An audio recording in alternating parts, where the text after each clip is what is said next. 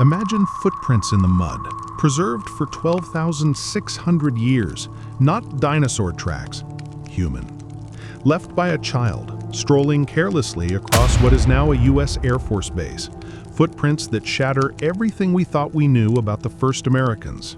Picture this, 29 razor-sharp shark teeth, millions of years old, deliberately collected, not by a scientist, but by someone living in King Solomon's Jerusalem. Why? Deep beneath London's bustling streets, a Roman gladiator stares back at you from a wall, painted in colors still vibrant after 1,800 years in the dark. This isn't dusty history. This is detective work on a planetary scale. This is evidence emerging from the shadows, rewriting our story chapter by chapter, sometimes sentence by sentence. Archaeology isn't just digging up the past. It's uncovering secrets the past tried desperately to hide. Secrets of lost kings, doomed lovers, prehistoric survivors, and empires built on foundations we're only now beginning to see. Get ready. Over the next 5 hours, we journey to the Valley of the Kings, the tar pits of LA, the jungles of Peru, and the battlefields of Megiddo. We'll meet a pharaoh's magician dentist, unravel the mystery of a woman swallowed by asphalt, decode the purpose of a bizarre Dark Age bucket, and stand where Jesus may have been buried. These are 30 revelations that change the game. This is history, unfiltered, unexpected, and utterly shocking. Ever since Howard Carter's torch first lit up Tutankhamun's treasures, one great question has echoed through the halls of Egyptology. We'd found the final resting places of almost every pharaoh from the legendary 18th dynasty, all except for one, the long-lost tomb of Pharaoh Thutmose II. For decades, his tomb was a ghost, a blank space on the map of ancient Egypt's most powerful era. Now it seems that long search is over. In the sun-scorched hills west of Luxor, archaeologists have made a game-changing breakthrough, discovering the first tomb of a pharaoh found in the New Kingdom since King Tut's in 1922. But this isn't a story of gold and glittering sarcophagi. What they've uncovered is far more complex, a tale of natural disaster, an ancient rescue mission, and a new mystery that's rewriting the story of one of Egypt's most powerful dynasties, and could lead to an even greater discovery just waiting to be made. So why is this find such a big deal?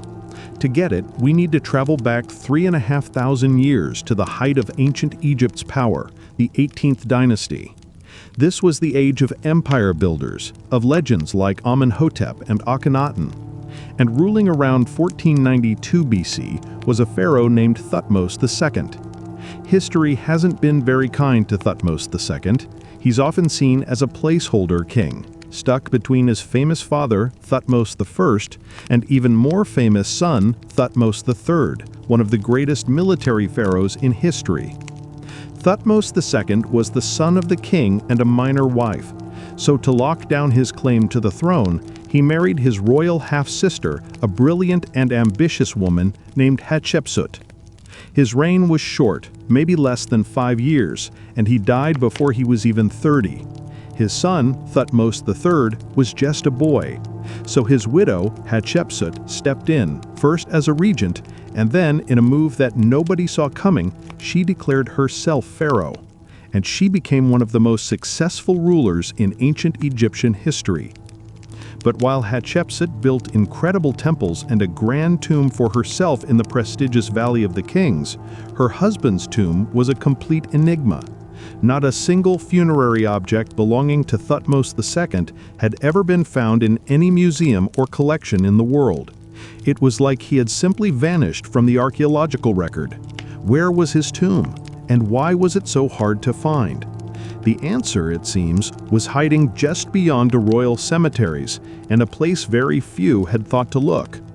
For years, a joint Egyptian-British archaeological team, led by Piers Litherland of the New Kingdom Research Foundation, had been digging in the rocky valleys west of Luxor, an area called Wadi Gabanat el Kurud. This spot was mostly known as a burial ground for royal women. In fact, the tombs of Thutmose III's wives are right nearby.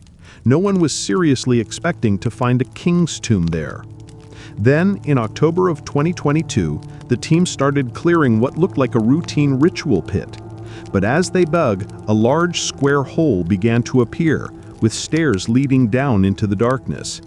Even then, they figured it must belong to a queen or princess. The work was brutal. For almost 3 seasons, the team battled to clear the entrance, which was packed solid with debris. Ancient flash floods had washed tons of silt and rock into the tomb, where it had hardened over thousands of years into something like concrete. But then, the clues started to add up. When Litherland finally peered into the first chamber, he saw something that made his heart stop. The remains of a ceiling painted brilliant blue and dotted with stars.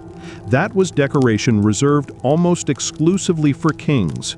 He knew they had found something incredible. Inside, the tomb was a wreck. The ancient floods had compromised its structure and brought down parts of the ceiling. But in the rubble, they found the proof they were looking for. The team uncovered fragments of beautiful alabaster jars. One, shaped like a duck, still had part of an inscription, "Son of Ra, Thut." Then came the clincher.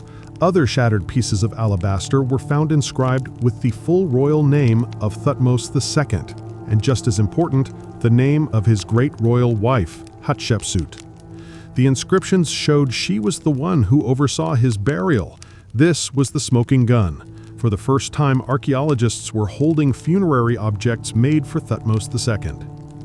Deeper inside, they found more royal decoration, painted plaster fragments, showing the walls were once covered with scenes from the Book of the Amduat, a sacred text meant to guide a king through the underworld. This confirmed it. After a century of searching, the lost tomb of Thutmose II had finally been found. But solving one mystery just created a new one. The tomb was empty. No sarcophagus, no mummy, no treasure. And this wasn't the work of typical tomb robbers. The evidence pointed to something far more dramatic, a natural disaster and an organized ancient rescue.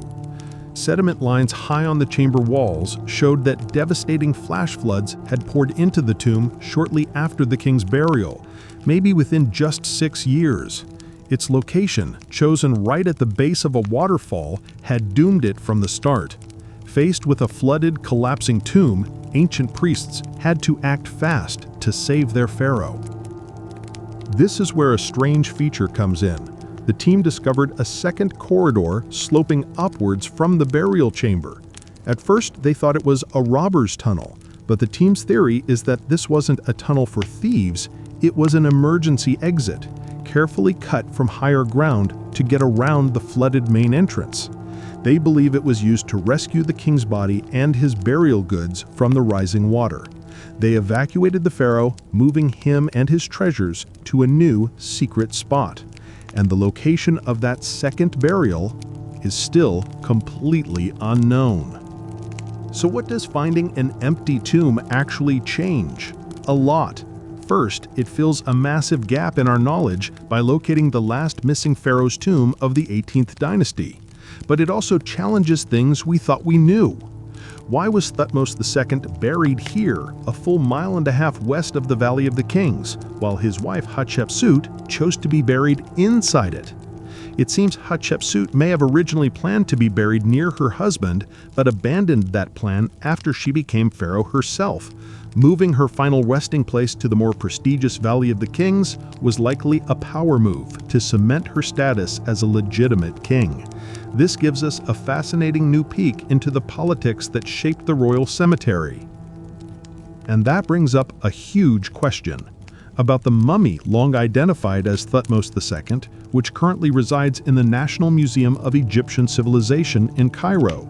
That mummy's identification has always been a bit shaky, based on a partially red label on its wrappings. In light of this discovery, lead excavator Piers Litherland and other scholars now seriously question if that body is really his. The evacuation of his original tomb opens the very real possibility that his true remains were reburied somewhere else entirely. This leads us to the most thrilling part of the story. The archaeology team doesn't think the priests just hid the king's body and treasure. They believe they moved him to a second purpose-built tomb, one that would be safe from floods and, hopefully, robbers. And they think they know where to look. Not far from the flooded tomb, there's a massive 75-foot-tall mound of man-made debris, limestone chips and rubble piled up against the cliffside. Ground-penetrating radar seems to support the theory that a tomb entrance lies hidden beneath those thousands of tons of rock. This, the team suspects, is the real tomb of Thutmose II, a secret emergency burial built in a hurry but with care by his powerful wife, Hatshepsut. If this second tomb escaped the notice of both ancient floods and ancient robbers, it could contain the king's mummy and his complete undisturbed burial treasure. While it may not have the golden splendor of Tutankhamun's, its historical value would be off the charts. The discovery of Thutmose II's first tomb has answered a century-old question, only to leave us with an even more tantalizing one. We've gone from asking, where is his tomb, to where are his treasures? Where is his mummy? And is there an intact royal burial hidden in plain sight? So, what's next? The team has to start the careful work of dismantling that 3,500-year-old pile, searching for the hidden doorway that might be underneath. The answer to one of Egypt's newest and most exciting mysteries could be revealed at any moment. Will they find the untouched burial of a pharaoh? Be sure to subscribe so you don't miss the update on what could be the next great archaeological discovery in Egypt. When you think of women in ancient Rome, you probably picture something like this: poised, dutiful, the very symbol of domestic order. Carved in stone, they're the mothers and wives who held the Roman Empire together. They are the ideal Roman woman, the matrona, honorable, devoted, and tied to the home. But what if, buried in the ashes of Pompeii, a secret has been waiting for 2,000 years to blow that image apart? What if there was another side to the Roman woman, a side that history tried to forget? Because newly unearthed frescoes reveal a completely different figure, a wilder, untamed woman, one who wields a sword and loses herself in ecstatic dance for a forbidden god. These aren't the quiet matrons we see in the statues. These are the Maenads of Pompeii, and their story will change everything you think you know about the secret, wild heart of the ancient world. For centuries, we've thought of Pompeii as a city frozen in time by the eruption of Vesuvius in 79 AD. But it's not a dead city. It's a place that's constantly revealing itself, and archaeologists in the area known as Region 9 have just hit the jackpot. Inside a huge, lavish Roman house, they found a massive banquet hall, and its walls are covered in paintings so stunning and perfectly preserved, they're being called one of the most important finds in a century. And these aren't just pretty decorations. This is what's known as a megalography, a story painted in almost life-sized figures that wraps around 3 walls, making you feel like you've stepped right into the scene. The artistry is breathtaking, a masterclass in what's called the second style of Pompeian painting from around 40 or 30 BCE. But it's what these paintings show that has completely floored the archaeological world. The frescoes depict a theosos, a sacred procession for the god Dionysius. You can see satyrs, the mythical half-goat followers of the god, playing music and pouring wine. And right there among them are the women, the Maenads, the female followers of Dionysius. They're shown in a state of frenzied, ecstatic dancing. Some are carrying sacrificed animals, others are brandishing swords, their faces lost in a kind of divine madness. It's a raw, primal, and violent scene, a world away from the calm, ordered Roman home. Experts are already comparing this find to the legendary frescoes at the Villa of the Mysteries, another site famous for its secret religious scenes. But these new paintings bring that mystery out of a secluded villa and right into the main dining hall of a Pompeian home, which makes you wonder, what in the world was going on in this room? To understand these wild women, you first have to understand their god. Dionysius, or Bacchus as the Romans called him, was a god of contradictions. He was the god of wine and theater, sure, but he was also the god of ritual madness, ecstasy, and all the untamed parts of nature. He was an outsider god, said to have come from foreign lands, bringing with him rituals that were the complete opposite of Rome's formal state-run religion. His worship often took the form of a mystery cult. Unlike public religion, which was all about rituals for the good of the state, these cults offered a deeply personal and emotional experience.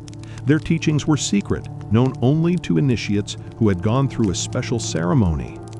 And right at the heart of these frescoes, we see that ceremony playing out. A young woman, probably the one being initiated, stands next to a wise, elderly Silenus figure, a companion of Dionysus, who's holding a torch. This is a moment of transformation. The cult promised its followers a kind of spiritual rebirth, a chance to break free from the everyday world and connect with something divine. And for women, that was an incredibly powerful idea. The Maenads, whose name literally means the raving ones, were the mortal women who became the gods' disciples. Through wild dancing, music, and wine, they would enter a state of ecstasis, a Greek word that means to stand outside oneself. In this state, they believed they were literally possessed by Dionysus, filled with a divine power that gave them superhuman strength and freed them from all society's rules. They'd leave their homes, put on fawn skins, and roam the mountains, totally uninhibited. The whole point of the ritual was to reject civilized order and, just for a moment, return to a wild, natural state. Now think about what this meant for the average Roman woman, especially from the upper class. Her life was incredibly restricted. She couldn't vote or hold office. Her value was measured by her ability to be a good wife and mother, manage a household, and be perfectly respectable. Her world was, for the most part, the home. Religion did offer some women a chance to have power. You had the famous Vestal Virgins, and a lot of mystery cults were extremely popular with women, probably because they offered the spiritual freedom they couldn't find anywhere else. The cult of the Egyptian goddess Isis, for instance, had priestesses and a huge female following. But the cult of Dionysus was different. It wasn't just about finding a role in religion, it was about escaping the very definition of a proper Roman woman. The director of the Pompeii Archaeological Park, Gabriel Zuchtriegel, points out that the Maenad is the polar opposite of the ideal Roman woman.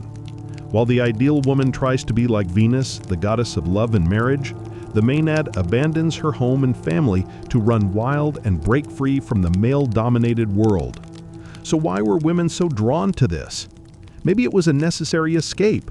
In a society that demanded constant restraint, the Dionysian rites offered a safe space for chaos and catharsis. For a few precious hours during these secret rituals, they could shed their designated roles. They could be fierce, strong, and free. They could be everything Roman society told them they couldn't be. This wasn't just about faith, it was about tapping into a forbidden part of themselves. And this is where the story takes a fascinating turn. These explosive, rebellious scenes weren't hidden away in some secret basement. They were the main event in a huge banquet hall, a semi-public space in a wealthy home designed to wow guests. This tells us the owner of the house wasn't hiding his beliefs, he was celebrating them. So, the frescoes had two jobs. On one hand, they were sacred, showing the core beliefs of a powerful cult. On the other hand, they were party decor. They were there to create a vibe of celebration and indulgence during the lavish dinner parties held in this very room. Just imagine Roman elites feasting, surrounded by life-sized paintings of divine madness. It shows just how intertwined these wild beliefs were with everyday entertainment for Pompeii's wealthy class. This wasn't some fringe movement, at least not for everyone. It was a status symbol. Being an initiate in a mystery cult like this one showed you were cultured, wealthy, and spiritually enlightened. The owner of this house, a man who might have been named Aulus Rustius Verus, was using this art to make a statement about who he was. He lived in a world that embraced both the order of Rome and the wildness of Dionysus. The woman of this house may have been a perfect matron by day, but these walls suggest that by night, she and her guests celebrated a very different kind of woman. These frescoes are so much more than just beautiful art. They're a direct look into a secret spiritual world that thrived in the shadow of the Roman Empire. They prove that the women of Pompeii were not just one thing. Right alongside the dutiful wife stood the ecstatic Maenad, a figure of untamed power and freedom. For almost 2,000 years, these wild women have been silent, their dances frozen in volcanic ash. But Pompeii keeps giving up its secrets. It just goes to show you that the past is never truly settled. It's a story that's always being rewritten, with every new discovery adding more color and more life. The Maenads of Pompeii are dancing once again, and they're asking us to rethink everything we know about women, belief, and the untamed heart of the ancient world. What other truths are still buried, just waiting to be uncovered? When you think of the Anglo-Saxon afterlife, what comes to mind? For most of us, it's an image shaped by epic discoveries. We see lone warriors and kings buried under giant mounds of earth or in the ghostly frame of a 90-foot-long ship sent to the next world with their swords, shields, and treasure. This was a culture that understood power, and their graves were the ultimate flex. But what if that's only half the story? What if one object, a mysterious 1,400-year-old bucket, could make us rethink everything we thought we knew about how these people buried their most important dead? For decades, this object was a beautiful but silent puzzle. That is, until archaeologists decided to look inside it using some of the most powerful scanning technology on Earth, revealing a secret that changes the story of one of the world's most famous archaeological sites. To get why one bucket is causing such a stir, we have to go to a wind-swept piece of land in Suffolk, England. This is Sutton Hoo, a place that completely rewrote our understanding of the so-called Dark Ages. In 1939, right on the edge of World War II, a pliant dig of some burial mounds uncovered something spectacular, the ghostly imprint of a 27-meter-long ship. And at its heart was a burial chamber, which had collapsed long ago, but its treasures were still there. The acidic soil had dissolved any trace of a body, but the artifacts practically screamed king. The iconic Sutton Hoo helmet, with its haunting face, was a masterpiece. There was a massive silver platter from Constantinople bearing the stamp of a Byzantine emperor. There were gold coins from what is now France, a scepter, a sword, and elaborate feasting gear. This wasn't the grave of some backwater warlord. This was the tomb of a powerful, wealthy ruler with connections that stretched across the world. It's widely believed to be the final resting place of King Radwald of East Anglia, a ruler who stood at the crossroads of pagan and Christian beliefs. Sutton Hoo proved the Dark Ages were nothing but. It was an era of incredible art, complex politics, and global trade. The site became the textbook example of a high-status Anglo-Saxon burial, an inhumation, where an unburnt body is laid to rest with all their gear. That was the story everyone knew. But Sutton Hoo wasn't done talking. Not far from that great ship burial, another story was slowly coming out of the ground. Starting in 1986, archaeologists began finding fragments of a stunningly beautiful object. It was a copper alloy bucket, but it looked like nothing ever found in England. The bucket was covered in an incredible hunting scene, with athletic, nude warriors fighting lions. Around the rim, an inscription in Greek read, "Use this in good health, Master Count, for many happy years." This was no Anglo-Saxon souvenir. Experts quickly identified it as a Byzantine piece from the 6th century, probably made in Antioch, in modern-day Turkey. It was a true luxury item, maybe a diplomatic gift or a treasured antique that traveled thousands of miles just to end up in a field in England. They named it the Bromeswell bucket. For decades, that's all it was, a magnificent puzzle. Why was it here? More fragments turned up over the years. The bucket was painstakingly pieced back together, but its real purpose was a total mystery. It was clearly an object of high status, but its burial made no sense. Finally, in 2025, a team knew there had to be more to find. They launched a new micro-excavation right where the fragments had been found.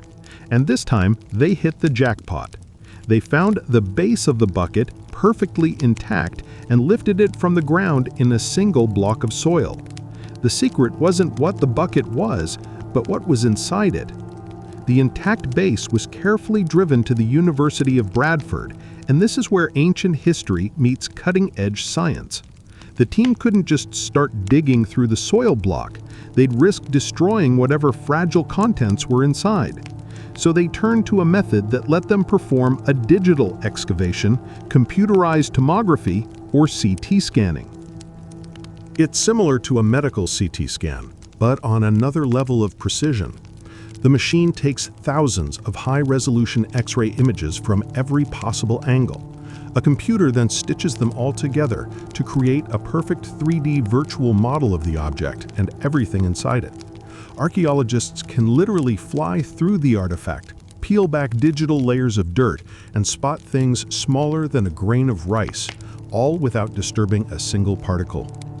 As the first images of the Bromeswell bucket popped up on the screen, you can imagine the team held its breath.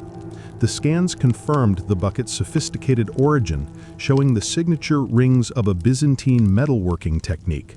But then, inside the soil, new shapes started to appear. They weren't jewels or coins. They were the unmistakable outlines of bone. And there wasn't just one type. The scans clearly showed cremated human bones, including bits of a skull and an ankle bone. But mixed right in with them were other larger bone fragments. These belonged to an animal, something bigger than a pig, almost certainly a horse, an animal of incredible status in the Anglo-Saxon world. They also found a perfectly preserved antler comb. The bucket wasn't just a fancy wine cooler buried for show. The scans proved beyond a doubt that this prized Byzantine heirloom had been repurposed for the most sacred ritual of all. It was a cremation urn.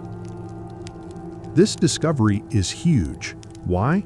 Because it completely challenges our picture of burial customs at England's most important Anglo-Saxon site. Sutton Hoo was famous for its ship inhumation, the burial of an unburnt body. Cremation was a known Anglo-Saxon practice, sure, but it was thought to be an older tradition that was fading out by then, usually done in simple clay pots. Finding a cremation at Sutton Hoo is surprising. Finding it inside one of the most luxurious objects ever discovered there is revolutionary. This wasn't a simple urn. This was a status symbol from the heart of the Byzantine Empire, chosen to hold the ashes of a very important person. And this person wasn't sent to the afterlife alone.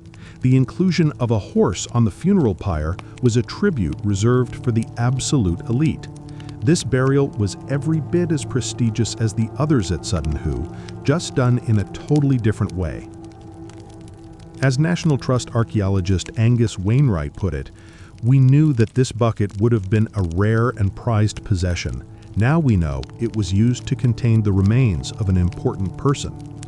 So, what does this tell us? It proves that the way people were buried at Sutton Hoo was far more diverse than we ever imagined. Inhumation and cremation weren't competing traditions. They were both options for the powerful. It paints a picture of a cosmopolitan community where different beliefs could exist side by side. As Time Team's expert Helen Gake said, the bucket is a remarkable mixture, a vessel from the southern classical world containing the remains of a very northern, very Germanic cremation. Sutton Hoo has ship burials, mound burials, and now what Gake jokingly calls bath bucket burials. This opens a brand new line of questioning. Who was this person? Radiocarbon dating is underway to pinpoint the exact date, but it seems to predate the Great Ship Burial, maybe by a century. It makes you wonder, were the people buried here all local kings? Or were some of them diplomats or warriors who had traveled to the Byzantine Empire and returned with new treasures, new ideas, and new ways to honor their dead? The story of the Bromeswell bucket is a perfect example of how history isn't static.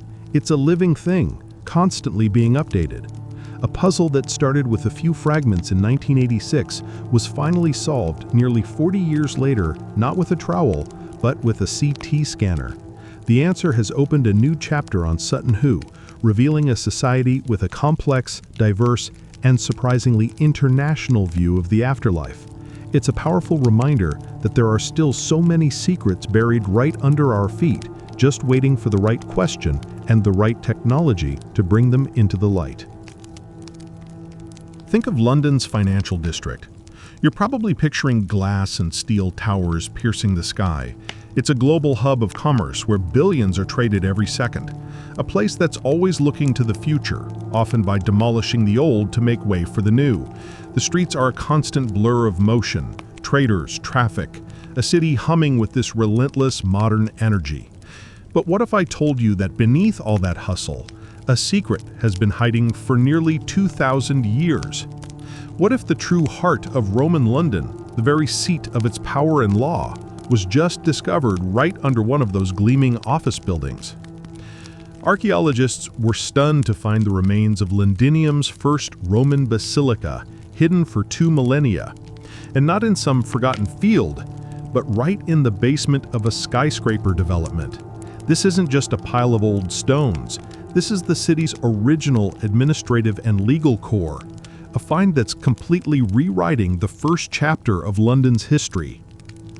Our story starts, like so many of London's historical discoveries, with the relentless march of progress.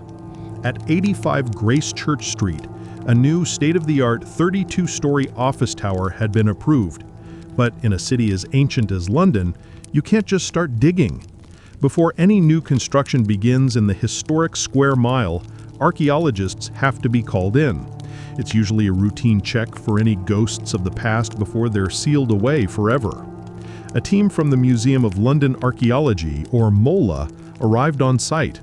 They were expecting to find the usual stuff, some Victorian pottery, maybe a medieval trash pit, or if they got lucky, a few Roman coins. Historians knew the great Roman Forum of Londinium was somewhere in this area, but they had no idea how much of it, if anything, had survived. Most assumed that centuries of construction, especially the deep basements of modern buildings, had already destroyed anything significant. The digging began, peeling back the layers. They broke through the concrete of the old basement and started excavating the earth beneath. And then they hit something. It wasn't just rubble. It was solid, structured, and massive. The heavy machinery went quiet, and the delicate work of brushes and trowels began. As they painstakingly cleared away the soil, an incredible picture emerged. These weren't just scattered stones. They were colossal foundations. We're talking about walls over 1 meter wide and 4 meters deep in some places, built from carefully arranged Kentish ragstone, flint, and distinctive Roman tiles. The sheer scale was breathtaking. The level of preservation was, as the team put it, far beyond their wildest expectations. They hadn't just found a minor ruin, they had stumbled upon something monumental. The team on site felt a growing sense of awe. The footprint of the structure they were uncovering was enormous, about 40 meters long and 20 meters wide, nearly the size of an Olympic swimming pool. As they mapped it out, a distinct shape emerged, a large rectangular hall with a raised section at one end. This wasn't a house or a shop. This was the unmistakable layout of a Roman basilica. Now, when we hear basilica today, we think of a grand church. But in Roman times, a basilica had a totally different and much more critical function. It was the absolute civic heart of a Roman city. Think of it as a combination of a city hall, a supreme court, and a stock exchange, all rolled into one magnificent building. This is where laws were made, major court cases were heard, and the city's entire commercial and administrative life was run. The most crucial part of this discovery was finding a specific feature, the tribunal.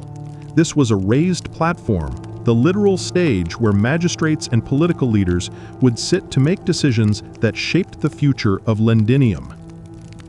As Sophie Jackson from MOLA perfectly put it, finding this is like discovering the Speaker's chair and chamber of the House of Commons 2,000 years into the future. This was the room where it happened. This was the seat of power, and against all odds, it had survived. The discovery was electrifying. They had found London's first basilica. Built around 70 to 80 CE, this building was a profound statement. It was put up just a couple of decades after the devastating revolt led by the Celtic Queen Boudica, a rebellion that had burned the young settlement of Londinium to the ground. The construction of such a massive, imposing building was a clear and unambiguous symbol of Roman authority. It was Rome declaring, "We're here to stay. We're in control, and this city will be the center of our power in Britain." This discovery doesn't just add a new landmark to the map of Roman London, it fundamentally clarifies why London is a capital city at all. After the Roman conquest, other towns like Colchester and St. Albans were actually more prominent at first. But building this grand basilica so early in Londinium's history shows a deliberate act of city planning. The Romans didn't just let London grow, they chose it and designed it to be their administrative hub. This first basilica was the engine room of a city on the rise. Imagine what it was like here in 80 CE. The basilica would have been attached to the Forum, a bustling open-air plaza filled with merchants shouting their wares, politicians debating, and citizens gathering.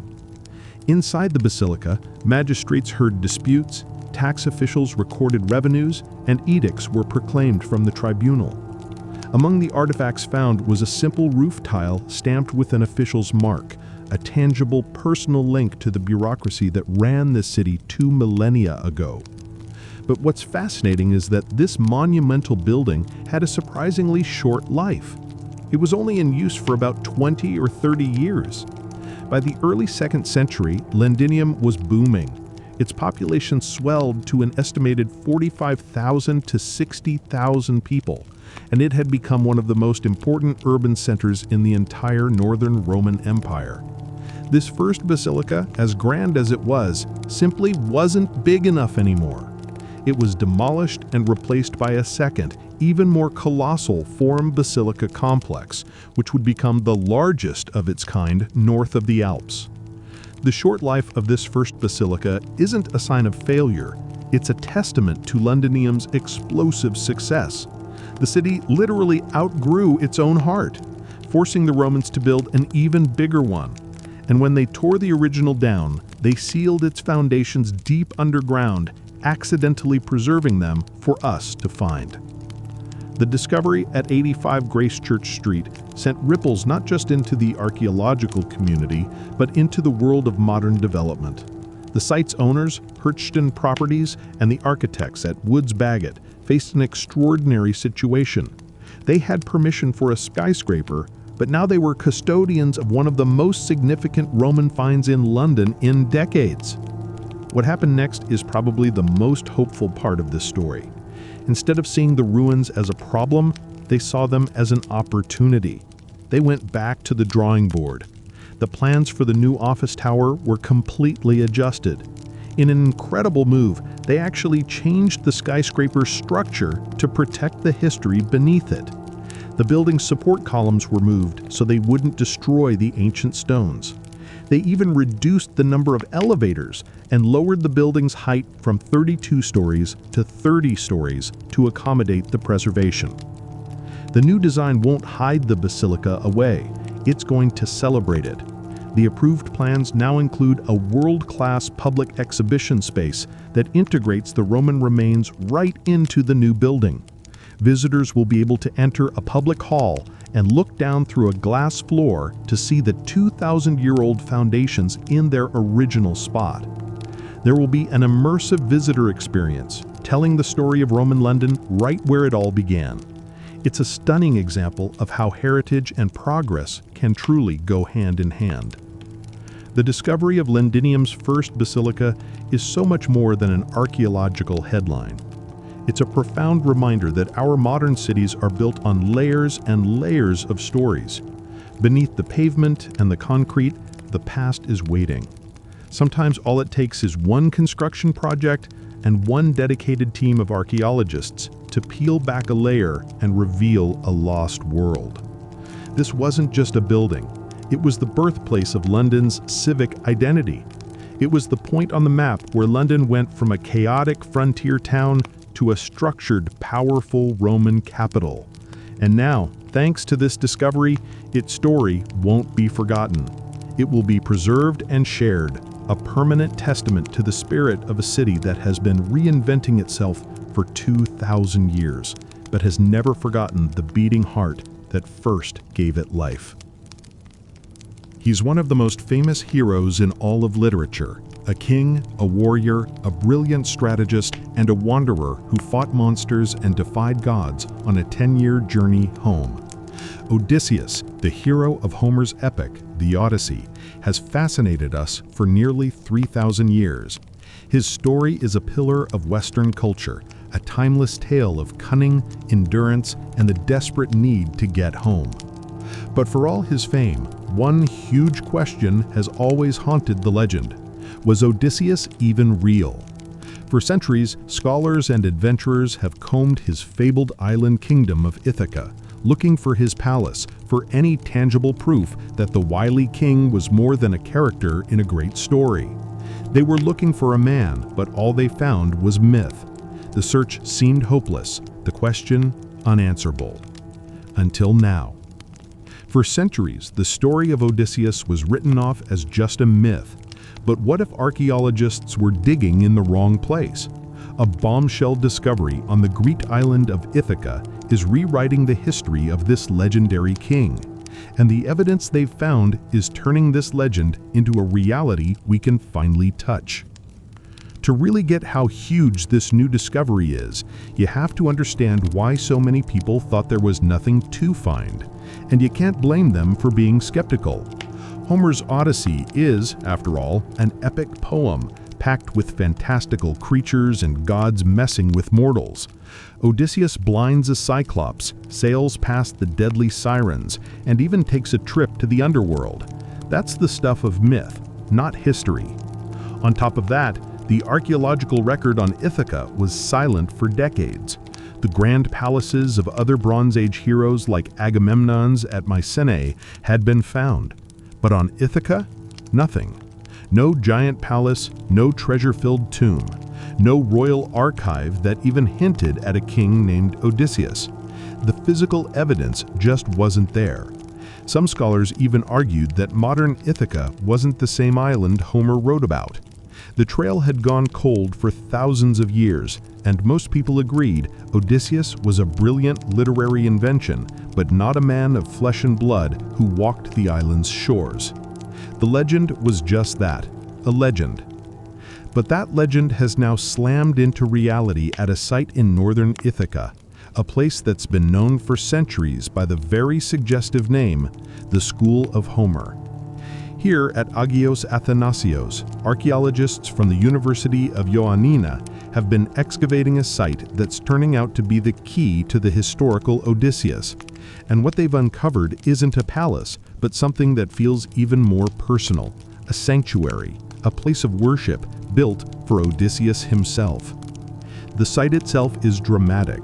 It's a huge rocky outcrop with two main terraces linked by staircases carved right into the stone. It has a Hellenistic tower and a large rectangular building, signs of a major organized complex used for centuries. But it's the smaller things they've pulled from the earth that are sending shockwaves through archaeology. The first piece of bombshell evidence is about as clear as you can get. The team found 14 stamped roof tiles and inscribed fragments. 2 of them are the archaeological version of a signed autograph. One fragment is inscribed with Abydos, the genitive form in ancient Greek, meaning of Odysseus.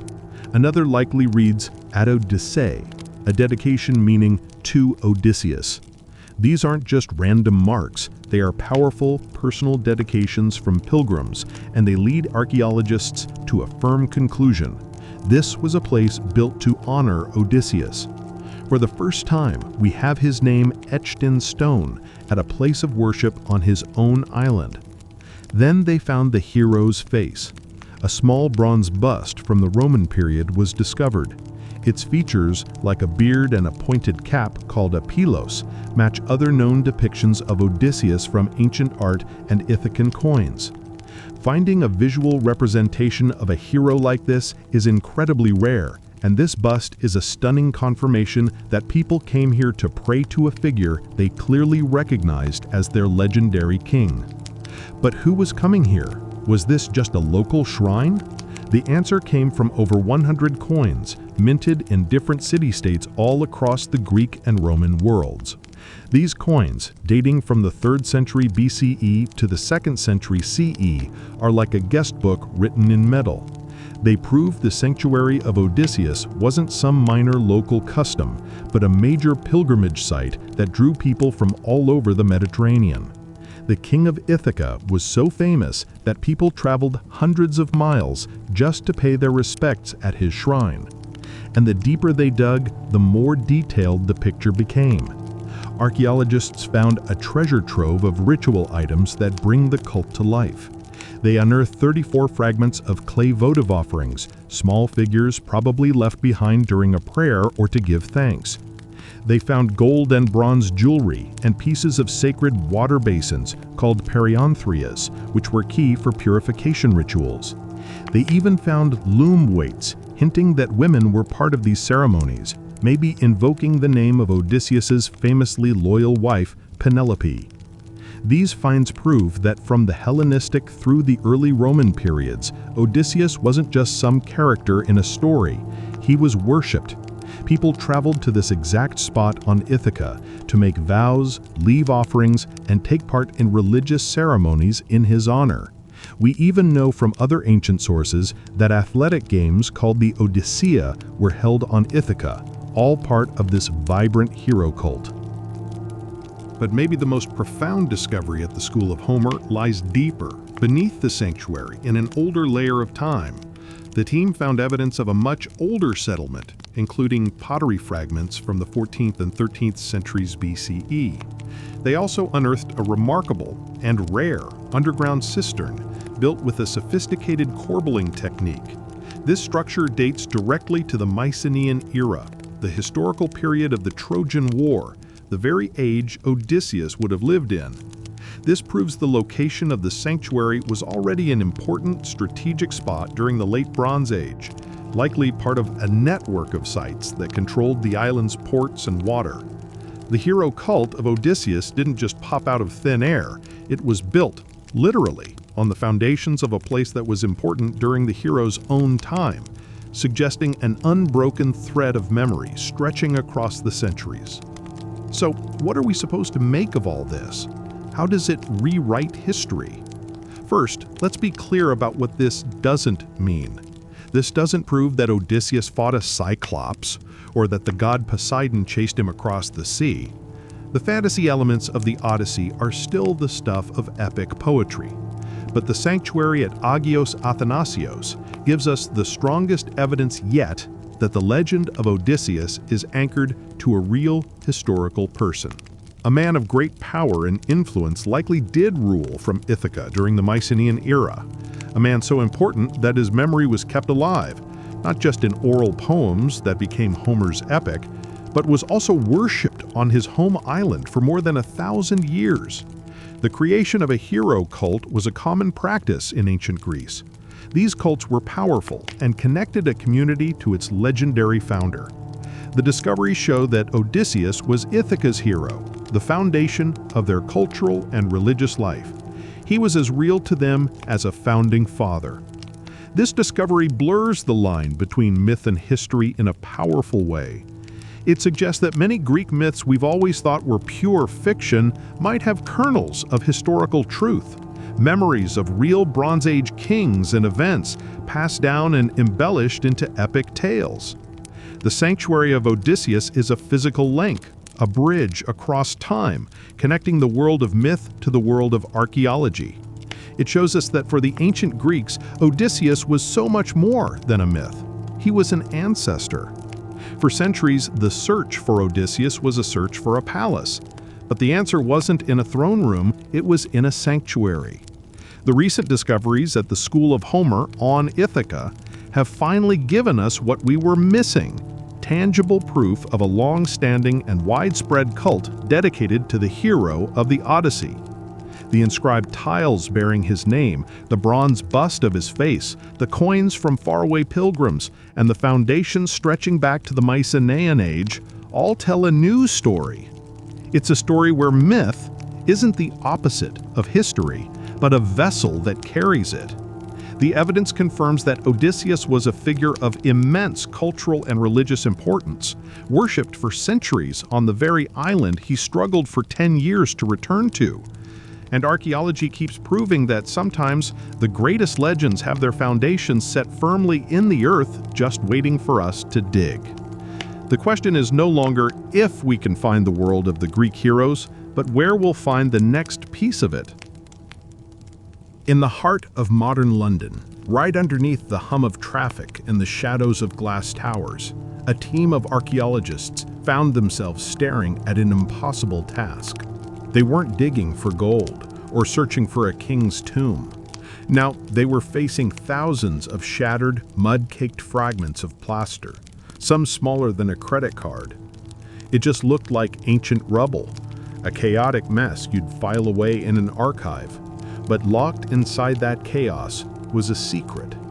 Within those fragments were colors so vibrant and images so stunning they hadn't been seen by human eyes for nearly 2 millennia.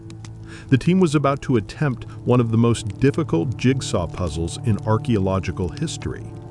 What story did this lost art hold, and could it really be brought back to life after being smashed, buried, and forgotten in the dark for 2,000 years?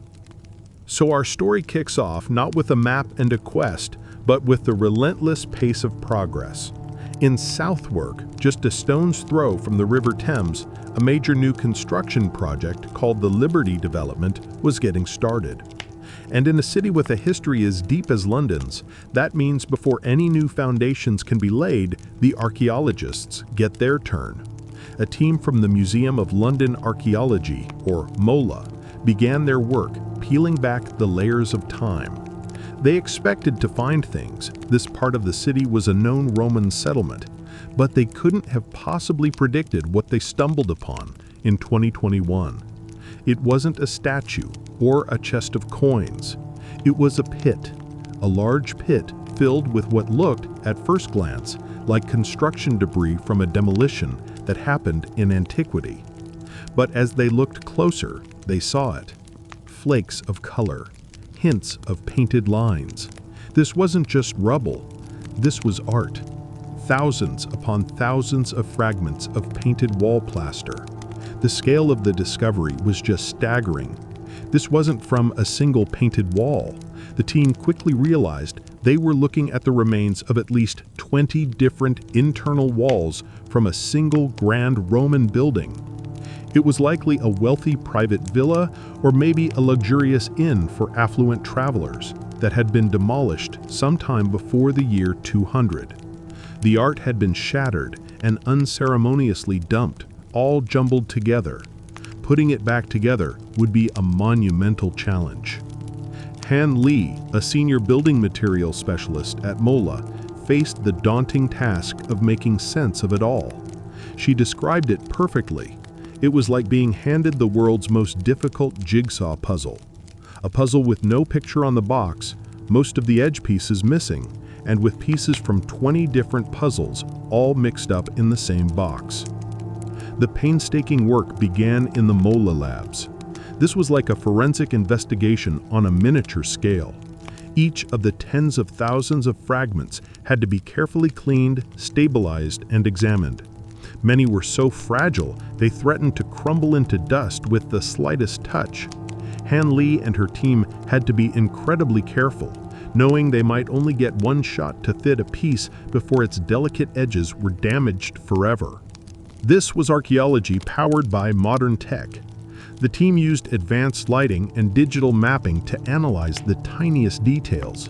They studied the textures of the plaster, the unique sweep and style of the ancient brush strokes, and even performed pigment analysis to group fragments by their chemical makeup. Slowly, methodically, order began to emerge from the chaos. A piece with a distinctive red pigment was grouped with others of the same shade. A fragment showing a fine black line was matched with another, continuing the curve. And out of the jumble, small, tantalizing clues started to appear. A single delicate daisy was one of the first recognizable images to emerge. Then a fragment showing the elegant curve of a bird's wing. Another revealed a sliver of ripe fruit, a swirl of painted drapery. Each new connection was a small victory, a whisper from the past growing louder.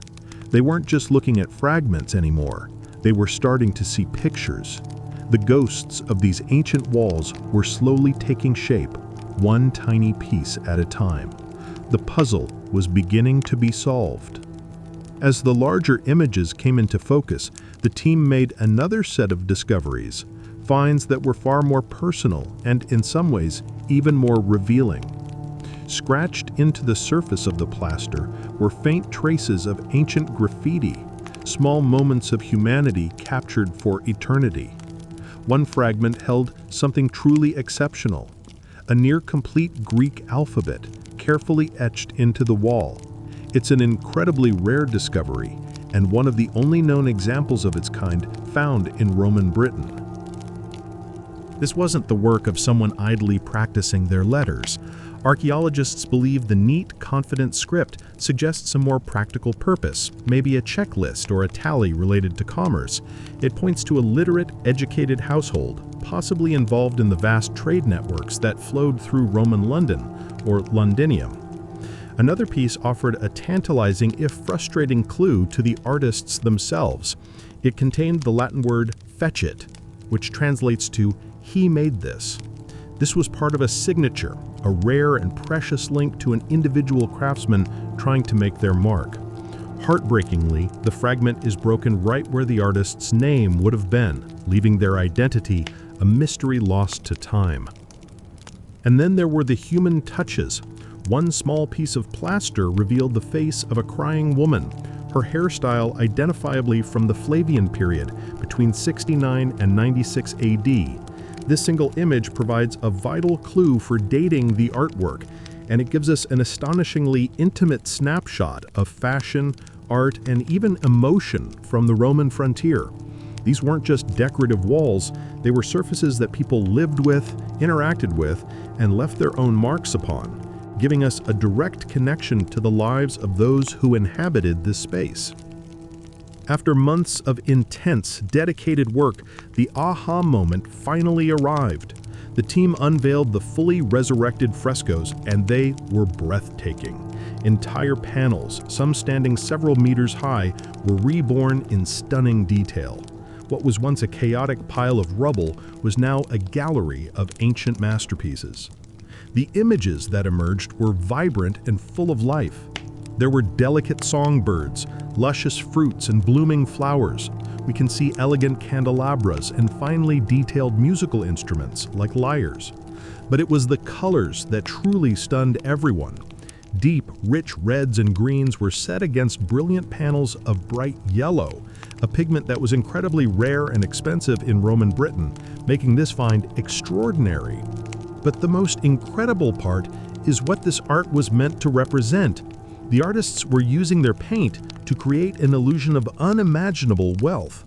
The speckled pink and red panels were designed to imitate red porphyry, a hugely expensive purple-red stone quarried only in Egypt and pretty much reserved for the Roman emperors. The rare yellow panels were painted to look like giallo antico, a prized marble from North Africa. This wasn't just a decorated house, it was a statement. The owner was broadcasting their wealth, sophistication, and their connections to the wider Roman Empire. They couldn't afford to import tons of Egyptian stone, but they could afford to hire highly skilled artisans who could perfectly replicate its appearance. These walls were designed to transport a visitor from a suburb of Londinium directly into a palace in Rome. It was, as some have called it, the Beverly Hills of Roman London, a hub of wealth and status on the edge of the empire. This discovery does more than just give us beautiful art to look at. It fundamentally changes our understanding of Roman London. For a long time, the area of Southwark was considered something of a suburb, a less developed area outside the main city walls. These frescoes, along with other recent finds at the same site, like a huge mosaic floor and a Roman mausoleum, prove that idea wrong. This was a thriving, bustling, and incredibly wealthy neighborhood. The people who lived in this villa were not simple colonists on a remote frontier. They were a sophisticated elite. They were educated, as the graffiti shows. They had immaculate taste, reflected in the art they commissioned. And they were deeply connected, through trade and culture, to the very heart of the Roman world. The frescoes tell a story of ambition. They show that the Romans who came here were not just soldiers and administrators, they were people building a new permanent home for themselves, and they wanted to surround themselves with the same luxury and culture they would have enjoyed in Italy. These artworks demonstrate that Londinium was a major cosmopolitan center, a place where wealth was created and displayed, and where highly skilled artisans could find work. They're a window into the cultural aspirations of Roman Britain, showing a society eager to prove it was just as civilized and sophisticated as any other part of the great Roman Empire. From tens of thousands of shattered pieces of rubble buried in a pit for nearly 2,000 years, a lost world has been reborn. Through painstaking science, incredible patience, and a deep passion for the past, the team at MoLA gave these frescoes their voice back. These walls, silent for 2 millennia, now speak again. They tell a story of art, of wealth, and of ambition. They paint a picture of a Roman London far more grand, more colorful, and more sophisticated than we ever imagined. And as these stunning images emerge from the dark, they leave us with one final thrilling question. What other stories, what other masterpieces are still buried, waiting to be discovered right beneath our feet? When we picture ancient Britain, we think of stone. We imagine the colossal circles of Stonehenge or the lonely monoliths of Orkney as the very dawn of massive construction. They're icons of a distant past, a story written in rock. But what if that story is missing its first and perhaps most important chapter? What if 1,000 years before the first boulder was hauled to Stonehenge, a forgotten people were building giant timber halls in the heart of Scotland? Archaeologists have stumbled upon a lost piece of our past that's forcing us to rethink everything. This isn't a story of stone, it's a story of timber, fire, and community. And it starts in the most unlikely of places, a field in the coastal town of Carnoustie, Scotland. Our story doesn't begin on a windswept, remote hillside, but somewhere much more ordinary. In 2016, plans were underway to build new football pitches for the local high school in Carnoustie, Angus. It was a totally routine project, the kind of thing that happens all the time. But when the diggers broke ground, it was immediately clear that something extraordinary was lying just beneath the grass. Archaeologists from Guard Archaeology were called in to take a look, which is standard procedure for projects like this. What they started to uncover, though, was anything but standard. At first, it was just pits and post holes, the usual signs of ancient activity, but the sheer scale of it was baffling. As the team expanded the dig, the footprint of an enormous structure began to emerge. This was no simple hut. The size of the post holes alone hinted at a building of monumental proportions. The team, led by Fieldwork Director Alan Hunter Blair, quickly realized they were looking at the remains of the largest early Neolithic timber hall ever found in Scotland. Dating to around 4000 BC, this structure was a full millennium older than Stonehenge. A plan to build a couple of football pitches had accidentally led to one of the most important Scottish archaeological finds in modern history, revealing a forgotten landscape of giants. So what exactly did they find down there?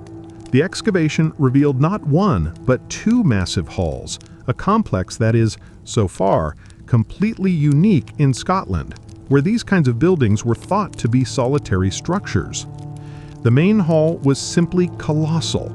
It measured about 35 meters long and 9 meters wide.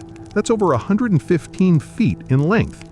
To give you some perspective, that's longer than 3 double-decker buses parked end to end. This wasn't a shelter, it was a cathedral of wood. The evidence showed it was a highly sophisticated building, something an archaeologist described as completely alien to the culture and landscape of the preceding Mesolithic era. The construction itself was a feat of Neolithic engineering. The massive roof was held up by huge paired oak posts, sunk deep into the earth. The walls weren't just simple planks, they were complex panels of wattle and daub, a technique of weaving a wooden lattice and then packing it with a sticky mix of clay, soil, and straw. This method created surprisingly sturdy and well-insulated walls. Inside, the space was carefully laid out. Archaeologists found more lines of post holes and narrow channels, showing that the hall was divided into different rooms or sections, each with its own job to do. This was a building that required serious skills in design, planning, and carpentry. It tells us these early farmers knew a lot about architecture and could get a large workforce together to fell, move, and shape the gigantic timbers needed for a project like this. The discovery of 2 halls side by side raises a fantastic question. Why build 2? The answer, it seems, is that they had very different jobs, painting a vivid picture of a society that separated the sacred from the everyday. The larger, more imposing hall seems to have been a place for ceremonies and rituals. We know this not just from what was found, but from what was deliberately placed. Archaeologists found what they call ritual deposits buried in the walls and floors. Beautifully crafted stone axes and other prized objects weren't just lost or thrown away, they were intentionally buried in the structure itself, maybe as offerings to bless the space or as part of a ritual. This suggests the Great Hall was a sacred building, a focal point for the community's spiritual life. The smaller hall, on the other hand, tells a story of community and feasting. Here, the team discovered a large central hearth, and in that hearth, they found the charred remains of cereal grains and, most importantly, hazelnut shells. The hazelnuts are a powerful clue. As archaeologist Beverly Ballin Smith noted, they're available in the autumn, strongly suggesting this was a key season for gatherings. You can almost picture it. The community coming together after the harvest, the fire pushing back the autumn chill, sharing food and stories in a hall filled with the smell of roasting grains and wood smoke.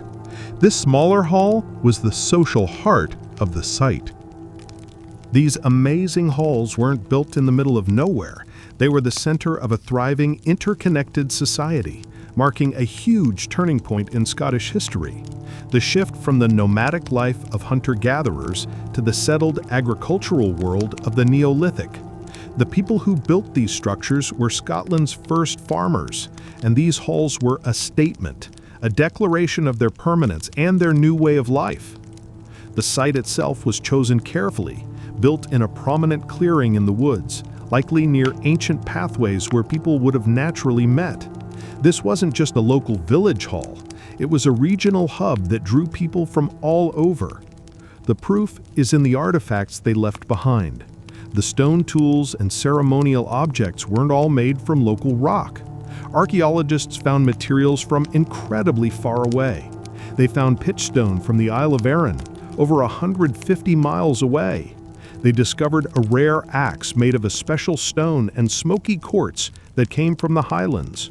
There were local materials too, but the sheer diversity of sources is stunning. This tells us that the people of Carnoustie were part of a huge network of trade, communication, and cultural exchange that stretched across Neolithic Scotland. This was a place where goods, ideas, and people all came together. It was a focal point for seasonal meetings, a place to form alliances, trade precious materials, and share new ideas. The halls were the engine of a new connected society. The discovery at Carnoustie does more than just add a new pin to the archaeological map.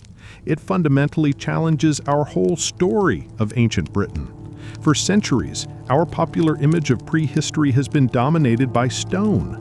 We look to Stonehenge, which was started around 3000 BC, as the beginning of monumental building. But the Carnoustie halls dated to 4000 BC prove that story is incomplete.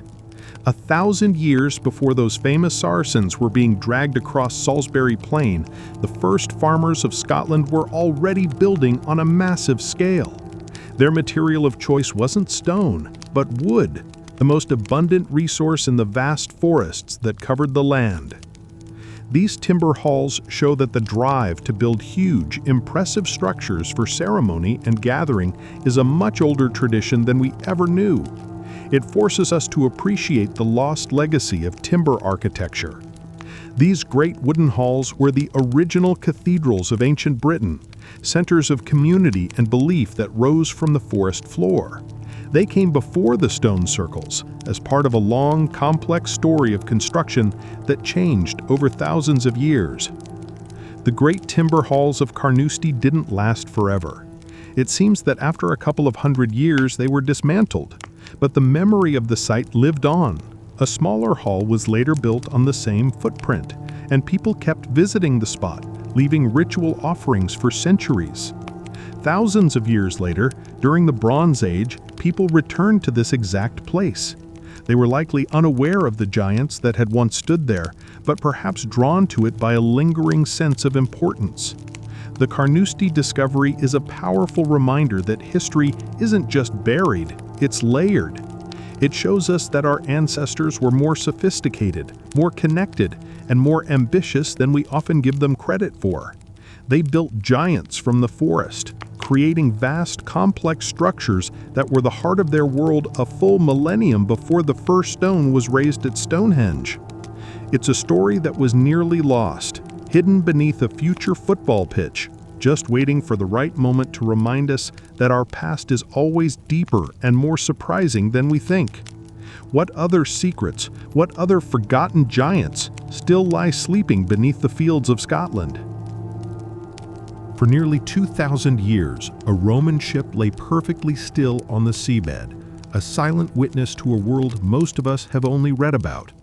But this isn't just any shipwreck, it's a time capsule, and its discovery is starting to unravel secrets of the Roman Empire that have been submerged for millennia. In the turquoise waters of the Mediterranean, a discovery has been made that's sending shockwaves through the world of archaeology. It's a vessel from another time, its cargo hold still sealed, its timbers remarkably intact. For historians, finding this is like discovering a lost chapter from a book we thought we knew by heart. These sunken ships are more than just wrecks. They're floating museums, preserved by the sea itself, holding both the mundane and the magnificent treasures of daily life in one of the most powerful empires the world has ever known. So today, let's explore a vessel nicknamed the Ceramic Wreck, a find so pristine that it's changing what we know about Roman trade, technology, and the people who risked everything to sail these ancient seas. Our story begins off the coast of Turkey's Antalya province, a region already famous for the ancient ruins that dot its landscape. But this chapter of the story wasn't found on land. It was found nearly 150 feet below the waves. Marine archaeologists were surveying the seabed with advanced sonar when they spotted an anomaly. There it was, the unmistakable outline of a ship, resting peacefully in the silent, dark depths. You can just imagine the excitement as the first robotic cameras descended. This wasn't a ghost of a ship, a scattering of debris that had long since disintegrated. This was a vessel, largely whole, its form still proud against the sand. The archaeologists who found it nicknamed it the Ceramic Wreck, and for good reason. The ship's cargo was immediately visible, a huge collection of pottery, hundreds of pieces that looked like they could have been stacked there yesterday.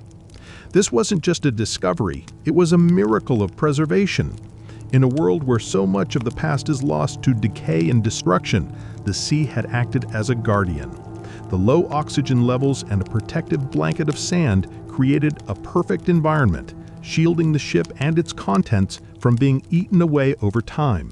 What the archaeologists had found was truly a moment frozen in time.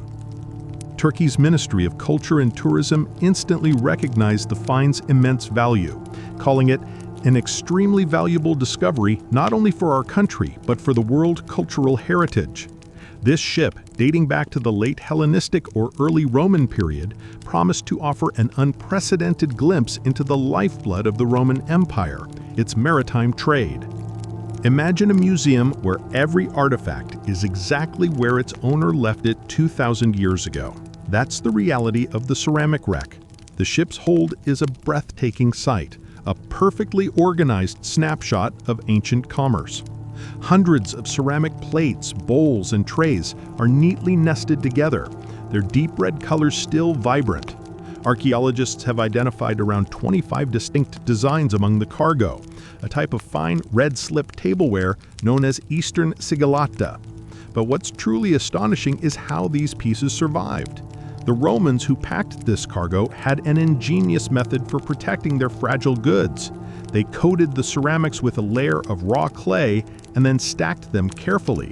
This simple technique created a protective shell, a kind of natural packaging that allowed the pottery to survive the sinking of the ship and centuries on the seabed, emerging almost entirely intact.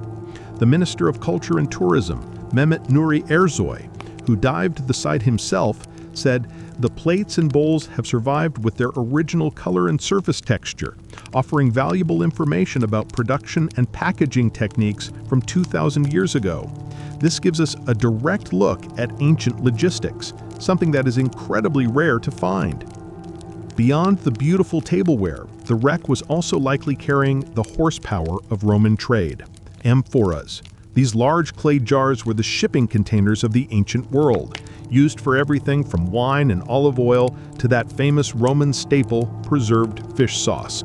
While many shipwrecks yield only broken shards, the thought of finding sealed amphoras on a wreck this well preserved is a thrilling prospect for scientists.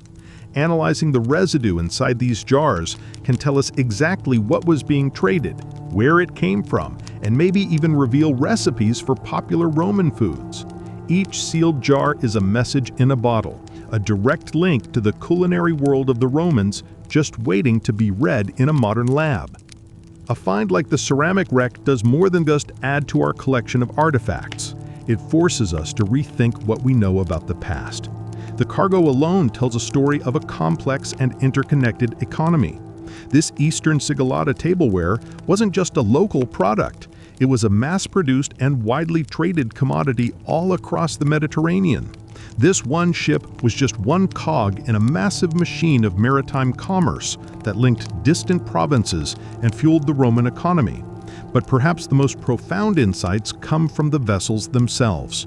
To understand the technology of the ceramic wreck, we can look at another famous Roman-era wreck, the Antikythera.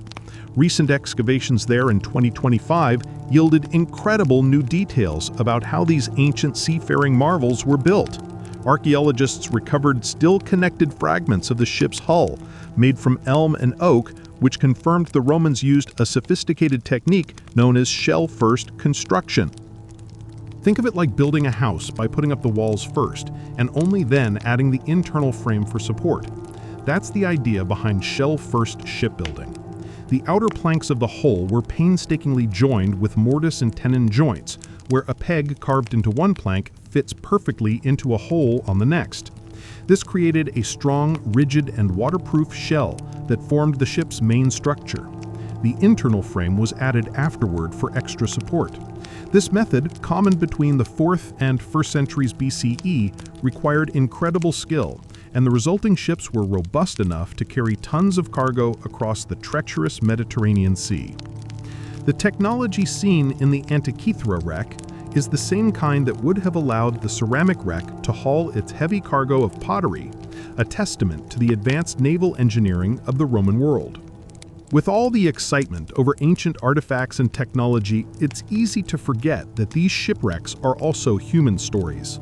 Every one of these vessels had a crew, a captain responsible for the voyage, sailors to manage the sails, and maybe merchants or passengers traveling between ports. We'll probably never know their names or the hopes they carried on that final journey, but the wreck itself gives them a voice. You can almost picture the diligent workers who packed these ceramics, taking pride in their craft and making sure it reached its destination safely. You can imagine the skilled shipwrights who spent months building a vessel they believed was unsinkable. Even everyday items found on other wrecks, like a terracotta mortar used by the Antikythera crew to crush spices or grind food, give us a rare glimpse into the daily routines of life at sea. And then there's the final silent story of the wreck itself. What happened on that fateful day? Was the ship caught in a sudden violent storm? Did a simple mistake lead it onto hidden rocks? The ship resting on the seabed is a silent monument to that moment of tragedy. It's a powerful reminder of the immense risks ancient mariners took. Their courage and their misfortune are what created this incredible time capsule, a legacy they could never have imagined. Through discoveries like this, their story can finally be told. The discovery of the ceramic wreck is a huge deal for underwater archaeology. It's a pristine time capsule, offering an almost perfectly preserved window into the economic, technological, and human realities of the Roman Empire. From its cargo of fine tableware to the advanced shipbuilding that made its journey possible, this wreck is packed with information that will be studied for decades. But the work here has really just begun. Future expeditions will use every modern tool available, from robotic submersibles and 3D modeling to DNA analysis of whatever is sealed inside those amphoras. Turkey has even announced plans for a new Mediterranean underwater archaeology museum to make sure these incredible finds can be preserved and shared with the world. What other secrets does the ceramic wreck hold? Will they find personal belongings of the crew, giving us a more intimate connection to the people on board? What will the full analysis of the cargo reveal about the trade routes of the era? Each new dive, each new artifact brought to the surface, adds another piece to the grand puzzle of our shared past. These silent witnesses on the seafloor are slowly waking up, and they are rewriting history one discovery at a time. For decades, we've been told one simple story about how humans first came to the Americas. It was a story of determined hunters crossing a massive land bridge from Asia into Alaska around 13,000 years ago, then spreading south. This was the Clovis First theory, named for the unique stone spear points found near Clovis, New Mexico. For nearly a century, these tools were the oldest solid proof of people in North America. It's a story we've all heard, etched into our textbooks and imaginations. But what if that story is wrong? In the shifting white dunes of the New Mexico desert, a discovery has been made that's thousands of years older than it should be. And it's not just challenging the timeline, it's rewriting everything we thought we knew. The story starts in White Sands National Park, a surreal landscape of brilliant white sand stretching across a 275-square-mile desert basin. It's a place that feels ancient, but no one knew just how deep its secrets went. For years, Park Resource Manager David Bustos kept seeing what looked like fossilized tracks, appearing and disappearing as the wind reshaped the dunes. Locals called them ghost tracks because they were only visible when the light and moisture were just right. These tracks were found on the dried-up shores of what was once a massive Ice Age lake, known as Lake Otero. During the last Great Ice Age, this desert was a vibrant wetland, a lush oasis teeming with life. And printed in the now hardened mud were the tracks of giants, Columbian mammoths, dire wolves, and enormous ground sloths.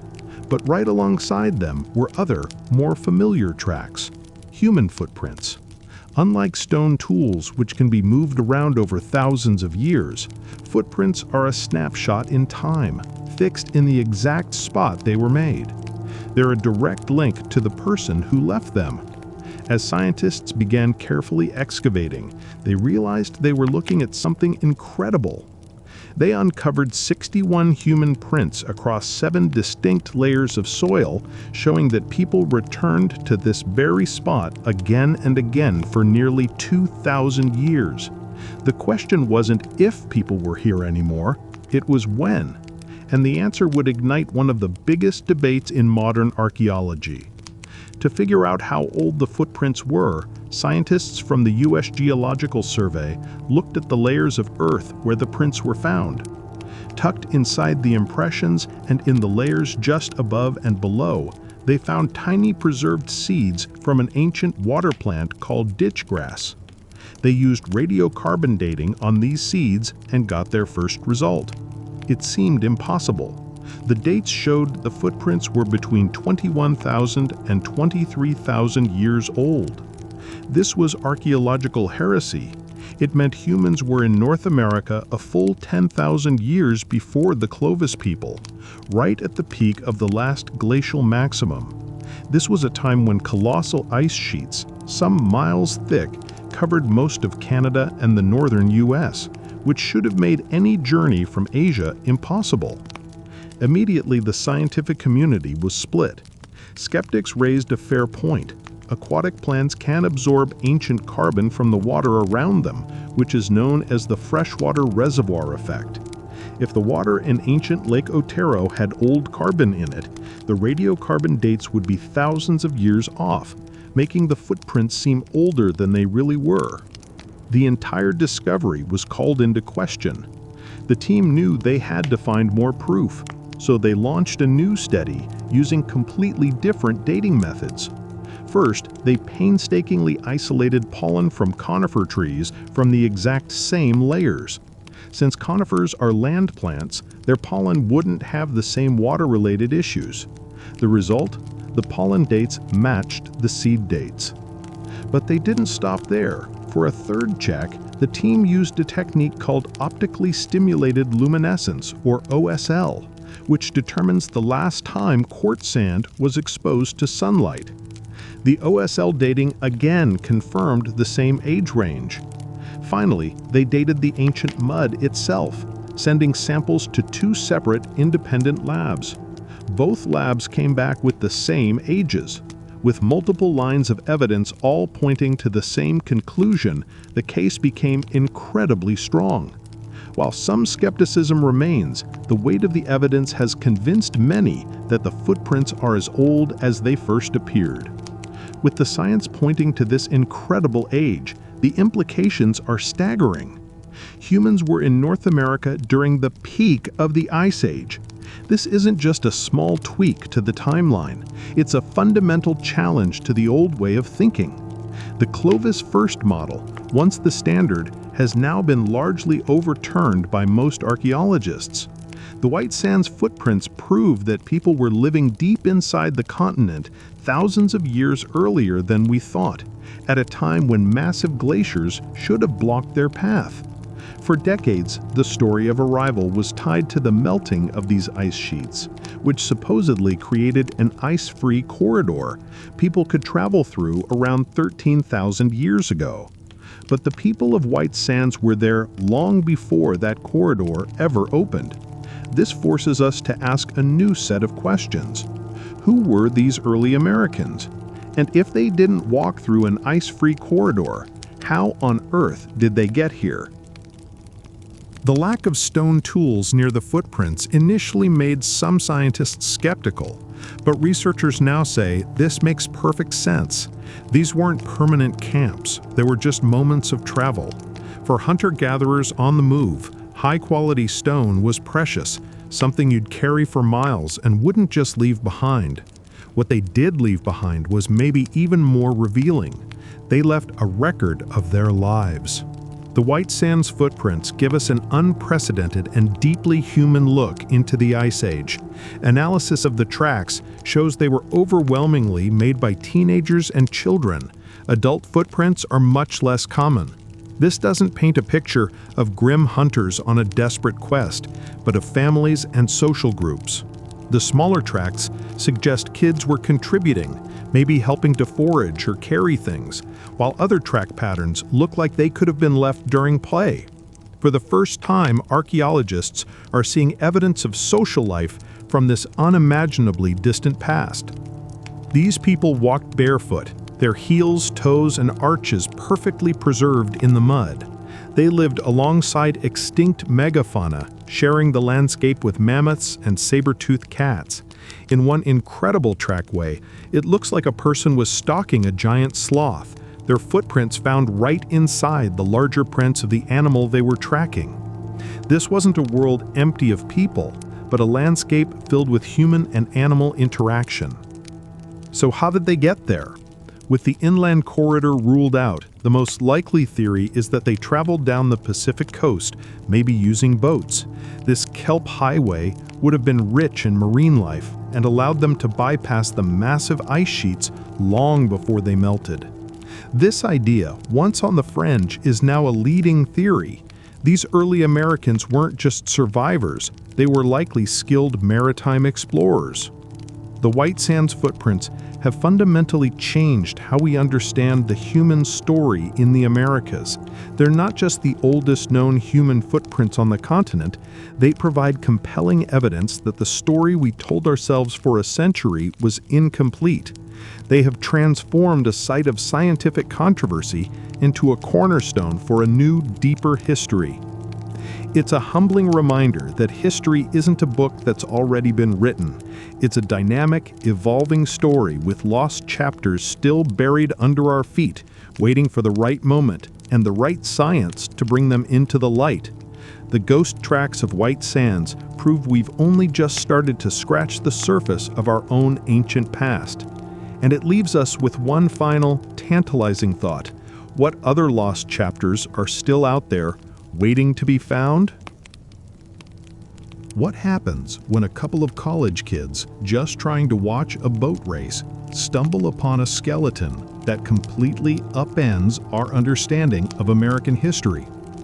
That's exactly what happened in 1996 on the banks of the Columbia River in Washington. And it wasn't just any skeleton. This man was ancient, having lived somewhere between 8,400 and 9,300 years ago, making him one of the oldest, most complete skeletons ever found in North America. For scientists, it was the discovery of a lifetime, a chance to peer deep into the continent's mysterious past. But for the local Native American tribes, he was the Ancient One, an ancestor whose grave had been disturbed. This set the stage for a bitter, nearly 2-decade-long fight, pitting modern science against sacred tradition. It was a battle that scientific observation alone just couldn't resolve. Not until a final, stunning breakthrough from the man's own body revealed a truth that would end the debate for good. It all kicked off on July 28, 1996, in Kennewick, Washington. Two friends, Will Thomas and David Dacey, were wading in the river to get a good view of the hydroplane races when they spotted a human skull in the muck. They did the right thing and called the police, who brought in a local archaeologist named James Chatters. Back in his lab, as Chatters laid out the bones, he knew this was something special. The teeth were worn down to the nub, a telltale sign of a gritty prehistoric diet. And wedged in the man's hip was the unmistakable tip of a stone spear point. But another thing was puzzling. The skull was long and narrow, with features that just didn't seem to match modern Native Americans. His initial, off-the-cuff description of them as Caucasoid-like was an outdated term that would soon pour fuel on a raging fire. When the carbon dating results came in, everyone grasped the true importance of the find. At somewhere between 8,400 and 9,300 years old, this was a Paleo-American, one of the earliest people on the continent. The scientific world was buzzing, but that excitement was about to slam headfirst into a wall of deeply held cultural belief. For scientists, the skeleton, quickly named Kennewick Man, was a priceless puzzle.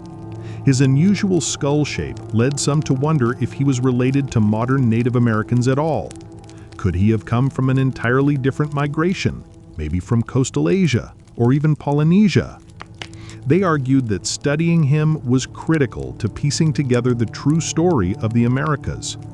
But for a coalition of 5 local tribes, the Umatilla, Yakima, Nez Perce, Colville, and Wanapum, he wasn't a puzzle to be solved. He was the Ancient One, an ancestor whose grave had been disturbed. Their oral histories, passed down for generations, told them they had been on that land since time began.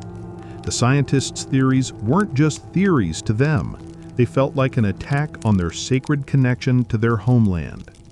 That's when the tribes pointed to a key federal law, the Native American Graves Protection and Repatriation Act, or NAGPRA, and demanded the remains be returned for a proper burial. The U.S. Army Corps of Engineers, which managed the land, was ready to comply. But a group of scientists, arguing the skeleton was too significant to bury, filed a lawsuit to stop them. And just like that, the battle for Kennewick Man had begun. The legal and public fight dragged on for years. The scientists, including Douglas Owsley of the Smithsonian, argued that NAGPRA shouldn't apply because there was no way to prove a cultural affiliation with any modern tribe after more than 8,000 years. His unique features, they said, proved he wasn't related. The tribe shot back that their connection wasn't based on skull measurements, but on an unbroken spiritual presence in that land. As Umatilla leader Armand Minthorn put it, "From our oral histories, we know that our people have been part of this land since the beginning of time. We do not believe that our people migrated here from another continent, as the scientists do." In 2004, a federal court sided with the scientists, ruling there wasn't enough evidence to link Kennewick Man to modern tribes. This was a huge blow to the tribes, but it cracked open the door for a short 16-day period of intense study. So, what did they find out? The Ancient One was about 5'7", muscular and right-handed. He'd lived a rough life, with broken ribs, a bum shoulder, and several head injuries. That stone spear point in his hip? He got that as a teen and lived with it for decades as the bone healed around it. Analysis of his bones showed he ate a diet rich in aquatic resources, think salmon and other fish, and maybe the occasional seal, suggesting he was a skilled hunter who moved along the coast and rivers. But for all the new details, the biggest question still hung in the air. Who was he? The physical evidence only seemed to deepen the mystery, and the two sides were at a complete deadlock. The bones were packed away at the Burke Museum in Seattle, caught between two worlds. There was one thing that could settle this for good: his DNA. But back in the 90s, getting a full genetic sequence from bone that old and degraded was basically science fiction. Early attempts went nowhere. The case went cold. But science moves fast. By the 2010s, ancient DNA analysis had taken a quantum leap forward. Scientists could now reconstruct entire genomes from just a few milligrams of bone dust. The stage was set for one final dramatic test. A team led by the world-renowned Danish geneticist Eske Willerslev took on the challenge. Using a tiny piece of a hand bone, they painstakingly rebuilt the Ancient One's genetic code. This was it, the moment of truth. Would the DNA prove he was an outsider, or would it confirm what the tribes had said all along?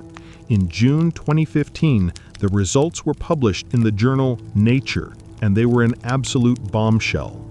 The DNA of the 8,400-year-old man told one crystal-clear story. He wasn't European. He wasn't from Japan. He wasn't Polynesian. He was, without a doubt, Native American. In a stunning twist, the very science that had been used to question his heritage now confirmed it. The study went even deeper. When his genome was compared to populations worldwide, his closest living relatives were found right there in the Pacific Northwest. In fact, his DNA showed a close genetic affinity to the members of the Confederated Tribes of the Colville Reservation, one of the very tribes that had fought for his return. The oral histories had been right. The connection was real. The man at the center of the storm finally had his identity back. The DNA evidence completely dismantled the scientific argument that had fueled the fight for years. With the link to modern Native Americans established, the tribe's claim under NAGPRA was undeniable. In late 2016, a final piece of legislation was passed and signed by President Barack Obama, greenlighting the Ancient One's return. On February 17, 2017, after 2 decades in limbo, the remains were officially handed over from the museum to representatives of the 5 tribes. The next day, over 200 tribal members gathered at a private ceremony. They laid their ancestor to rest, following the traditions passed down through generations. The long, bitter fight was over. The Ancient One was finally home. The story of the Ancient One is more than just about solving a mystery. It's a powerful look at how science evolves and corrects itself. It's a remarkable validation of indigenous oral traditions, which in this case were proven right by the most advanced genetics on the planet. And while the legal and cultural debate is settled, the story marked a real turning point. It forced a tough but necessary conversation between scientists and indigenous peoples about respect, rights, and who gets to tell the story of the past. The journey of this ancient man didn't just end a debate, it helped build a bridge, showing that science and culture don't have to be at war. Sometimes they can lead us to the very same truth. In the heart of modern-day Los Angeles lies a sticky black graveyard that holds the secrets of the Ice Age. For over a century, the La Brea tar pits have surrendered the bones of mammoths, saber-toothed cats, and dire wolves. It's a world-famous chronicle of life and death, all preserved in asphalt. Millions of fossils have been pulled from this primordial ooze, each one a piece of a puzzle from a lost world. But among the millions of bones from colossal beasts and terrifying predators, one discovery stands completely, bafflingly alone, and it's human.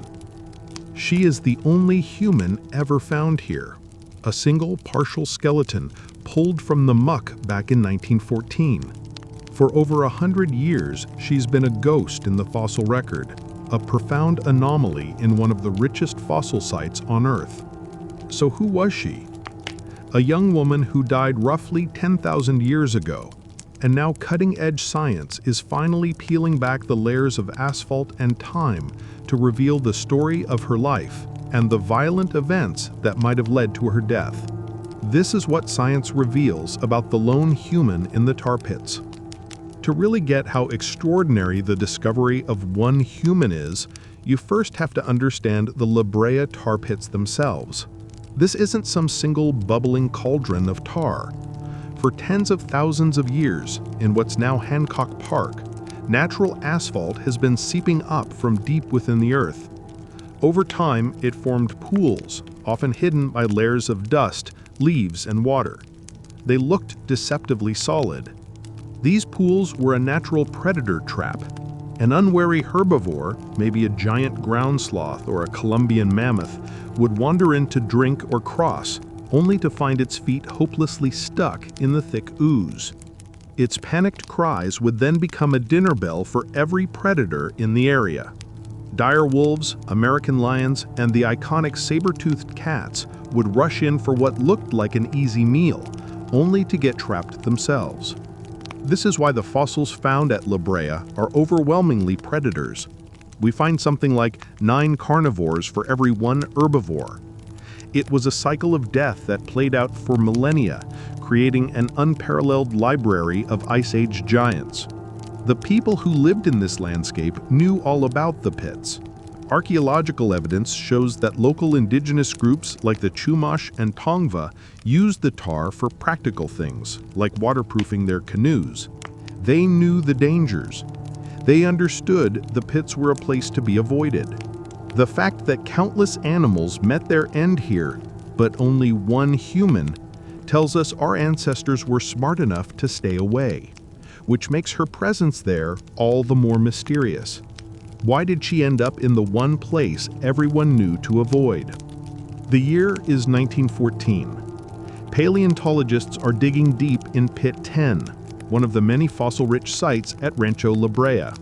They're pulling out bone after bone, cataloging the familiar remains of extinct giants. But then they find something that stops them in their tracks: a partial human skeleton, a cranium, a jawbone, and a scattering of other bones. It was a discovery unlike any other.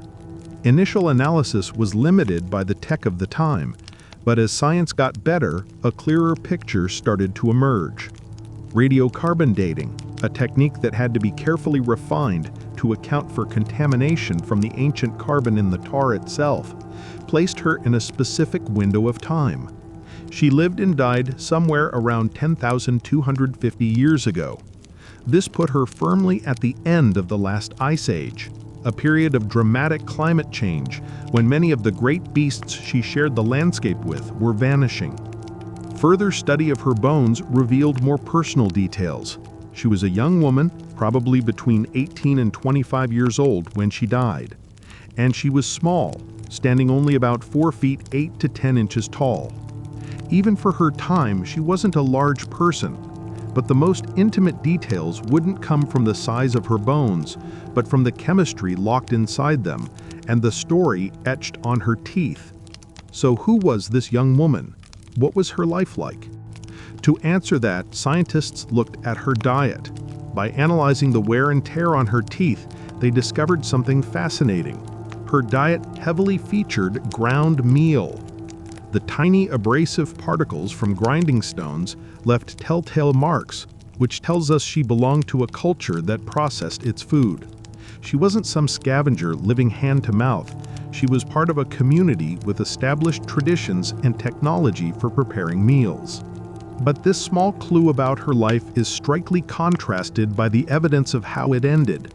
Because when scientists examined her skull more closely, they found evidence of a brutal, violent death. Her skull was fractured. A close look at the cranium revealed clear evidence of blunt force trauma, a major blow to the head that scientists believe was the likely cause of her death.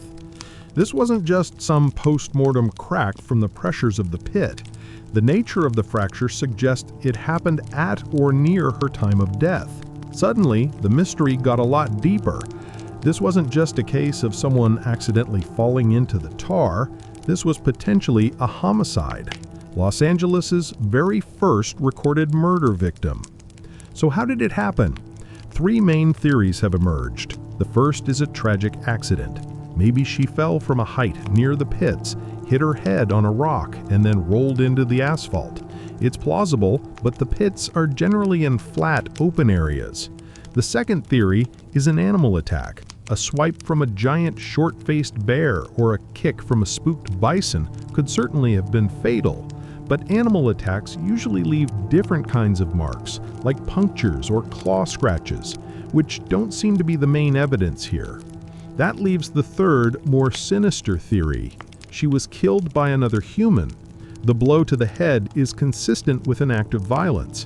For a long time, paleontologists have considered it likely she was killed somewhere else and her body was then thrown into the tar pits. A convenient, if grim, place to dispose of a body. This theory is supported by the fact that the piece of bone missing from her skull has never been found, even after decades of meticulous excavation. Was it a conflict? A ritual? We can only speculate, but the evidence points toward a violent end to her young life. For decades, the story of her death had a poignant, if tragic, companion. Found near her remains were the bones of a domestic dog.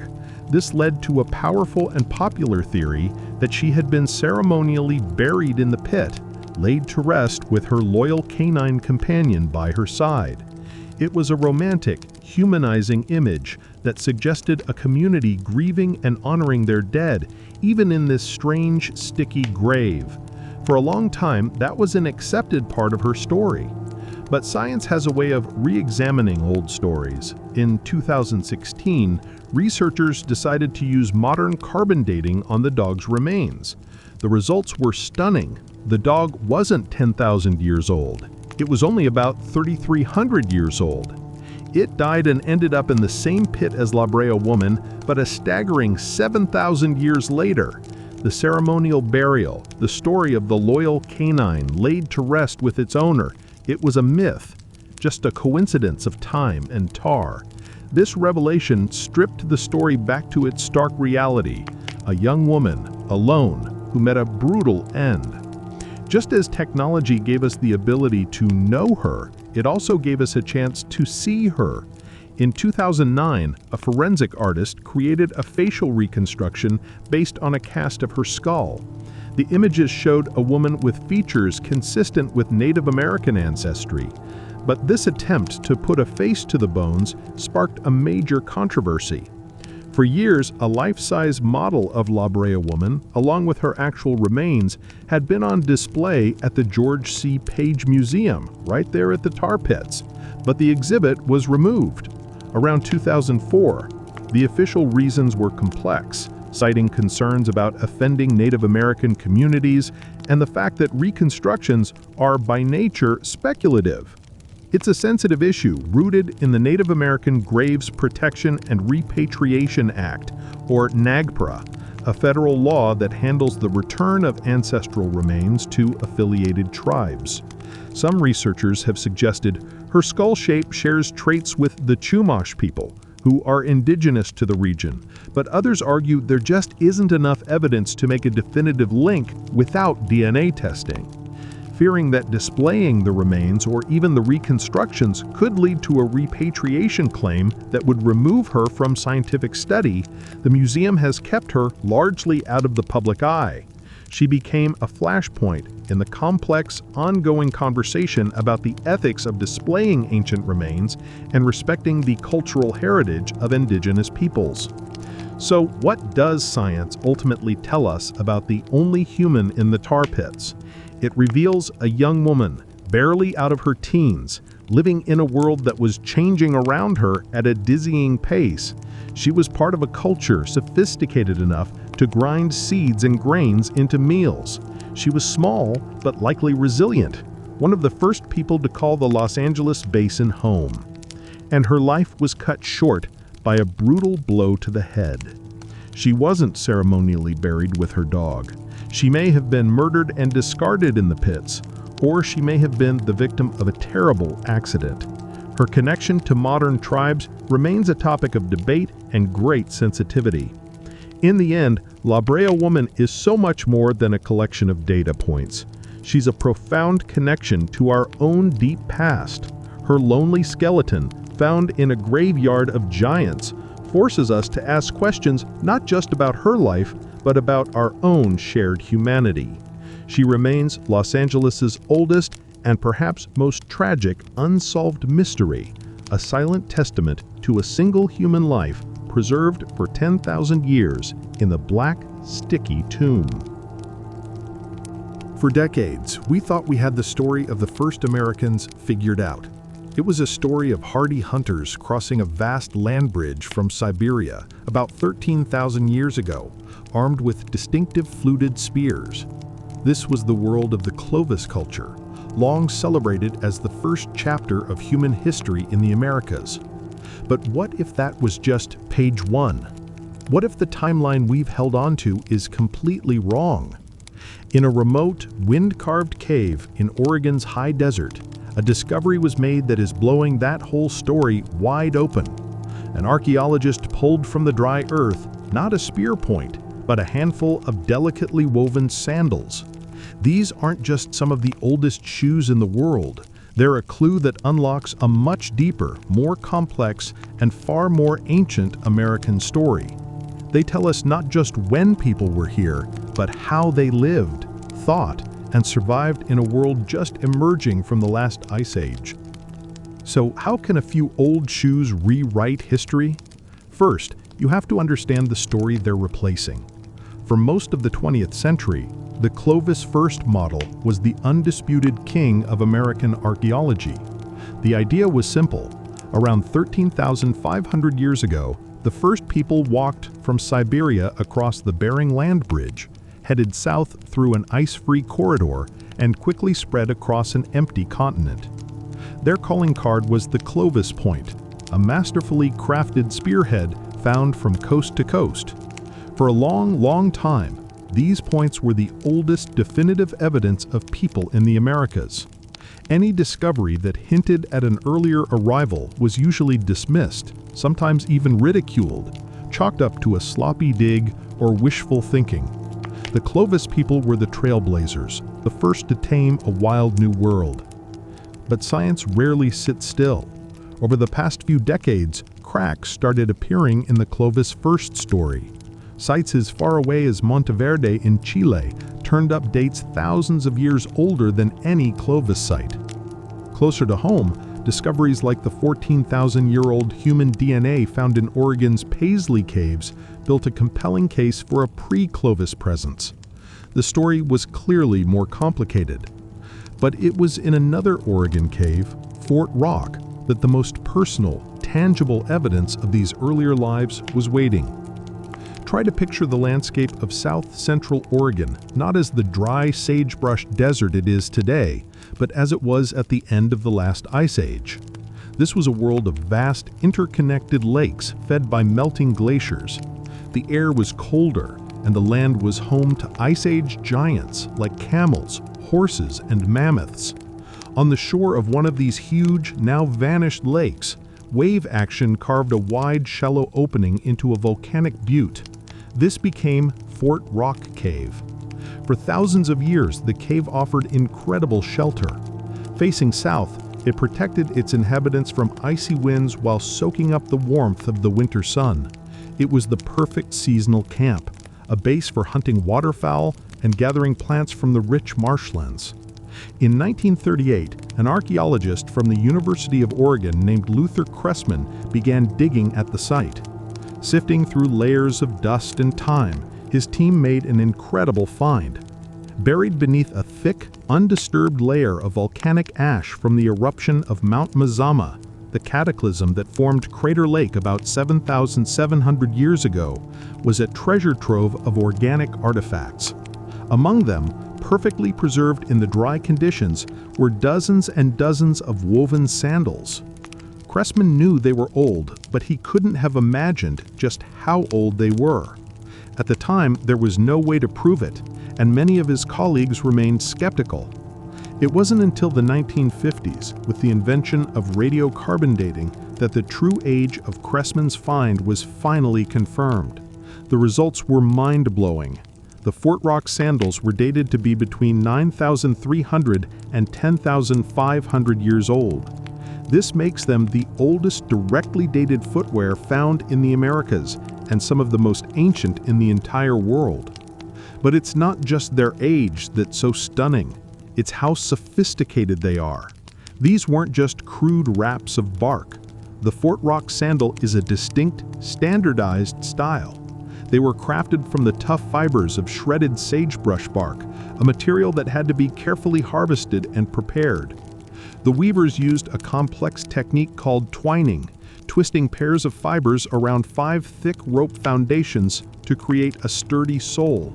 The weaving then continued over the top of the foot to form a distinctive toe flap, protecting the wearer from sticks and sharp rocks. A series of interlocking loops around the ankle secured the sandal to the foot. More than 100 sandals and fragments were found in Fort Rock Cave, from the smallest child size to a large adults. This wasn't one person's hobby. This was a community, a multi-generational group sharing knowledge and technology. Most of the sandals were heavily worn, caked in mud, or broken, the cast-offs of daily life. One even had tiny char marks, maybe from a spark that leapt from a campfire thousands of years ago. These weren't sacred objects. They were the essential, everyday gear of life 10,000 years ago. So, what do these ancient sandals really tell us about the people who made them? They give us an incredible window into a world of remarkable ingenuity. The complex twined weaving seen in the sandals represents a mature, established tradition, something passed down through generations. This wasn't an experiment, it was a refined craft. You can see the roots of this same weaving tradition in the basketry made by the historic Klamath and Modoc tribes of the region, showing a cultural and technological connection thousands of years deep. The sandals also show us how these ancient people cleverly adapted to their world. 10,000 years ago, the environment was often cold and wet. Later native peoples in the area made similar shoes from reeds and sagebrush, sometimes stuffing them with grass for insulation against the icy marsh waters. The Fort Rock sandals seem to be a prehistoric version of a snow boot, the perfect tool to navigate the cold, damp edges of the lake to hunt and gather. But maybe most importantly, the sandals make these ancient Americans real. It's one thing to find a stone tool, but it's another thing entirely to find a shoe. We can see the wear on the sole, the mud from their journeys, the different sizes that speak of the families who lived there. It connects us to them on a deeply human level. You can almost imagine a parent teaching a child how to twist the sagebrush fibers, or someone sitting by the fire mending a broken strap after a long day's walk. The Fort Rock sandals weren't a fluke. They are a key piece of a much larger puzzle that archaeologists are still putting together. The same style of sandal has been discovered at about half a dozen other sites across southeast Oregon and northern Nevada, showing this was a widespread regional culture. These discoveries, along with evidence from other game-changing sites, are forcing a complete rewrite of the American timeline. While Fort Rock gives us some of the oldest evidence of sophisticated technology, nearby sites push the date of human presence back even further. The Paisley Caves with their 14,000-year-old DNA evidence, and the newly investigated Rimrock rock shelter, which may hold clues of human activity from over 18,000 years ago, suggest that people were in the Great Basin thousands of years before the Clovis culture ever appeared. What this paints is a picture not of a single migration, but likely multiple waves of people arriving on the continent through different routes and at different times.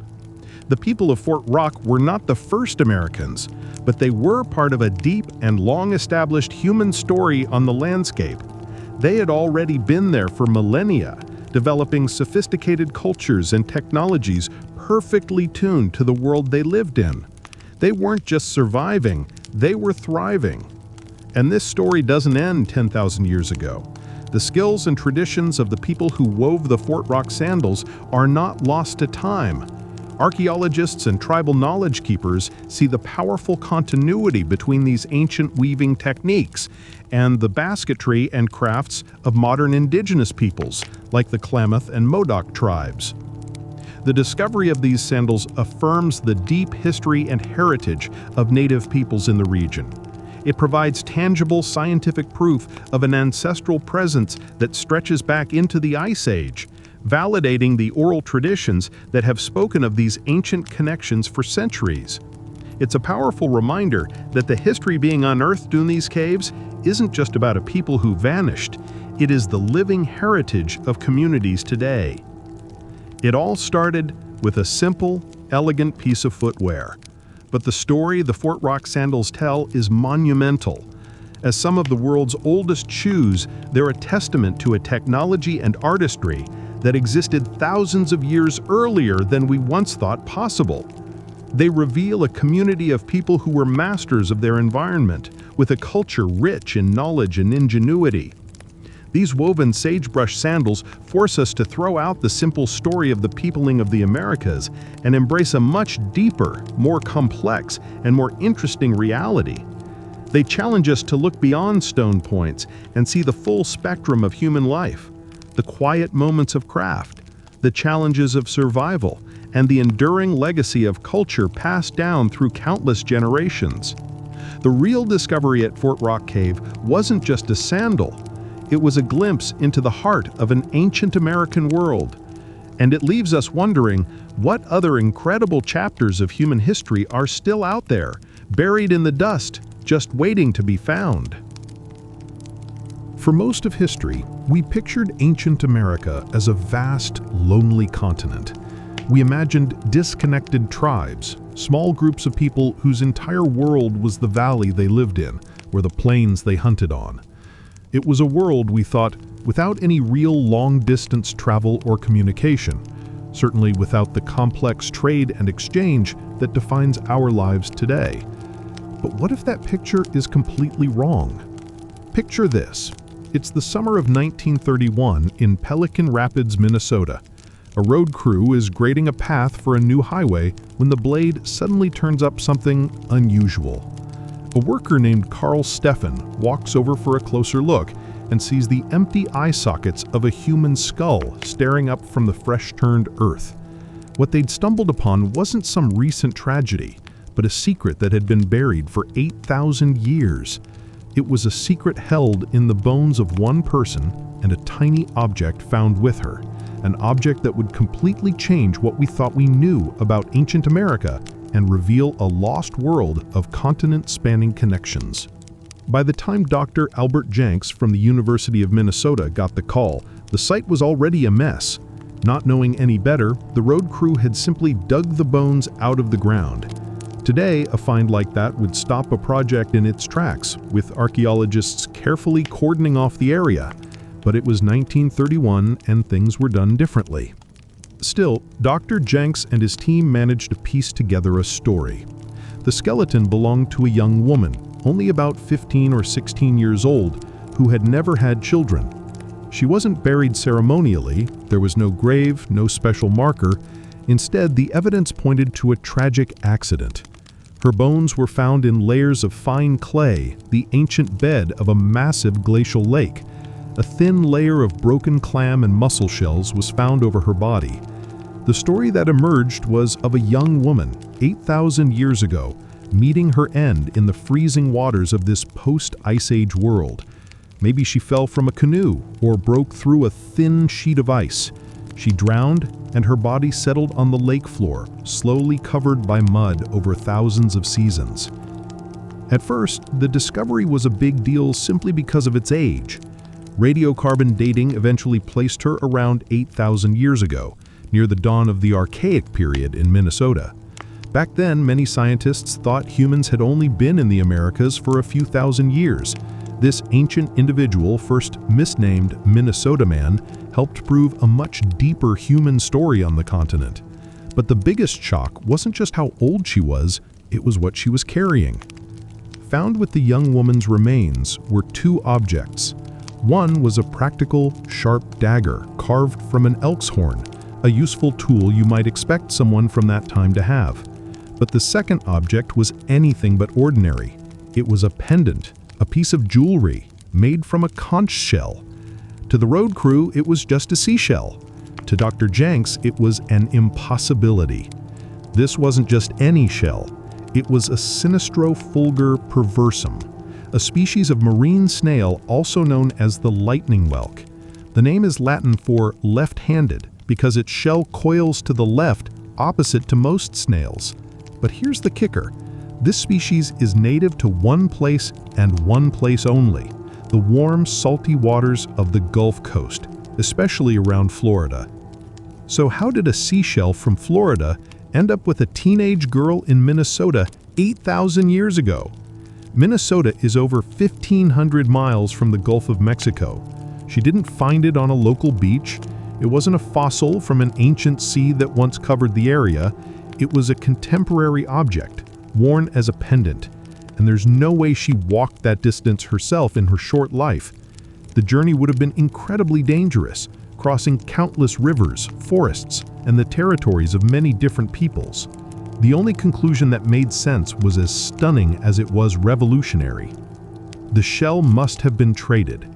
It had to have been passed from hand to hand, group to group, moving north along ancient pathways that archaeologists had never dreamed could exist so early. That one little shell wasn't just an ornament, it was a map.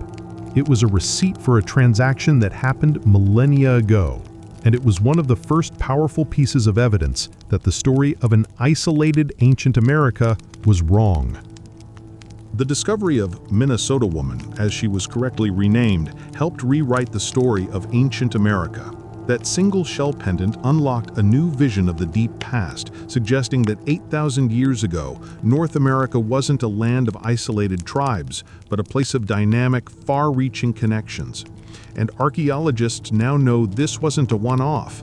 The shell is part of a much larger pattern of continent-wide exchange. We have evidence from other sites that confirms these vast networks. Copper, mined by ancient peoples near Lake Superior, has been found as far south as Louisiana. Obsidian, a volcanic glass perfect for making sharp tools, was traded out of quarries in the Rocky Mountains and sent in all directions. Pipestone from sacred quarries, also in Minnesota, was carved into ceremonial pipes and traded across the Great Plains. These weren't just random exchanges. They were very likely established routes, lifelines of commerce and communication that connected vastly different cultures. People in the eastern forests were trading with societies on the arid plains. Coastal communities exchanged marine goods for materials from deep inside the continent. Later, great trade hubs would pop up, like the villages of the Mandan, Hidatsa, and Arikara peoples on the Missouri River, which became bustling marketplaces connecting networks that stretched from the Pacific to the Gulf. The journey of that Florida shell to Minnesota was probably a long one. It might have been traded for food, for high-quality stone, for fine leathers or other exotic materials. And each time it was exchanged, it carried more than just economic value. For many indigenous peoples, these left-handed whelk shells were sacred. Their unusual spiral held spiritual power. The young woman in Minnesota may have worn it not just as a beautiful necklace, but as a powerful object that connected her to a vast world she'd never seen, but was very much a part of. Her very existence points to a world far more sophisticated and interconnected than we ever gave it credit for. A world where people traveled, talked, and traded over immense distances, weaving a complex web of social, economic, and spiritual relationships. This wasn't a primitive, quiet America. This was a continent humming with connection. The story of the Minnesota woman is a powerful reminder of how one discovery can completely shift our view of the past. Her skeleton, preserved in the cold mud of a glacial lake, and the small shell she carried, tell a story that's both personal and epic. It's the tragic tale of a young girl's life cut short, and the incredible story of a forgotten world of ancient highways and vibrant trade. Sadly, we can no longer study her directly. In 1999, respecting the wishes of modern Native American tribes, the remains of the Minnesota woman were reburied by the Sioux in South Dakota, finally laid to rest after decades of being studied. But her legacy lives on in the new understanding she gave us. She proved that 8,000 years ago, someone in the heart of North America could hold a treasure from a distant sea, a testament to the ingenuity and interconnectedness of our continent's first peoples. It really makes you wonder, doesn't it? What other secrets are still out there, hiding right under our feet? What other simple, unassuming objects are just waiting to be found that could rewrite our history all over again? For decades, we thought we knew the story of how humans first came to the Americas. We were all taught about the Clovis people, those legendary big-game hunters who supposedly crossed the Bering Land Bridge and populated a new world. We've seen the drawings in our textbooks of brave families trekking through an ice-free corridor around 13,000 years ago. But what if that story is wrong? Or at least, what if it's only a small piece of a much grander tale?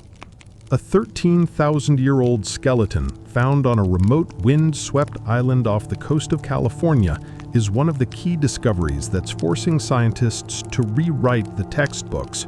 This isn't just another ancient find. These bones, belonging to a person now called Arlington Springs Man, are among the oldest human remains ever discovered in North America, and they radically challenge our understanding of who the first Americans were, where they came from, and most importantly, how they got here. The secrets this ancient individual has to tell aren't just revising a chapter of human history, they're helping to write a whole new book. Our story starts not with a grand expedition, but with a bit of bad luck back in 1959. Phil C. Orr, a paleontologist from the Santa Barbara Museum of Natural History, was out on Santa Rosa Island, one of California's rugged Channel Islands. He wasn't looking for people, he was a bone hunter, but his prize was the island's prehistoric megafauna, like mammoths. As the story goes, his Jeep got stuck in the mud of Arlington Canyon. While trying to wrestle it free, he glanced up at the canyon wall and saw something that would change everything. There, sticking out of the canyon wall, nearly 40 feet below the surface, were two human leg bones, femurs to be exact. or instantly knew how important their depth was. In archaeology, deeper means older. To be buried under that much earth meant these bones were seriously ancient. He carefully excavated the remains, wrapping them in a plaster jacket to keep them safe. Back in the lab, using the radiocarbon dating of the day, the bones were given an age, 10,000 years old.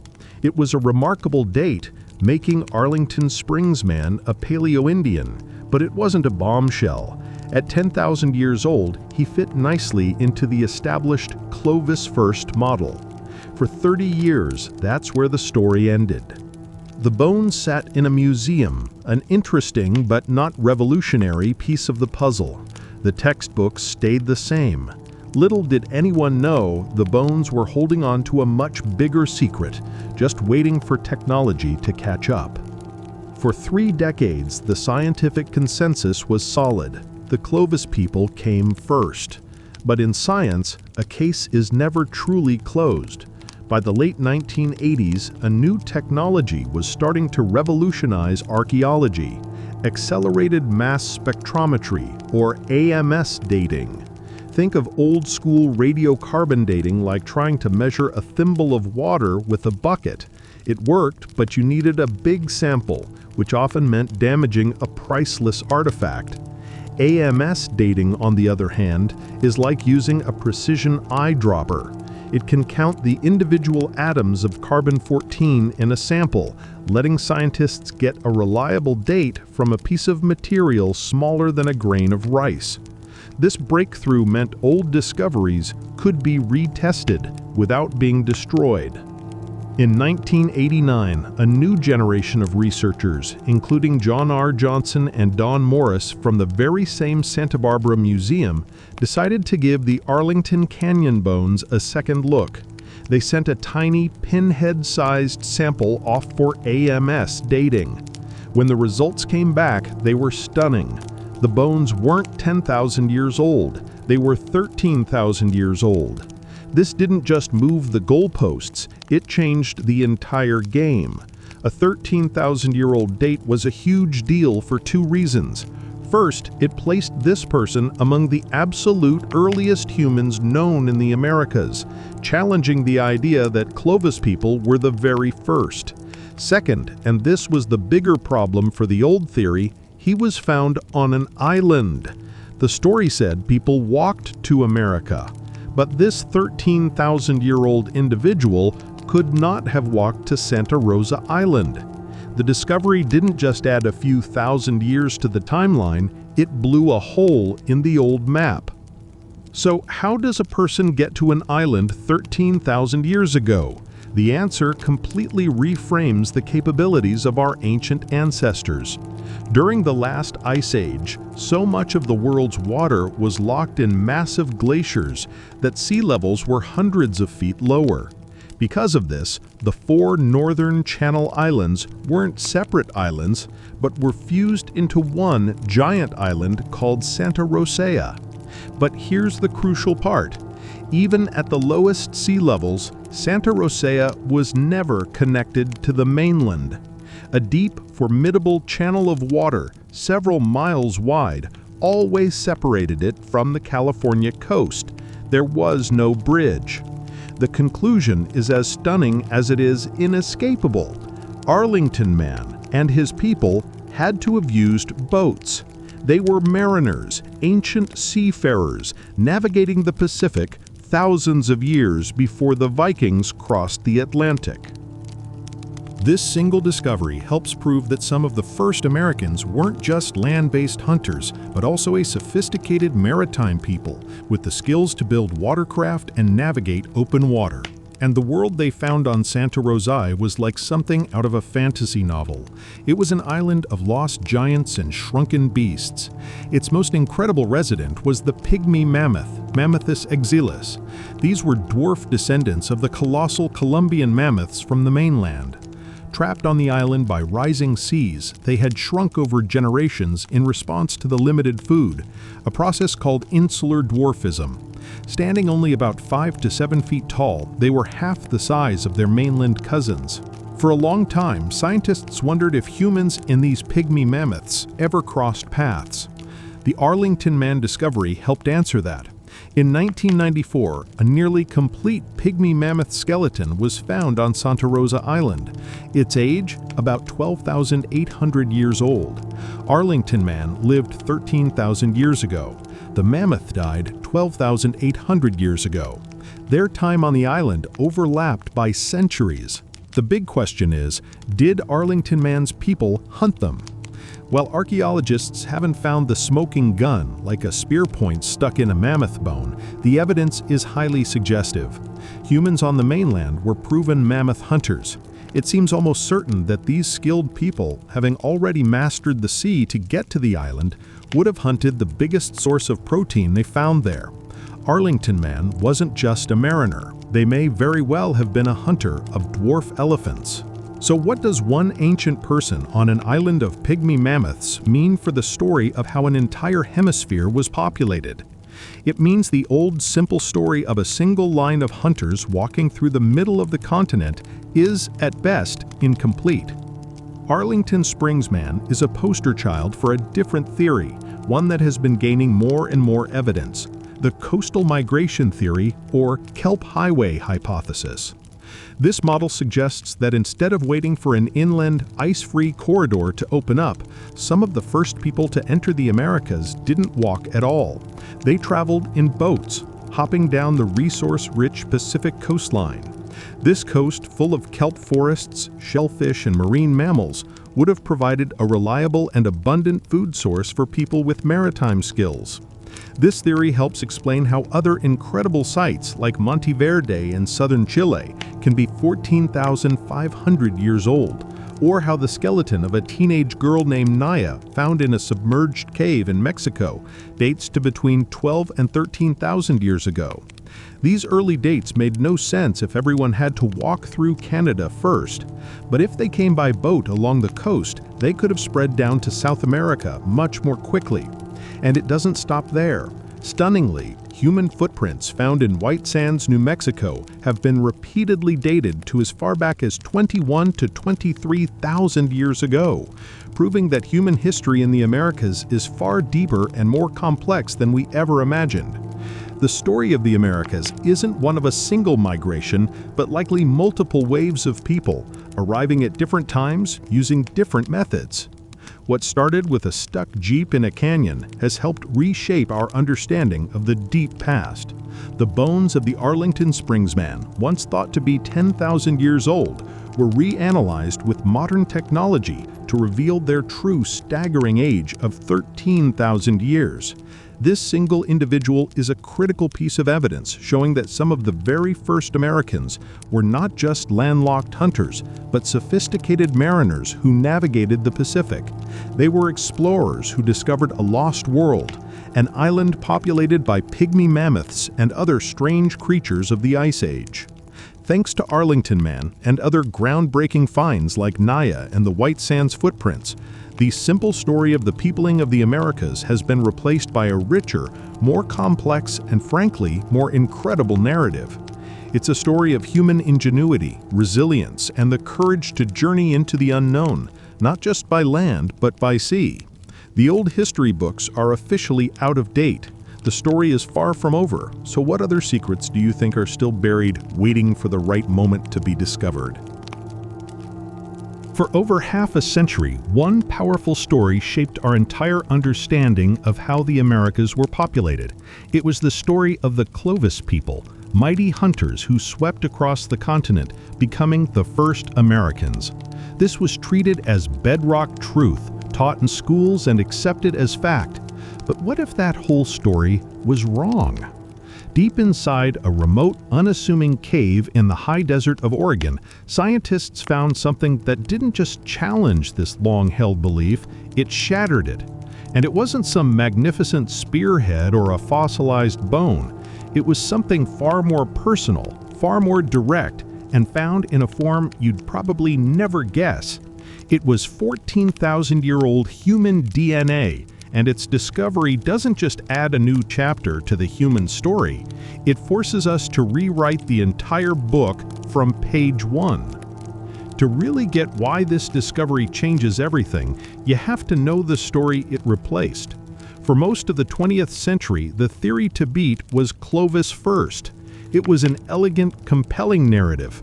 The idea was that around 13,000 years ago, as the Great Ice Age started to fade, a path opened up.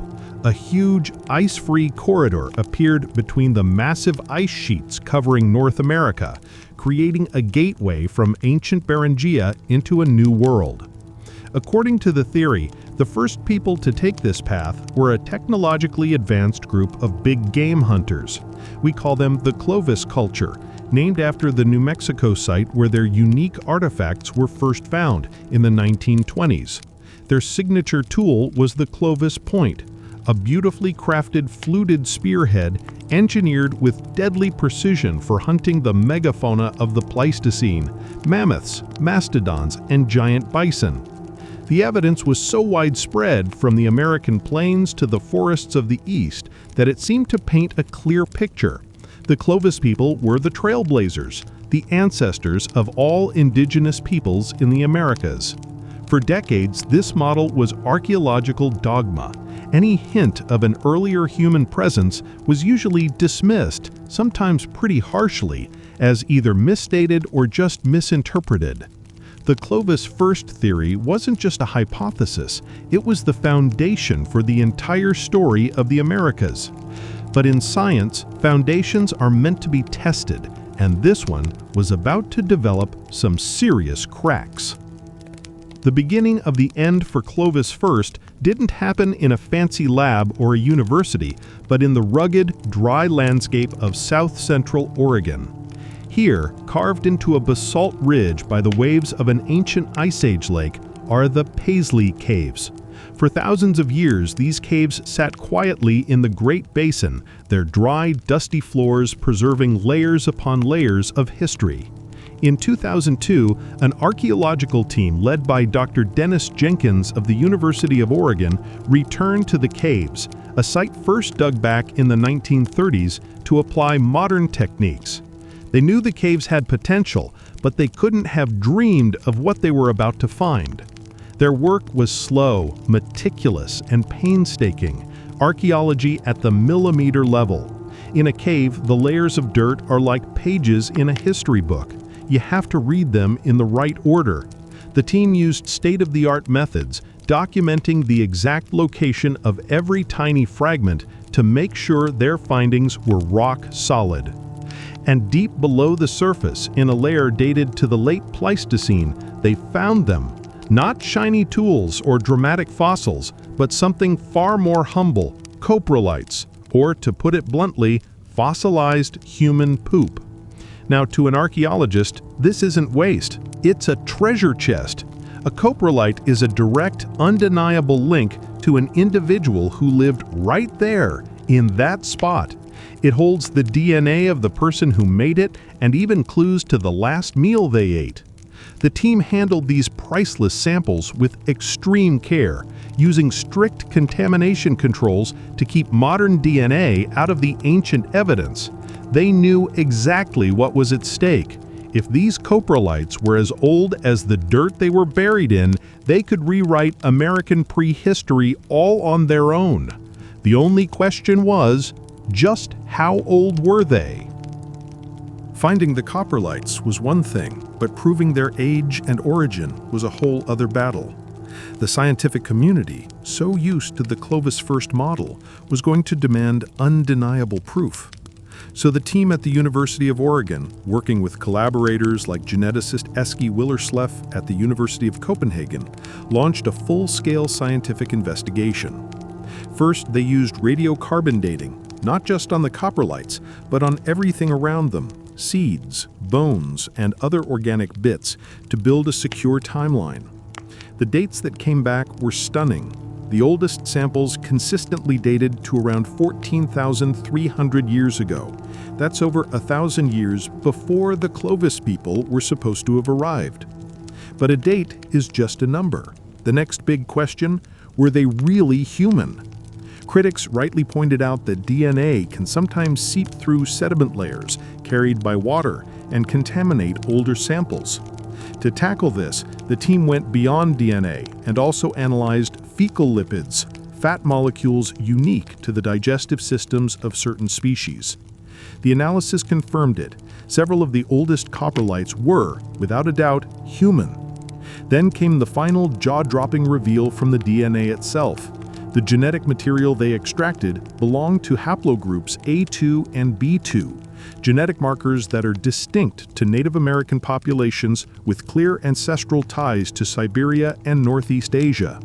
The evidence was now overwhelming, checked and double-checked from multiple angles. In the Paisley Caves, more than 14,000 years ago, there were people. They were genetically tied to the ancestors who crossed from Asia, and they were living in Oregon a full millennium before the supposed first Americans. The final nail was in the coffin of the Clovis first theory. The discovery at Paisley Caves wasn't just another piece of data, it was a genuine paradigm shift that forced a complete rethinking of how the Americas were populated. The implications were huge, sending ripples through everything we thought we knew. First, the simple fact of a 14,300-year-old human presence in Oregon decisively ended the Clovis first debate. It proved that different groups of people were already on the continent long before the Clovis culture showed up. This discovery helped validate other potential pre-Clovis sites, like Monteverde in Chile, that had faced similar skepticism. Second, it radically changed our ideas about the migration route. That 13,000-year-old ice-free corridor, it couldn't have been the path these first people took because it wasn't even open when they were already in Oregon. This gives a major boost to the Pacific Coast migration model, the theory that the first Americans traveled down the coastline, probably using boats and navigating the resource-rich shores. Paisley Caves, being inland but accessible from the coast, fits perfectly into this new picture. Third, the artifacts found with the DNA painted a much richer, more complex picture of these early people. Archaeologists dug up stone tools from what's known as the Western stem tradition. These projectile points are technologically different from Clovis points, proving that different cultures with different toolkits were living on the continent at the same time. These weren't just a proto-Clovis group, they were their own distinct culture. And what about their lives? The coprolites themselves revealed a broad, adaptable diet. These people weren't just specialized big game hunters. They ate a mix of plants, seeds, small animals, fish, and even insects. They were resourceful survivors, deeply connected to the ecosystems of Ice Age Oregon. They also left behind fiber artifacts, like bits of cordage, showing a sophisticated use of plants that dated back over 14,000 years. The discovery in the Paisley Caves is a powerful reminder that history isn't a static story carved in stone, but a living, breathing investigation that's constantly being updated. For decades, the story of the first Americans was a simple, straight line about Clovis hunters, but thanks to a few unassuming fossilized bits of human history, that story has been replaced by one that is far more complex, more interesting, and more accurate. We now know the Americas were home to multiple pioneering groups with diverse technologies and lifestyles who got here earlier and by different routes than we ever thought possible. The DNA found in that Oregon cave gave a voice to these forgotten people, allowing them to finally take their rightful place in the incredible saga of human migration. It just goes to show there are still amazing secrets buried right under our feet, just waiting for the right tools and the right questions to bring them into the light and change everything. For over 100 years, the world has been captivated by the mystery of Machu Picchu. High in the Andes, this city of stone has always felt like a lost world, a symbol of Incan genius frozen in time. We've studied its temples, walked its terraces, and marveled at how it aligns with the stars. We thought we pretty much had it figured out. But what if the city we all recognize is just a fraction of the real story?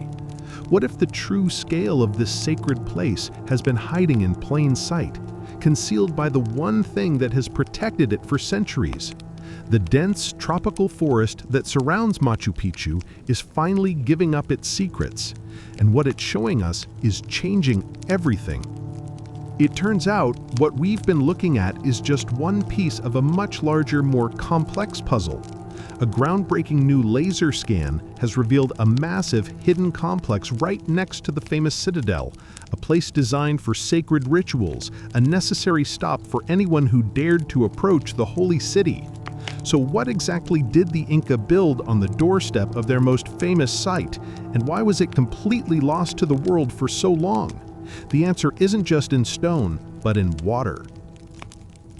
When Hiram Bingham was led to the ruins of Machu Picchu in 1911, the world saw a masterpiece of engineering and spirit. For decades, archaeologists worked to map its buildings and understand its purpose. The story we've told is one of a secluded royal estate for the Emperor Pachacuti, intentionally cut off from the world below. It survived because it was abandoned by the Inca and swallowed by a relentless jungle, hiding it from the Spanish conquistadors. The problem has always been that same jungle. The Andes around Machu Picchu aren't barren peaks. They're draped in a thick, wet, and rugged cloud forest. Trying to explore this terrain is brutally difficult. The steep slopes and dense plants make traditional archaeology slow, expensive, and dangerous. For generations, we've been limited to what we could already see or painstakingly clear by hand. Archaeologists have always suspected there was more hidden under the canopy. After all, Machu Picchu is surrounded by about 60 smaller sites. How did they all connect? What else was out there? It felt like we were only seeing the main stage, while the backstage areas, essential for the grand performance, remained completely hidden. The question wasn't if there was more to find, but how on earth we could find it. The solution came not from a machete, but from a laser. In recent years, a revolutionary technology called LiDAR, which stands for Light Detection and Ranging, has totally transformed archaeology. Think of it like super advanced radar, but instead of radio waves, it uses millions of laser pulses. You mount a laser scanner on a drone, fly it over the landscape, and it fires a cascade of light at the ground. Some pulses bounce off the treetops, but millions of them find tiny gaps and hit the forest floor. By measuring the exact time it takes for each pulse to return, the system creates an incredibly detailed 3D map of the ground itself. Using powerful software, archaeologists can just digitally erase the trees, letting them see through the jungle to the bare earth beneath. This method allows researchers to survey huge, inaccessible areas in a few days, a job that would have taken decades of back-breaking work before. This game-changing tech has already uncovered lost cities in Mexico and vast settlements in the Amazon. Now, a Polish-Peruvian team of archaeologists, led by researchers from the University of Warsaw's Andean Research Center and working with the Peruvian Ministry of Culture, have turned this laser eye toward Machu Picchu. And what they found, less than 5 miles from the main city, was staggering. The team focused their study on a known but barely understood site called Cochabamba. Located right on the Urubamba River, archaeologists knew it had a ceremonial purpose, but its true size was a mystery, lost to the forest. The team, led by Dominika Sieczkova from the University of Warsaw, flew their drone over the site, and as the data poured in, the real face of Cochabamba emerged. Instantly, the scan revealed more than 12 unknown structures hidden just off the main plaza. These 12 small buildings weren't as fancy as the central ones, leading researchers to believe they were homes for the staff who maintained this holy place. Previous digs hinted that women may have cared for the complex, which would make these newfound buildings a window into the lives of the people who supported the Inca elite. But the biggest reveal was the true layout of the site's ceremonial heart. At its center is a massive sculpted sacred rock called Huaca, carved with altars. Flanking this stone, the LiDAR data confirmed something amazing. 14 small ritual baths, arranged in 2 perfect groups of 7. These weren't just pools, they were finely crafted stone basins, showing the Incas' deep reverence for both stone and water. The scans gave the researchers a complete blueprint of a sophisticated ritual complex we never knew was there. As Dominika Sieczkova put it, They were so close, and we didn't even know they were there. This discovery does more than just add buildings to a map. It rewrites the spiritual journey to Machu Picchu itself. Those 14 baths confirm that Cochabamba was a major center for ritual purification. For the Inca, water was a sacred, life-giving force, and they believed flowing water could wash away impurities. Researchers now believe Cochabamba was a vital spiritual gateway. Only the most elite people were ever allowed to enter Machu Picchu, and this discovery suggests they had to stop here first to undergo a spiritual cleansing. This was especially important during big ceremonies like the Feast of Situa, the Great Moon Festival, where ritual bathing was key to ensuring the community was pure. People would wash, leave their old clothes behind, and emerge renewed, ready to approach the sacred city of Machu Picchu. What makes this even more incredible is the engineering that made it all possible. The LiDAR data, combined with modern modeling, revealed a network of unknown water channels, some built underground with massive stone blocks. This intricate system pooled water from the nearby Urubamba River and a local waterfall, feeding it through the complex with unbelievable precision.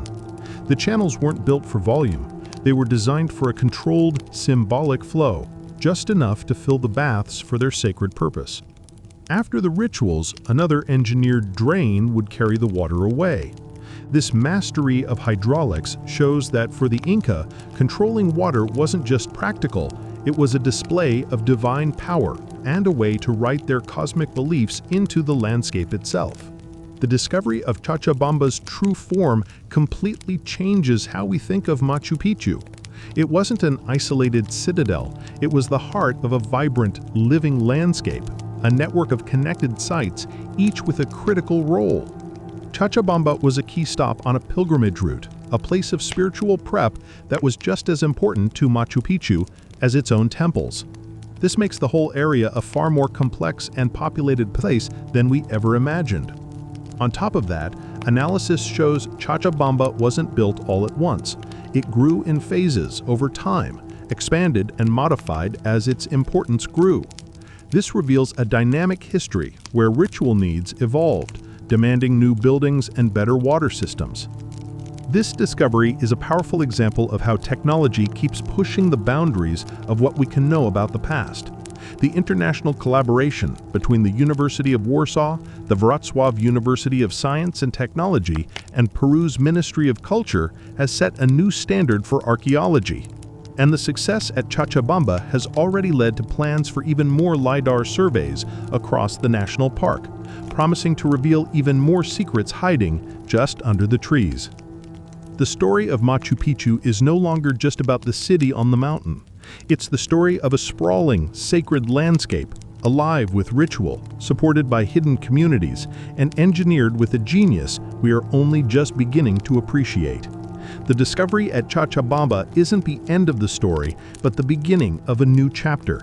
Thanks to a team of archaeologists with a drone and the power to see through time, the greatest icon of the Inca world has just shown us that its deepest secrets weren't locked in a temple. They were flowing through the water, hidden just beneath the trees, waiting for us to finally see. What else is waiting out there in the mountains of Peru? The next laser scan might just hold the answer.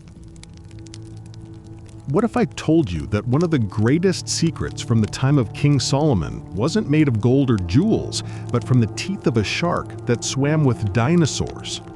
Deep beneath an ancient house in Jerusalem, archaeologists found something that simply shouldn't have been there. A collection of 80-million-year-old shark teeth miles from any ocean, mixed in with 3,000-year-old artifacts. This isn't just a discovery that challenges what we know about the past. It completely rewrites a piece of it. It leaves us with one heck of a question echoing through the ages.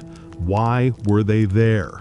The answer sends us on an incredible journey, from the bottom of prehistoric seas to the heart of a biblical kingdom, revealing a mystery that science can only partly solve.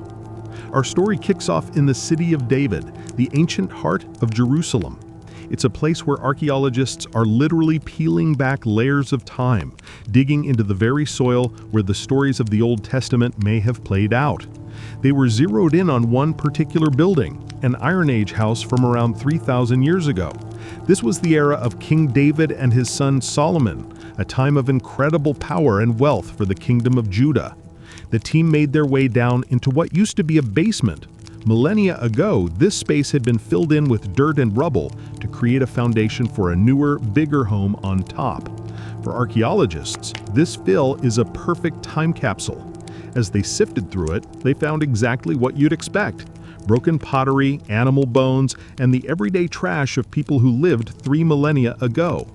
Mixed in with all that debris, they found a huge clue about who lived here: hundreds of bulla. A bulla is a small clay seal that was used to stamp official documents, sort of like the ancient world's version of a certified letter. Finding this many suggests this wasn't just some random house.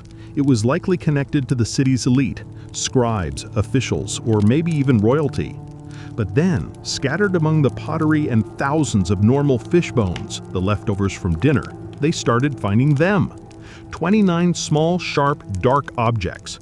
At first, everyone just assumed they were more fish bones, maybe from a bigger, more unusual species. The find was a neat little puzzle, but not a game changer. The teeth were cataloged with everything else, and almost forgotten. And honestly, the story might have ended there, with the teeth filed away in a box labeled "Unusual Fish." But then came peer review. When the team sent their findings to be published, an expert reviewer with a very sharp eye spotted one of the photographed teeth. He sent a message back to the researchers that would ignite this whole mystery. He said the tooth didn't look like anything that swam in the seas 3,000 years ago.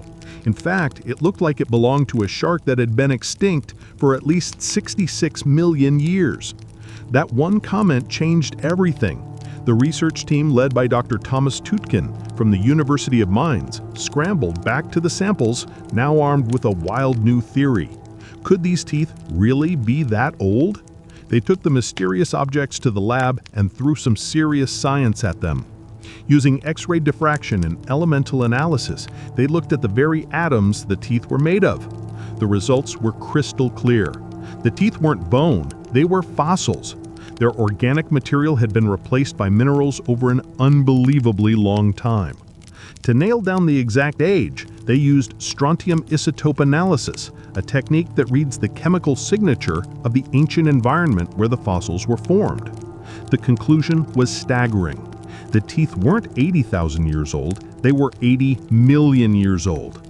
They came from the late Cretaceous period, a time when T-Rex was still around and the oceans were full of terrifying predators. And now their teeth were sitting in a basement from the height of the Iron Age. This solved the what, but opened up an even bigger mystery: the where. Jerusalem is a mountain city, over 2,500 feet above sea level and a long way from the coast.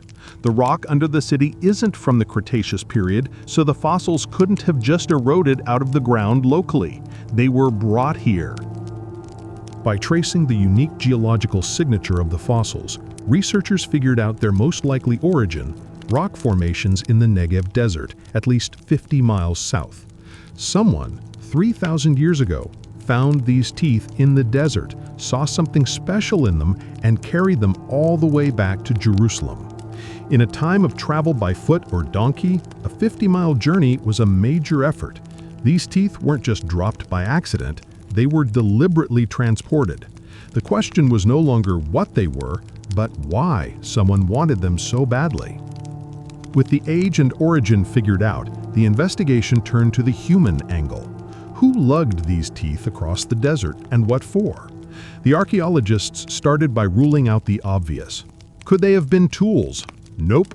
A close look showed no signs of wear, no sharpened edges, nothing to indicate they were used for cutting or scraping. Okay, what about jewelry? Prehistoric people loved turning teeth and bones into pendants, but these teeth had no drill holes, no grooves for string, nothing to suggest they were ever worn. The biggest clues came from the context. Remember those hundreds of official clay seals? This collection wasn't found in a farmer's hut. It was found in a place tied to literacy, administration, and wealth, the world of Jerusalem's ruling class during the Judean kingdom's most prosperous era. Whoever owned these teeth was likely educated, powerful, and well-connected. With no practical use and a clear link to the city's elite, the researchers landed on a fascinating conclusion. The owner was a collector. It's a hobby that feels so modern, but all the evidence points to it. The teeth were gathered and kept simply because they were cool. Imagine you're living in the Iron Age and you find these perfectly formed black, stone-like objects in the desert. They look like the teeth of a monster from a world beyond your own. They would have been rare, mysterious, and utterly exotic. As lead researcher Dr. Tutken noted, people collect and sell shark teeth today, so it's totally plausible that there was an Iron Age trend for collecting such items. We could be looking at one of the earliest known examples of fossil collecting. This wasn't about survival or making a tool. It was about pure curiosity, the desire to own something rare and unexplainable. These 80-million-year-old teeth were a status symbol that spoke not of money, but of a fascination with the unknown. Just when you think the case is closed, the story gets even bigger. The discovery in the city of David wasn't a one-off. As Dr. Tutkin's team looked closer, they found more out-of-place Cretaceous shark teeth at other Iron Age sites across the region. Suddenly, this wasn't just about one collector in Jerusalem. This was a pattern, a cultural phenomenon. It suggests there was a whole network of people, probably from the upper classes, who were finding, trading, and treasuring these ancient fossils. It paints a picture of a society far more complex and curious than we usually imagine, where people appreciated objects of natural history. But this is where the evidence runs out, leaving us with the biggest mystery of all. We know the what, when, and where. We have a great theory for the who and the why. But what did they think these things were? Did they have any concept of deep time or prehistoric monsters, or did they invent their own myths to explain them? Did they believe they were powerful charms, gifts from the gods, or the remains of dragons? That's the one question science can't answer. The fossils themselves are silent. As Dr. Tutkin admitted, the true reason for the collection may forever remain a mystery. We can hold the physical objects, but the meaning they held for someone 3,000 years ago, the stories and beliefs that made them precious, is lost to time. It's like we get a tiny peek into the mind of an Iron Age person, only to have the curtain fall. The journey of these 29 shark teeth is just mind-boggling. They started in the mouth of a Cretaceous predator, sat buried in the desert for 80 million years, were found by a curious collector in the age of biblical kings, and were finally rediscovered by modern scientists. This is a treasure far stranger than gold, a secret connecting the world of the dinosaurs to the world of the Bible. So what's your theory? Was this early science, a symbol of power, or did these teeth hold some long-forgotten religious meaning? Let me know what you think in the comments. And if you enjoyed digging into this mystery, make sure you subscribe for more stories that rewrite what we thought we knew about the past. In the silent sands of the Egyptian desert, some secrets can stay buried for thousands of years. But every now and then, an archaeologist's shovel unearths something that completely changes how we see the ancient world. A joint French-Swiss mission digging at the Saqqara necropolis just found one of those stories. They uncovered a tomb, not for a king, but for a man who held the king's life, and maybe his soul, in his hands. His name was Teti Neb Fu, and the hieroglyphs on his tomb walls revealed a wild contradiction. He was the pharaoh's chief dentist, and also his chief magician. So how could one man be a master of practical medicine and divine magic? And what does his story tell us about the hidden line between a prayer and a prescription? For over 4,000 years, Teti Neb Fu's tomb, a mud brick structure called a mastaba, sat hidden near the pyramid of King Pepi I. The team that found it has been digging in the area since 2022, and what they uncovered belongs to a man who served Pharaoh Pepi II, a king from Egypt's 6th dynasty. This was the Old Kingdom, the golden age of pyramid building and absolute royal power. And at the center of that power was a court of experts whose skills were vital for the survival of the state and its living god of a king. The tomb itself, even after being looted in ancient times, is a treasure trove of information. The colors in the paintings are so vibrant it's hard to believe they're over 4 millennia old. You can see a stunningly painted false door, a symbolic gateway meant to let the spirit travel between our world and the next. The ceiling, painted a deep red, was designed to mimic the expensive granite used in royal tombs. But the real treasure here wasn't gold or jewels, it was the writing. Carved into the walls and a stone sarcophagus the robbers left behind are the titles of Teti Neb Fu, and those titles paint a picture of a man with some very strange and seemingly contradictory talents. First, the inscriptions introduce us to Teti Neb Fu, the man of science. He didn't just have one impressive medical title, he had three. His first title, Chief Palace Physician, made him the top doctor in the entire royal court. This alone put him in the absolute elite of Egyptian society. He would have been in charge of the health of the most powerful people in the country, using a medical system that was, for its time, shockingly advanced. Thanks to medical texts like the famous Ebers Papyrus, we know that Egyptian doctors weren't just witch doctors chanting spells. They were sharp observers. They understood the pulse, which they called the speaker of the heart. They set broken bones, performed basic surgery, and knew a surprising amount about pharmacology. They used honey as an antibiotic and willow bark, a source of salicylic acid, the stuff in aspirin, to treat pain. This was a world of organized empirical medicine, and Teti Neb Fu was its leader. But his expertise didn't stop there. He was also the chief dentist, an incredibly rare title which suggests a very specialized skill. Dental problems were a huge issue in ancient Egypt, mostly because of their diet. The stone they used to grind flour always left tiny bits of grit in their bread, which wore down teeth like sandpaper. This led to horrible abscesses, infections, and constant pain. A good dentist who could lance an abscess or pull a bad tooth was priceless. For the pharaoh, whose divine image and ability to command were everything, a healthy mouth wasn't a luxury. It was a matter of state security. And finally, his third title was Director of Medicinal Plants, a position so rare that scholars have almost never seen it before. This title reveals he was the master pharmacologist of his day. He didn't just write prescriptions, he oversaw the entire supply chain, from garden to grinding stone. He would have managed the plots where healing herbs were grown, known the exact dosages, and probably even experimented with new plant-based cures. So in Teti Neb Fu, you have the complete physician, a GP, a dental surgeon, and a pharmaceutical expert, all in one.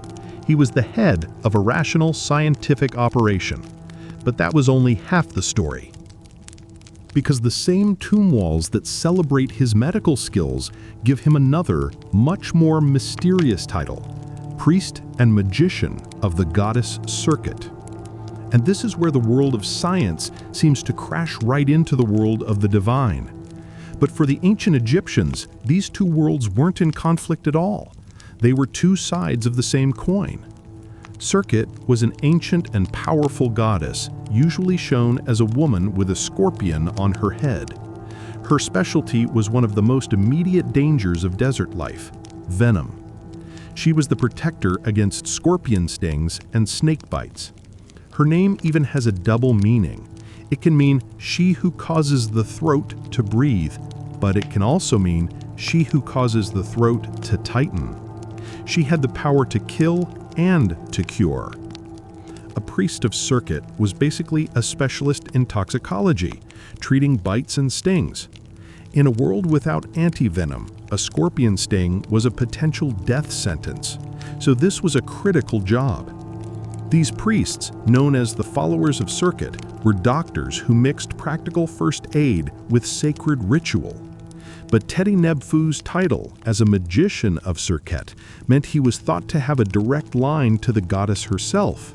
He was the one you called to recite the incantations needed to channel her power, to turn her anger away from the victim and on to the poison. And these spells weren't just wishful thinking. A line from the Ebers Papyrus puts it perfectly. Magic is effective together with medicine. Medicine is effective together with magic. The spell was just as important as the poultice on the wound. The physical treatment took care of the body, while the magic took care of the supernatural cause. For the Egyptians, an injury was never just a physical event. It was a disturbance in the cosmic order, what they called Mot, or harmony. A snake didn't just bite you by accident. It could be a sign of dark forces or a displeased god. To be truly healed, you had to treat both the wound and the spiritual mess it created. So Teti Neb Fu gives us the perfect example of this worldview in action. He wasn't a doctor who dabbled in magic or a priest who knew some first aid. He was the living, breathing combination of both. He was the guy the pharaoh called for a toothache, and the same guy he'd call if a scorpion got into the royal bedroom. Imagine the scene. A servant in Pepi II's court gets bitten by an asp. Teti Neb Fu is rushed in. First, he acts as the physician. He might cut into the wound to make it bleed, wash it, and apply a poultice of herbs he knows can reduce swelling. This is the director of medicinal plants at work, using his knowledge of the natural world. But at the very same time, he'd begin the sacred ritual. As the magician of Serket, he would call on the goddess, chanting ancient, powerful spells. The words themselves were believed to be a form of energy that could bend the universe back into the patient's favor. He'd place protective amulets on the body and perform rites to drive out the evil that came in with the venom. For Teti Neb Fu and everyone in that room, these two actions weren't separate. They were one single holistic treatment. The medicine couldn't work if the gods weren't on their side, and the spells needed a physical treatment to help them work their magic.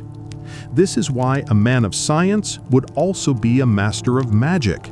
In ancient Egypt, the gods weren't distant figures, they were active forces in daily life. Sickness was often blamed on angry gods or evil spirits. So any truly great healer had to be fluent in two languages: the language of the body with its bones and blood, and the language of the gods with their rituals and spells. Teti Neb Fu was a master of both. His medical titles show he was an expert in the how of healing. His magic title show he was an expert in the why of healing. The discovery of Teti Neb Fu's tomb does more than just add another name to a long list of officials. It pulls back the curtain on the ancient Egyptian mind, showing us that for this incredible civilization, there was no line between the physical and the spiritual, between science and faith. To them, the universe was one interconnected system, and healing meant mastering all of it. The paintings and carvings in his tomb aren't just art. They're the biography of a man who walked in two worlds at once. He was a medical pioneer who understood the mechanics of the human body, and a high priest who could call upon the power of a goddess. His body may be lost to time, but Teti Neb Fu's legacy is written in stone. He reminds us that the path to knowledge has taken many strange turns throughout history, and that sometimes the most profound truths are found at the intersection of the scalpel and the spell. This is the temple of a woman who ruled as a king, a pharaoh who broke every rule. This is Djeser Djeseru, the Holy of Holies.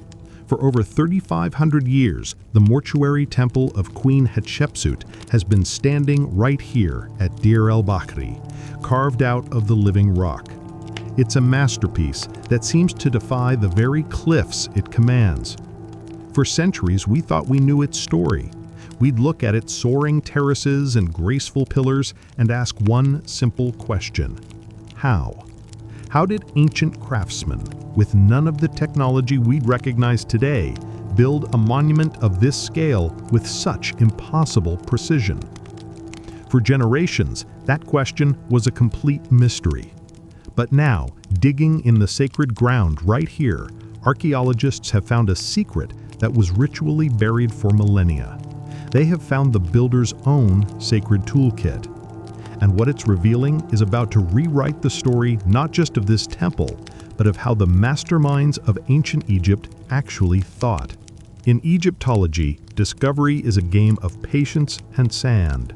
Year after year, teams of archaeologists clear away the dust of centuries, just hoping for a single clue. For the Polish-Egyptian mission working at Hatshepsut's temple, that patience was about to pay off in a way they never dreamed of. They were working near the temple's massive processional causeway, the sacred road that once linked this temple to another one, now long gone, on the edge of the desert. It was here, right in the shadow of the great cliffs, that they found it. It wasn't a tomb filled with gold or the mummy of a pharaoh. It was something far more personal and in many ways far more revealing. It was a foundation deposit. In ancient Egypt, before starting a sacred building, the builders held a ceremony to consecrate the ground. They dig a pit and place objects of immense symbolic power inside, burying a blessing in the earth before a single stone was laid. As the archaeologists carefully cleared the deposit, they realized they were looking at something untouched for thousands of years. The objects inside looked like they'd been placed there yesterday. They were looking into a single sacred moment frozen in time, the very birth of one of the ancient world's greatest wonders. The first question was, what exactly did the builders choose to bury here at the dawn of their colossal project? The answer wouldn't be one big reveal, but would come piece by piece, as if the ancient craftsmen themselves were guiding them through their process. Before anyone lifted a tool, there was the plan and the purpose. The first things to emerge from the pit were two simple, flat stones. But on them was the key to the whole site, the cartouche of Hatshepsut. A cartouche, that famous oval with the ruler's name in hieroglyphics, wasn't just a signature, it was a stamp of royal power and divine right. This temple wasn't just a building, it was an extension of the pharaoh herself, a monument to her power, given the green light by the gods. But another inscription held an even deeper meaning. On some of the artifacts, the archaeologists found the temple's true ancient name, Djeser Djeseru, the Holy of Holies, and with it, a prayer to the great god Amun, the top god of Thebes, and the sun god Re. This wasn't just a construction site, it was a place of worship from the very beginning. The foundation deposit was like a contract signed between the pharaoh, the builders, and the gods. These inscribed stones were the divine blueprint. They told the archaeologists that for the Egyptians, there was no line between the architectural and the spiritual. To build was to perform a sacred act. This discovery laid the foundation for a whole new understanding. To solve the mystery of how this temple was built, we have to think not just like engineers, but like priests. With the divine mission clear, the deposit next began to show the human hands that would make it a reality. One by one, the tools of the trade came out of the earth. But these weren't crude, primitive implements. They were elegant, specialized, and inscribed artifacts that told a story of incredible skill. First, there was a wooden adze, a tool for cutting and shaping timber. The blade was long gone, but the wooden handle was still there, perfectly preserved. And on it was the same inscription from the stones, dedicating it to the temple Djeser Djeseru. This wasn't some tool a worker dropped and forgot. It was a ceremonial object, a perfect symbol of the real tools that would have shaped the scaffolding, the sledges, and all the wooden gear needed for the project. It speaks to the incredible planning and logistics behind the stonework. Next came the chisels. Archaeologists found two of them, the workhorses of any ancient stone project. These were the tools that would bite into the limestone, carving the beautiful reliefs and shaping the massive blocks. And again, one was inscribed, tying the physical act of cutting stone directly to the temple's divine purpose. Just imagine it, thousands of workers, the air thick with limestone dust, the rhythmic clink, clink, clink of chisels echoing off the cliffs. Every strike wasn't just shaping a block, it was a prayer in stone, an act of devotion with a sacred tool. Then came a heavy wooden hammer, the muscle behind the chisel. Its surface was worn, covered in marks of use, a tangible link to the raw energy of the craftsman. And next to it, a beautifully made wooden cast, a model for making perfect, identical mud bricks. While the temple is stone, tons of mud brick were needed for construction ramps, support walls, and nearby buildings.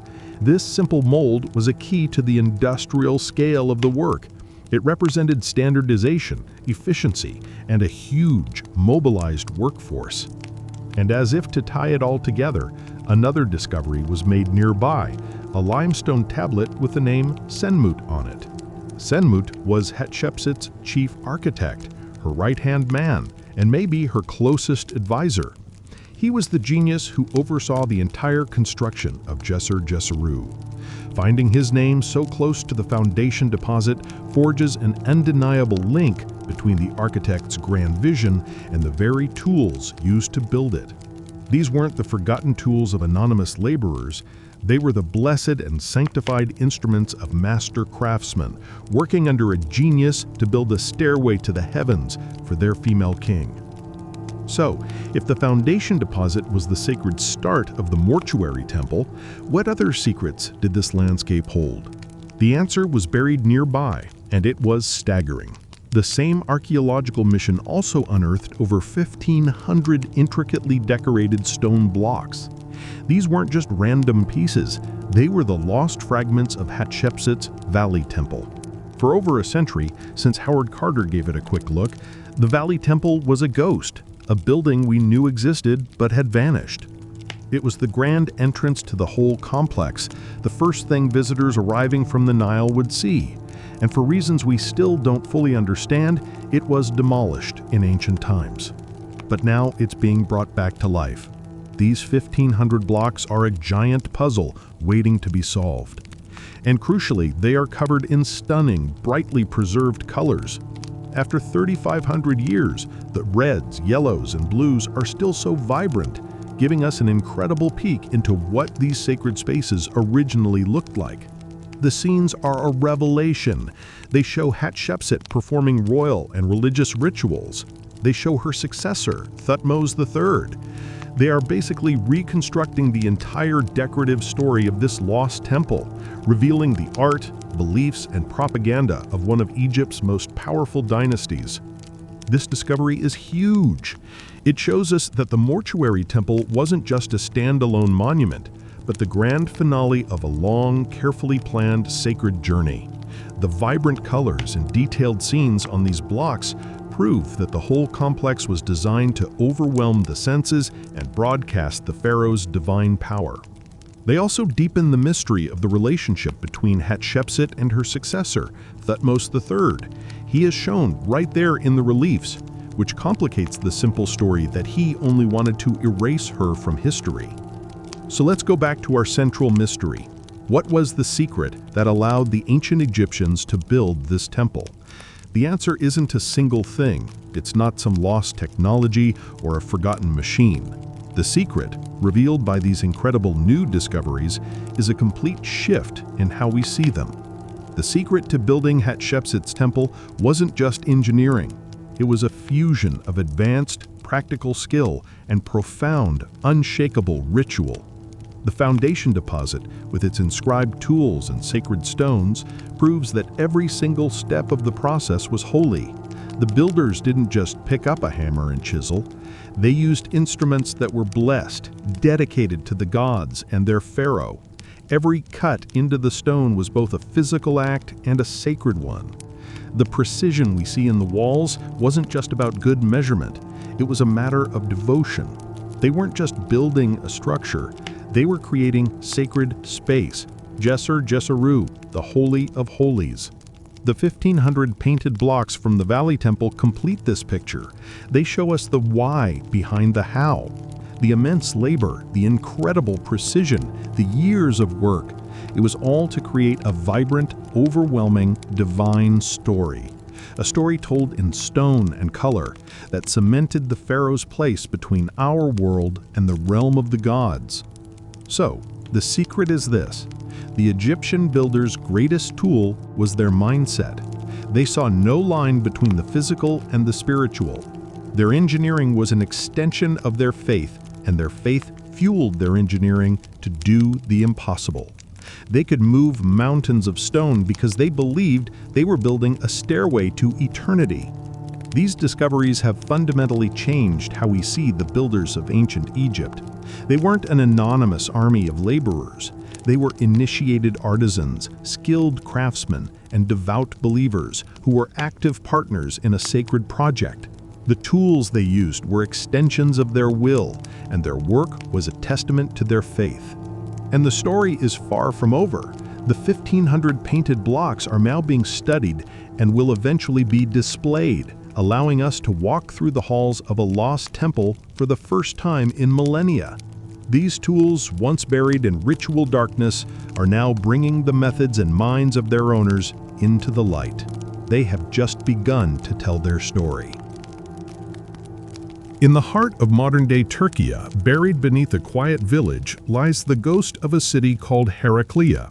For centuries, its secrets were sealed under layers of earth, but just recently, archaeologists digging in a 2,000-year-old Roman bath made an absolutely stunning discovery. They uncovered a menagerie of perfectly preserved animals, frozen in time, not as fossils, but in millions of tiny, brilliant tiles.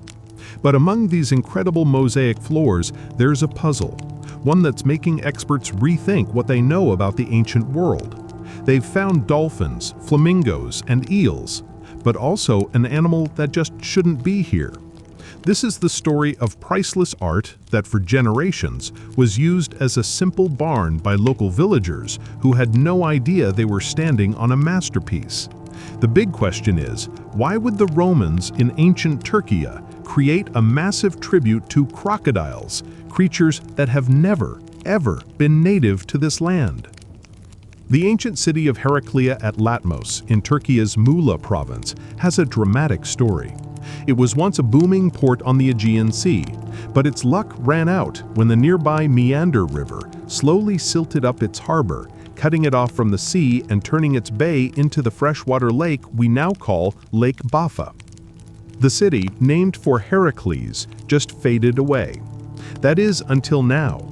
A team of archaeologists, led by Professor Dr. Zeliha Gider Buyuk Özer from Selçuk University, has been patiently working here as part of a major Turkish heritage project. Their focus was a Roman bath complex from around the 2nd century CE, which looked to be the best preserved building in the whole city. But the site had a more recent and much humbler history.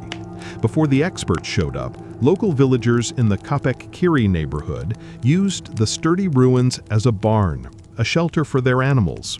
They had no clue what was just inches under the dirt floor.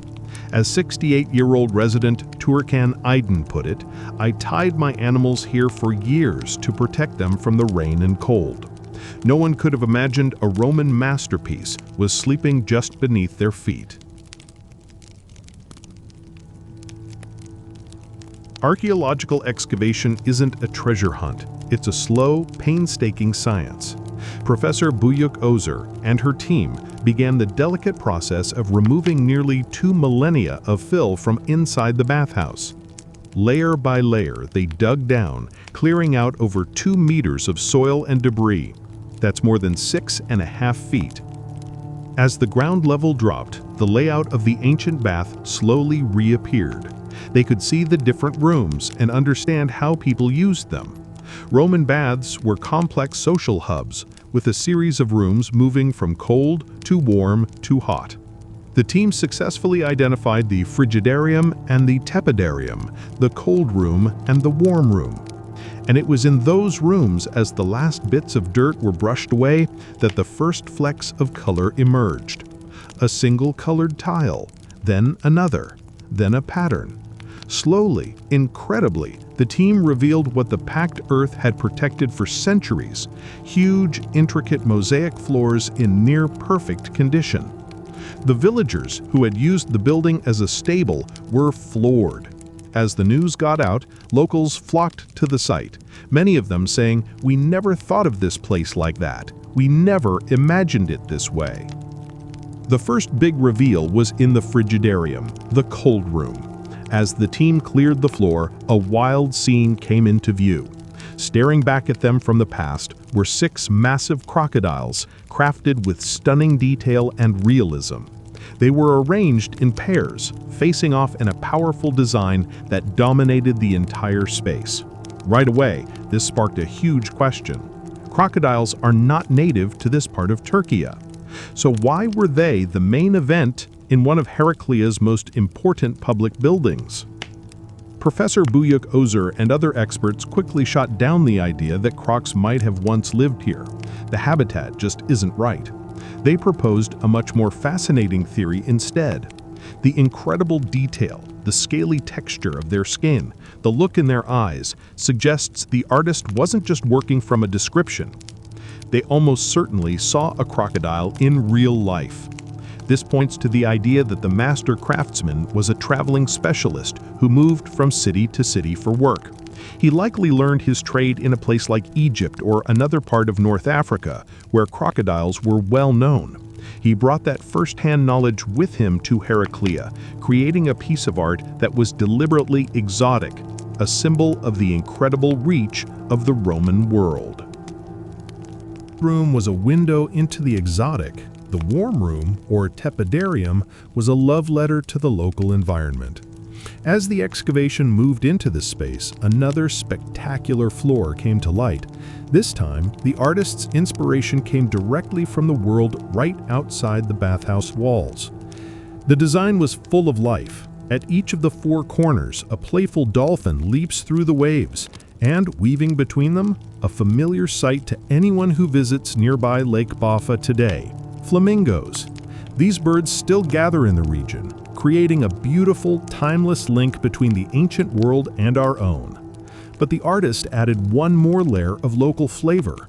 In the beaks of the flamingos, crafted from brilliant red tiles, are eels. The eel was clearly an important part of the local ecosystem.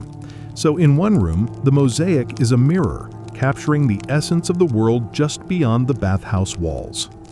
This contrast between the rooms, one celebrating the distant and exotic, the other honoring the familiar and local, gives us an amazing glimpse into the Roman mindset. They were a people who could master the known world, but also find deep meaning in the nature of their own backyard. So what does all this really mean? Why is this discovery so important?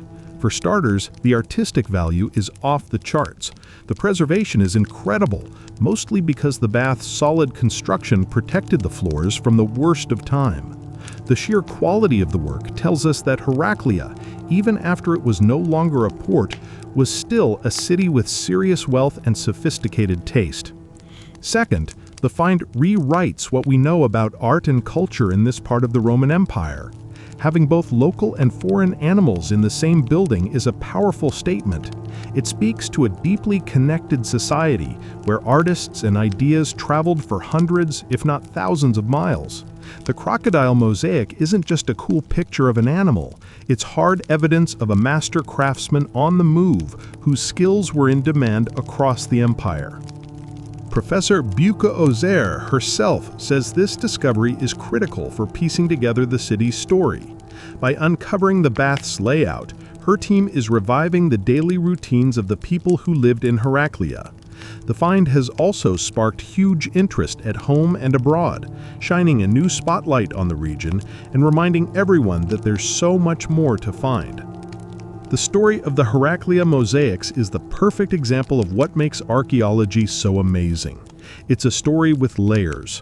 There's the Roman layer of a vibrant public space filled with art that celebrated both local pride and global connections. Then there's the layer of time, of a city that faded into ruin, its treasures buried and forgotten. And finally, there's the modern layer, the unbelievable story of a humble barn where for generations, people had no idea they were living and working on top of a world-class masterpiece. And like all great discoveries, this one doesn't just give us answers, it gives us even better questions. What other secrets is Heraclea still holding? What other stories are waiting just beneath the surface? The work led by Professor Dr. Zeliha Buyuk Özer is far from over. But thanks to her team, a piece of the past we thought was gone forever has been brought back to life, reminding us that there are still incredible wonders waiting to be found, often in the last place you'd ever think to look. Some stories are so epic, so pivotal, they feel more like myth than history. For over 2,600 years, one of those stories has been passed down. It's a tale from the Bible about a righteous king a mighty Egyptian pharaoh, and a fateful clash at a place that would become famous for a very different reason: Armageddon. The story was powerful, its consequences world-changing. But for historians, there was always one glaring problem: a deafening silence in the soil. There was no physical proof, not a single trace of the legendary army that marched north to decide the fate of empires.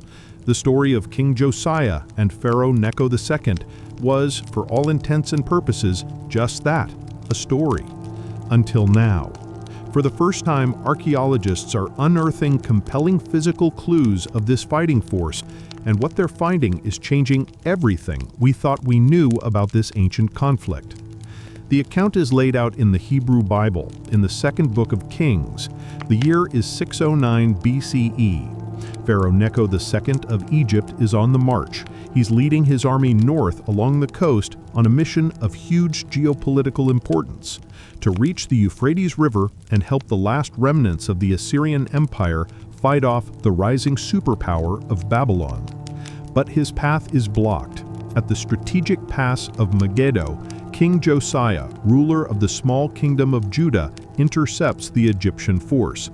The Bible paints Josiah as one of Judah's most devout kings, a man who did what was right in the eyes of the Lord.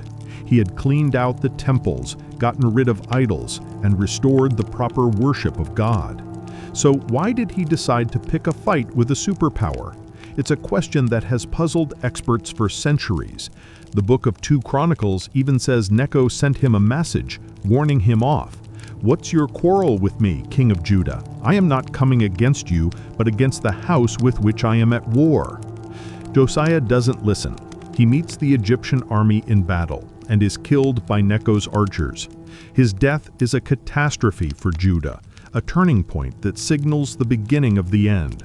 Just a few decades later, the kingdom would fall to Babylon. It's an incredibly specific story. We have a pharaoh, a king, and a location. And yet, for all the searching, archaeologists found nothing. Excavations at Megiddo, which started back in the 1920s, peeled back layer after layer of history, 20 different cities built right on top of each other. But there was no sign of Necho's army, no Egyptian-style camp, no battle debris, nothing to prove an Egyptian military presence in 609 BCE. This total lack of evidence led many to wonder if the biblical story was more of a cautionary fable about a good king's pride than actual history. The ground remained stubbornly silent. To get what happened at Megiddo, you have to zoom out and look at the world of the late 7th century BCE. Things were chaotic. The Neo-Assyrian Empire, the brutal superpower that had dominated the Middle East for 300 years, was collapsing. Its great cities were falling to a new alliance of Babylonians and Medes. This created a massive vacuum, and 2 great powers lunged to fill it. From the south, you had Egypt, ruled by the ambitious Pharaoh Necho II. Egypt saw a chance to reclaim its old glory and reassert control over the Levant, the land bridge connecting Africa and Asia. From the east, the Neo-Babylonian Empire was rising from Assyria's ashes, hungry and ready to become the region's new top dog.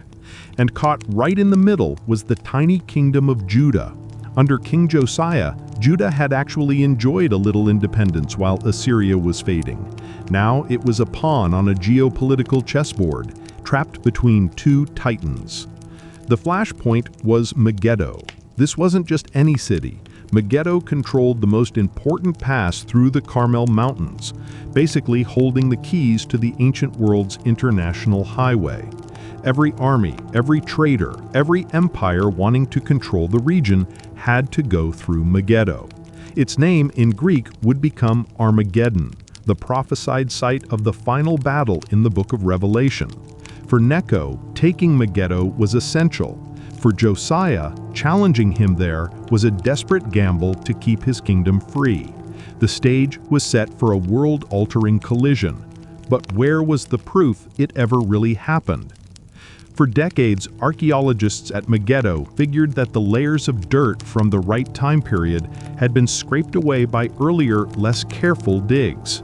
Any evidence, they thought, was probably lost forever.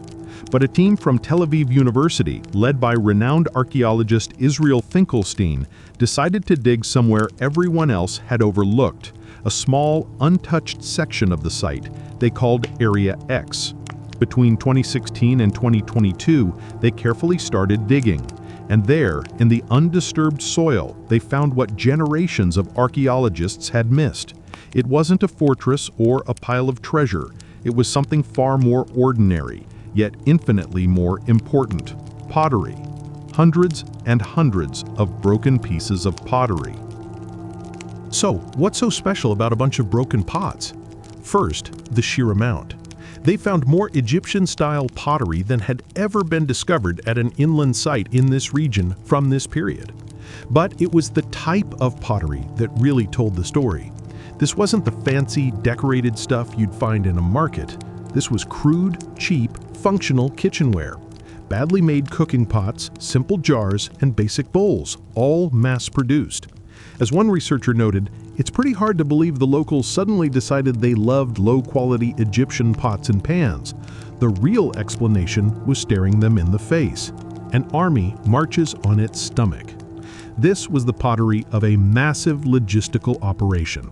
These were the disposable dishes for a huge group of people being supplied from far away.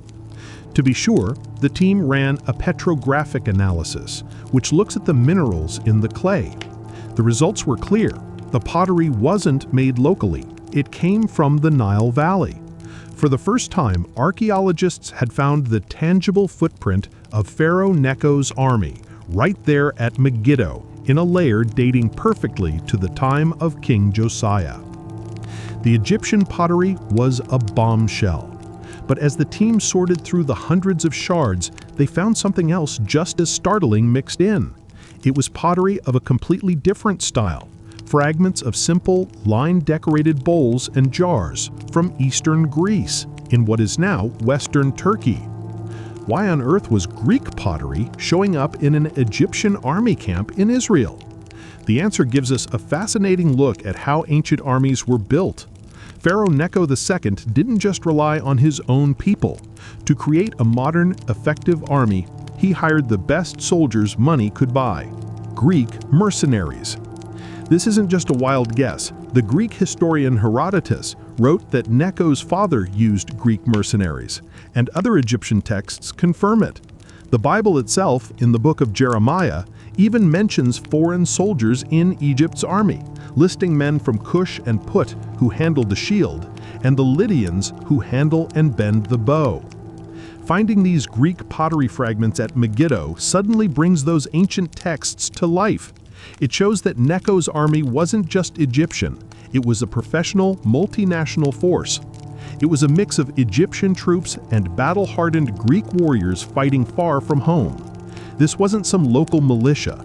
This was the cutting edge of 7th century military power. It paints a much clearer and much scarier picture of what King Josiah was really up against. So what does all this mean? These fragments of cheap pottery dug up from a forgotten corner of a legendary city are a game changer.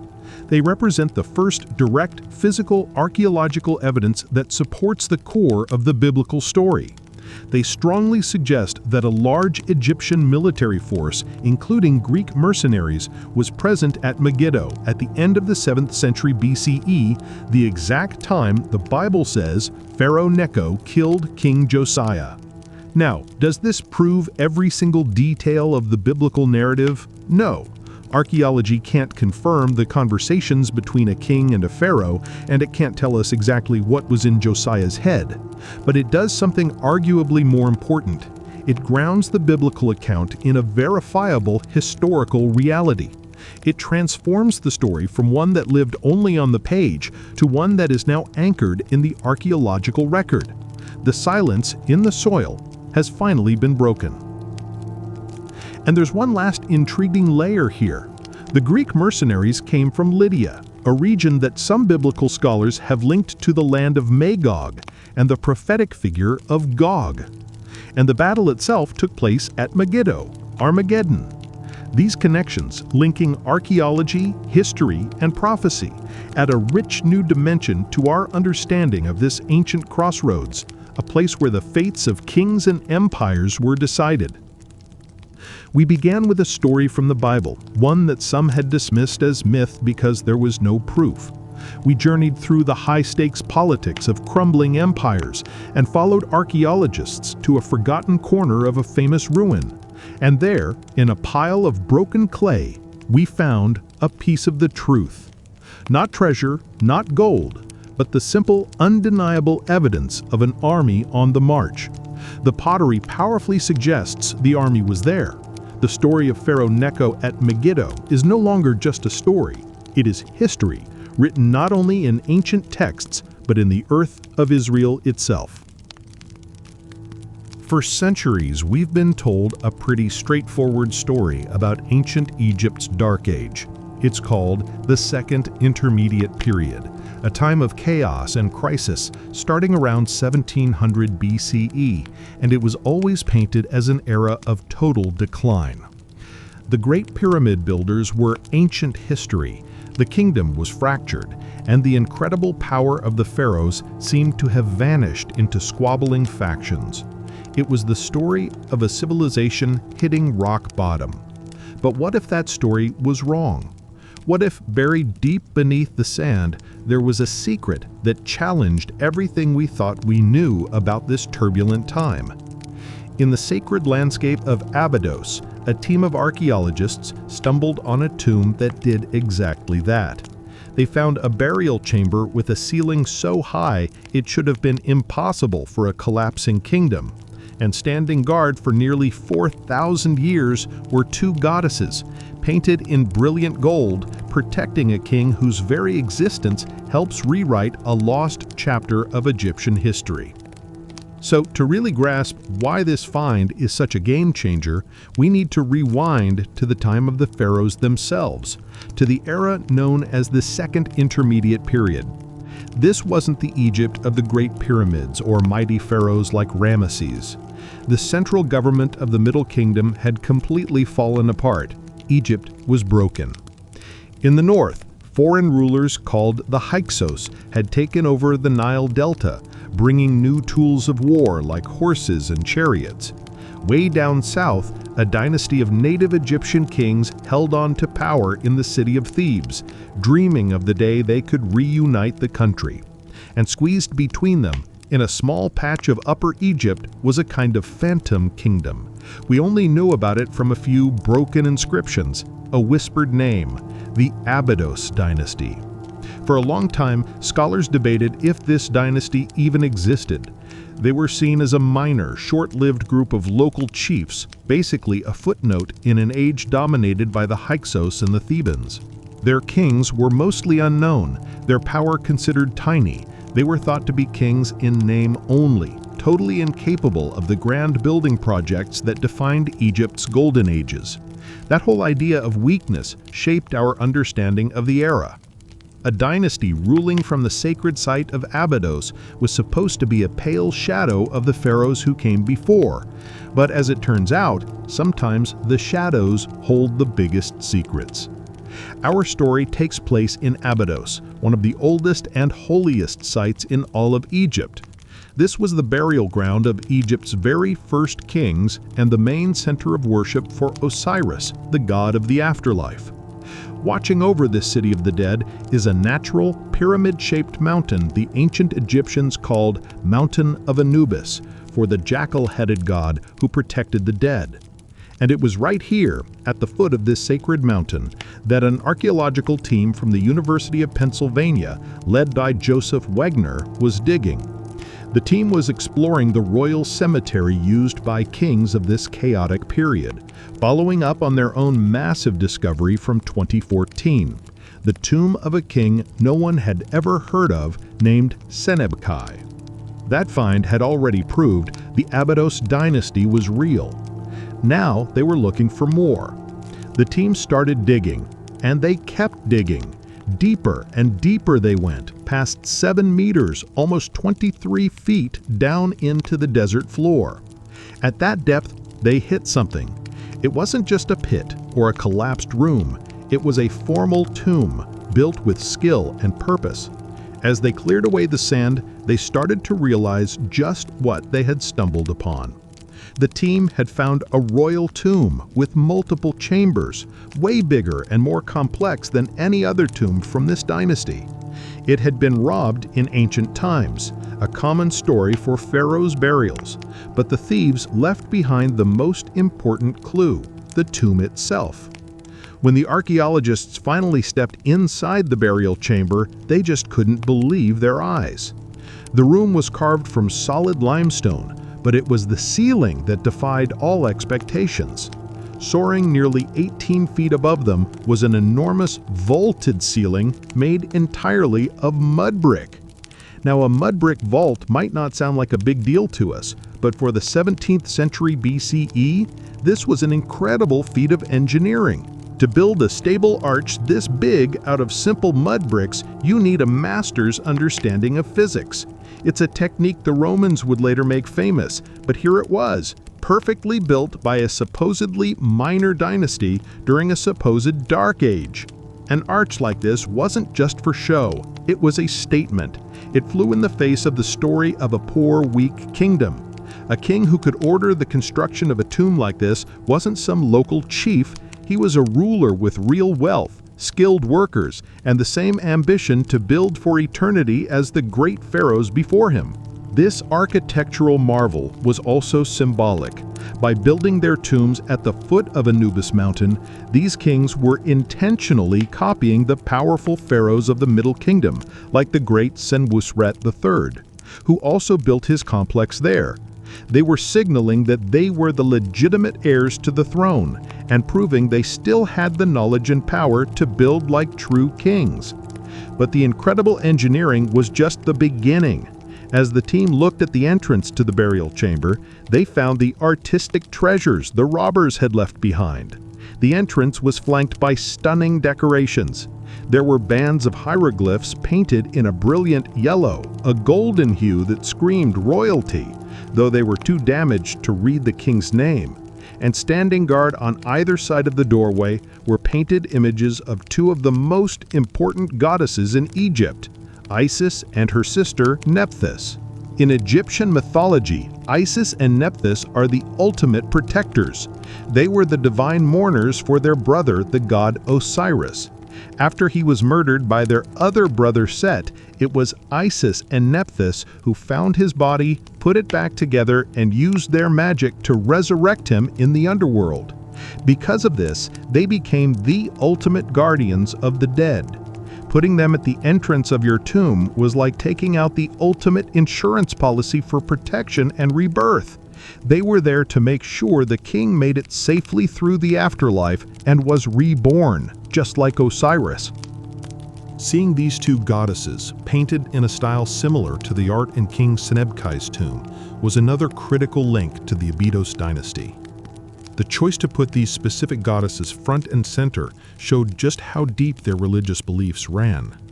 Even with all the political chaos, their faith in the traditional path to eternal life, protected by the gods, was as strong as ever. These golden goddesses weren't just art, they were a declaration of faith. So what's the big picture here? How can one tomb for a king we can't even name completely rewrite history? Well, it all comes down to context. This tomb, with its brilliant engineering and beautiful religious art, is a massive piece of evidence. It's the ultimate proof that the Abydos dynasty wasn't this weak, forgotten footnote historians once thought they were. They were a real power. This find confirms that during the Second Intermediate Period, Egypt wasn't just split in two.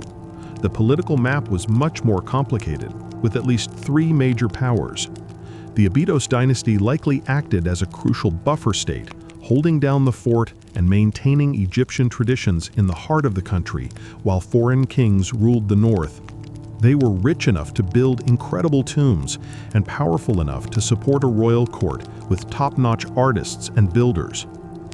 The tomb is thought to belong to one of King Senebkai's predecessors, which helps archaeologists slowly piece together the timeline of this lost dynasty. It transforms this so-called Dark Age from a simple story of collapse into a dynamic era of competing kingdoms, each with its own culture, power, and ambitions. The kings buried at Anubis Mountain were not just holding on, they were ruling, building, and protecting the sacred traditions of their ancestors. They were playing a key part in a story that would eventually lead to the defeat of the Hyksos and the beginning of Egypt's most amazing era, the New Kingdom. In the end, the tomb guarded by the golden goddesses has given a voice to a dynasty we thought was lost to silence. It's a testament to the sheer resilience of Egyptian culture and the ambition of its kings, even when things seem to be falling apart. It's the perfect reminder that history is never a closed book, and our picture of the past is always just one discovery away from being completely transformed. And while archaeologists have answered the big question about the Abydos Dynasty's importance, the tomb is still holding on to one last secret. The hieroglyphs that would tell us the pharaoh's name are unreadable, lost to time. For now, he remains an unknown king, his spectacular tomb the only proof of his reign. It makes you wonder, what other rulers are still waiting under the sacred mountain of Anubis?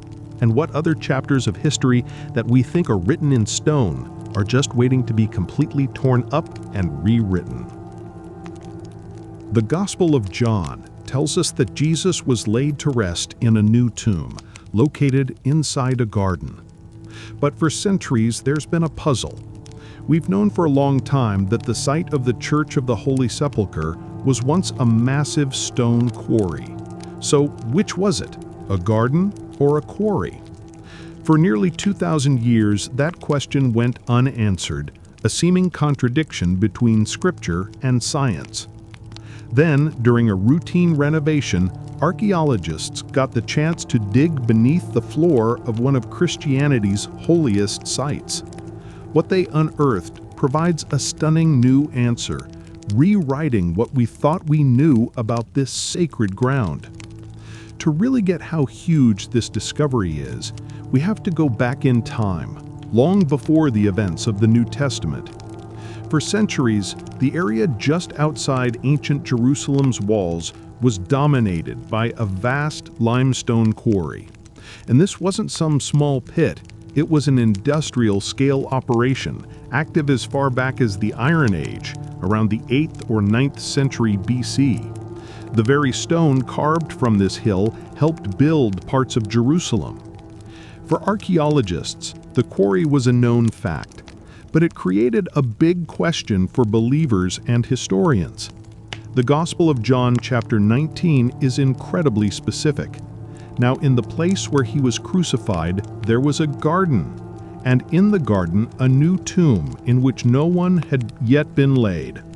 This paints a picture of serenity and nature, a total contrast to the rugged industrial landscape of a stone quarry.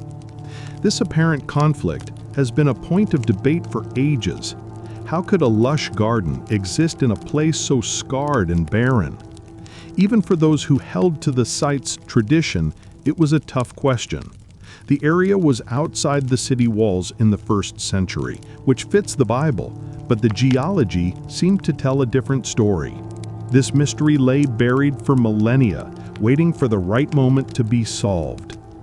That moment finally came in 2022. The Church of the Holy Sepulchre, a building that has been damaged, rebuilt, and expanded for nearly 1,700 years, needed a major floor renovation.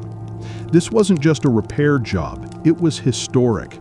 For the first time in over 200 years, a large-scale project like this was approved, requiring the unprecedented cooperation of the 3 main Christian communities that share the church: the Greek Orthodox Patriarchate, the Franciscan Custody of the Holy Land, and the Armenian Patriarchate.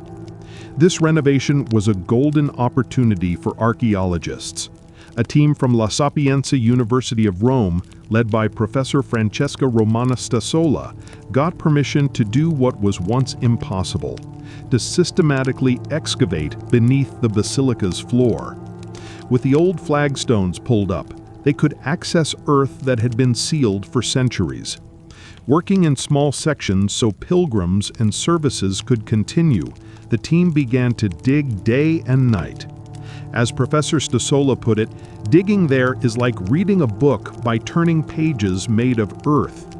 They found what they expected at first: pottery from the Iron Age, confirming the quarry's ancient origins. But then, as they reached the layers from the early 1st century AD, the time of Jesus, they found something that changed everything. They found a garden. The proof wasn't obvious at first glance. It wasn't like they found preserved flower beds. It was far more subtle, and it took cutting-edge science to see it. The first clue was structural. The team found a series of low stone walls built right on the old quarry floor. These weren't building foundations, they were small terrace walls, designed to hold soil and create contained cultivatable plots of land. It was a clear sign of how an industrial site had been repurposed for agriculture. But the real evidence was in the soil itself. The team took samples and turned to a field called archaeobotany, which is like forensic science for ancient plants. By analyzing microscopic pollen grains and preserved seeds, they can reconstruct what an environment looked like thousands of years ago. The results were stunning. The analysis revealed traces of olive trees and grapevines. This wasn't just wild growth, these were cultivated plants. The pollen proved these species were growing right there on that spot about 2,000 years ago. While final radiocarbon dating results are still pending, the layer where they were found places them firmly in the era before the first church was built, consistent with the time of Jesus.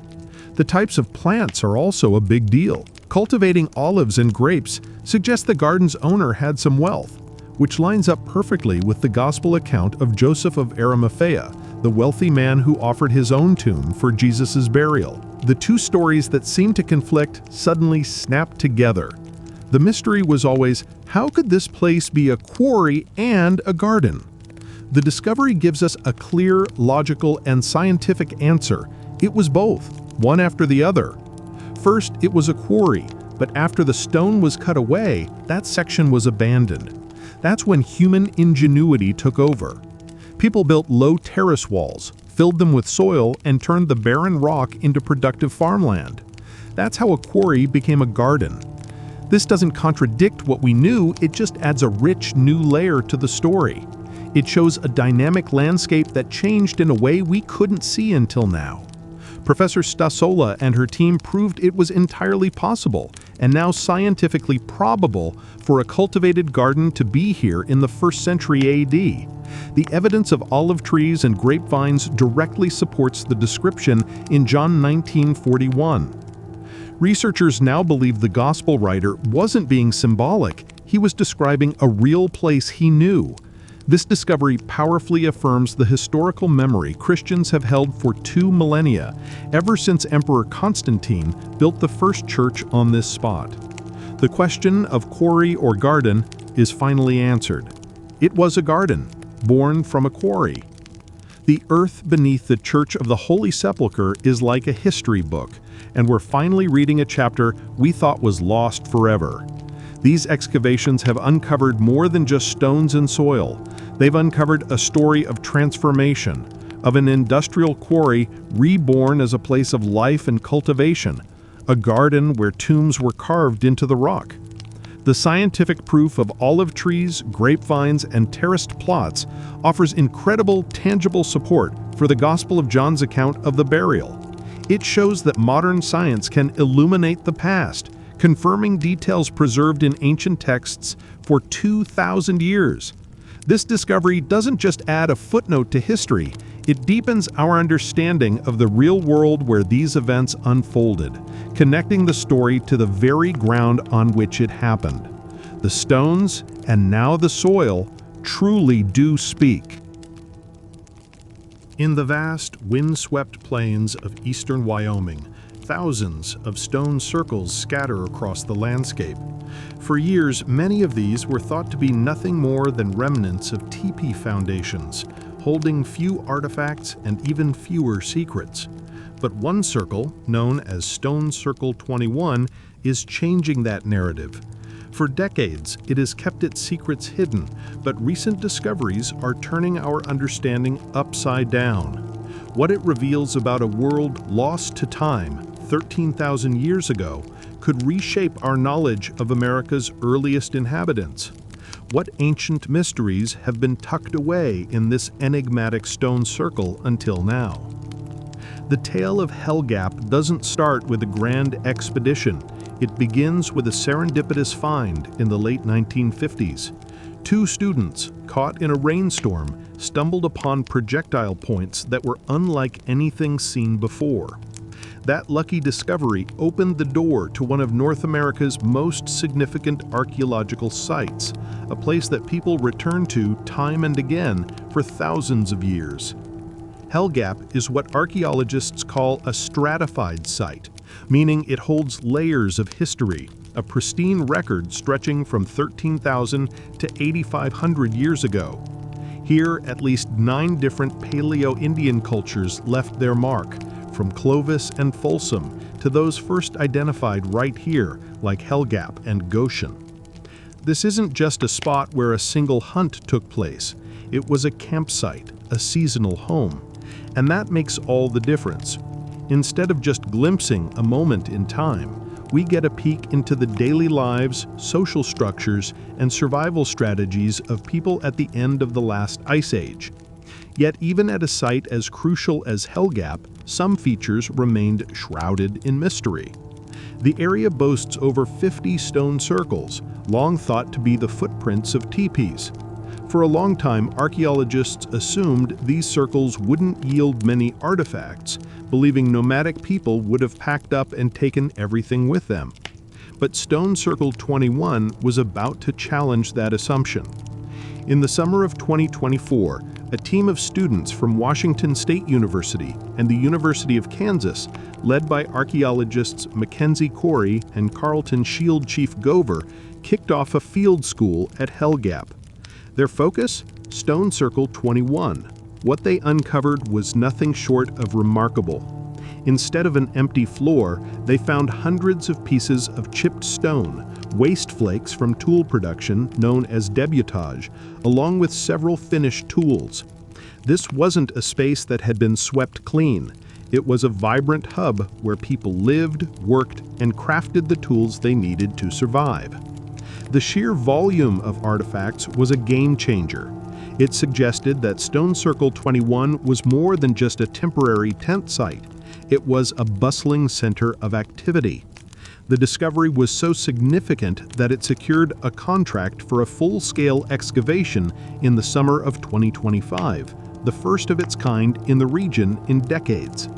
The initial finds from the field school opened a new chapter in the Hell Gap story, shifting our focus to what might be one of the oldest homes in North America. Understanding Stone Circle 21 hinges on how archaeologists interpret the space. By carefully mapping where every single artifact was found, a picture began to take shape. At the back of the structure, the team uncovered a dense cluster of chipped stones and tools. Their hypothesis? This was a dedicated activity area, a specific spot where someone sat day after day sharpening and repairing their essential toolkit. This wasn't random debris, it was the result of intentional, repeated action.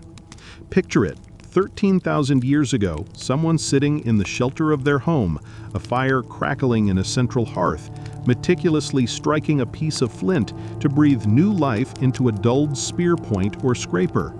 Each tiny flake of stone that fell to the ground is a clue, and when hundreds are found together, they tell a powerful story of domestic life and technological ingenuity. Are we looking at the tools themselves, or are we seeing the evidence of them being resharpened? These are the questions driving the new research, connecting us directly to the actions of a person who lived 100 centuries ago. But perhaps the most profound discovery at Hell Gap isn't just the tools, it's the home that contained them. Evidence suggests that Stone Circle 21 served as the foundation for a winter dwelling. This is incredibly significant. Finding remains of structures from this deep in the past is exceedingly rare. as organic materials like wood and hides decay over millennia. At Hell Gap, archaeologists have previously found post holes, impressions in the ground left by wooden posts that form circular patterns, hinting at some of the oldest constructed buildings in the Americas. These weren't just simple teepees. The post holes suggest a formalized construction process, a blueprint for a sturdy home built to withstand the harsh Wyoming winters. The discoveries at Stone Circle 21 build on this suggestion, suggesting a central living area with dedicated spaces for different activities. The concentration of tool-making debris at the back of the structure helps define that space, giving us an intimate look at how a Paleo-Indian family might have organized their home. So what made this location so special? Hell Gap sits in a unique ecological zone, a boundary between the open plains and the forested hills of the Hartville Uplift. This gave its inhabitants access to a wide variety of resources: bison on the grasslands, deer in the woods, along with wild onions, berries, and medicinal plants. Crucially, the valley also had a reliable source of water, a key factor for anyone choosing a place to camp. They returned here generation after generation for over 4,000 years because it provided everything they needed. The evidence of a winter shelter at Stone Circle 21 tells us they weren't just passing through, they were settling in, using this place as a base to survive the toughest season of the year. The tools found at Stone Circle 21 and across the Hell Gap site reveal the technological sophistication of these early peoples. We're not just talking about spear points for hunting. Archaeologists have found hundreds of scrapers, tools used for preparing hides, as well as tens of thousands of flakes from the tool-making process. They also found something even more personal: bone needles. These needles, among the oldest ever found, are direct evidence of sewing. During a time when the climate was much colder, in a period known as the Younger Dryas, the ability to create tailored clothing from animal hides was not a luxury, it was a matter of life and death. Complex, well-fitted garments would have been essential for survival, and these tiny bone needles are the technology that made it possible. The stone used to make the tools also tells a story. Archaeologists can trace the material back to its source. If a type of stone found at Hell Gap originated hundreds of miles away, perhaps in North Dakota, it provides a map of their movements, indicating vast trade networks or long seasonal migrations. The team even identified a potential rock outcropping near the site where ancient toolmakers sourced and tested stones, giving us insight into their entire production process. From selecting the right raw material, to crafting the final tool, to resharpening it by the fire in their home, we're seeing a complete picture of a technology that sustained them for millennia. So what do these new discoveries at Stone Circle 21 truly mean? They offer a richer, more nuanced picture of the first peoples of the Americas. For too long, the prevailing image of Paleo-Indians has been one of a purely nomadic people, constantly on the move, hunting mammoths and bison. While they were certainly mobile hunters, sites like Hell Gap show us another side of their lives. They reveal that these were people who built sturdy homes to protect their families through harsh winters. They showcase a complex social life, with campsites that were returned to for generations, becoming ancestral places on the landscape.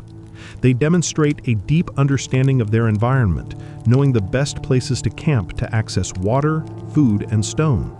And they highlight a sophisticated technology, not just for hunting, but for creating the necessities of daily life, from clothing to the very tools that made it all possible. The work at Hell Gap is a painstaking process. Archaeologists excavate in precise 1-meter squares, subdividing them further into quadrants, and slowly removing soil in 5-centimeter levels. Every artifact's position is recorded in 3-dimensional space, because as the saying goes in archaeology, it's not what you find, it's what you find out.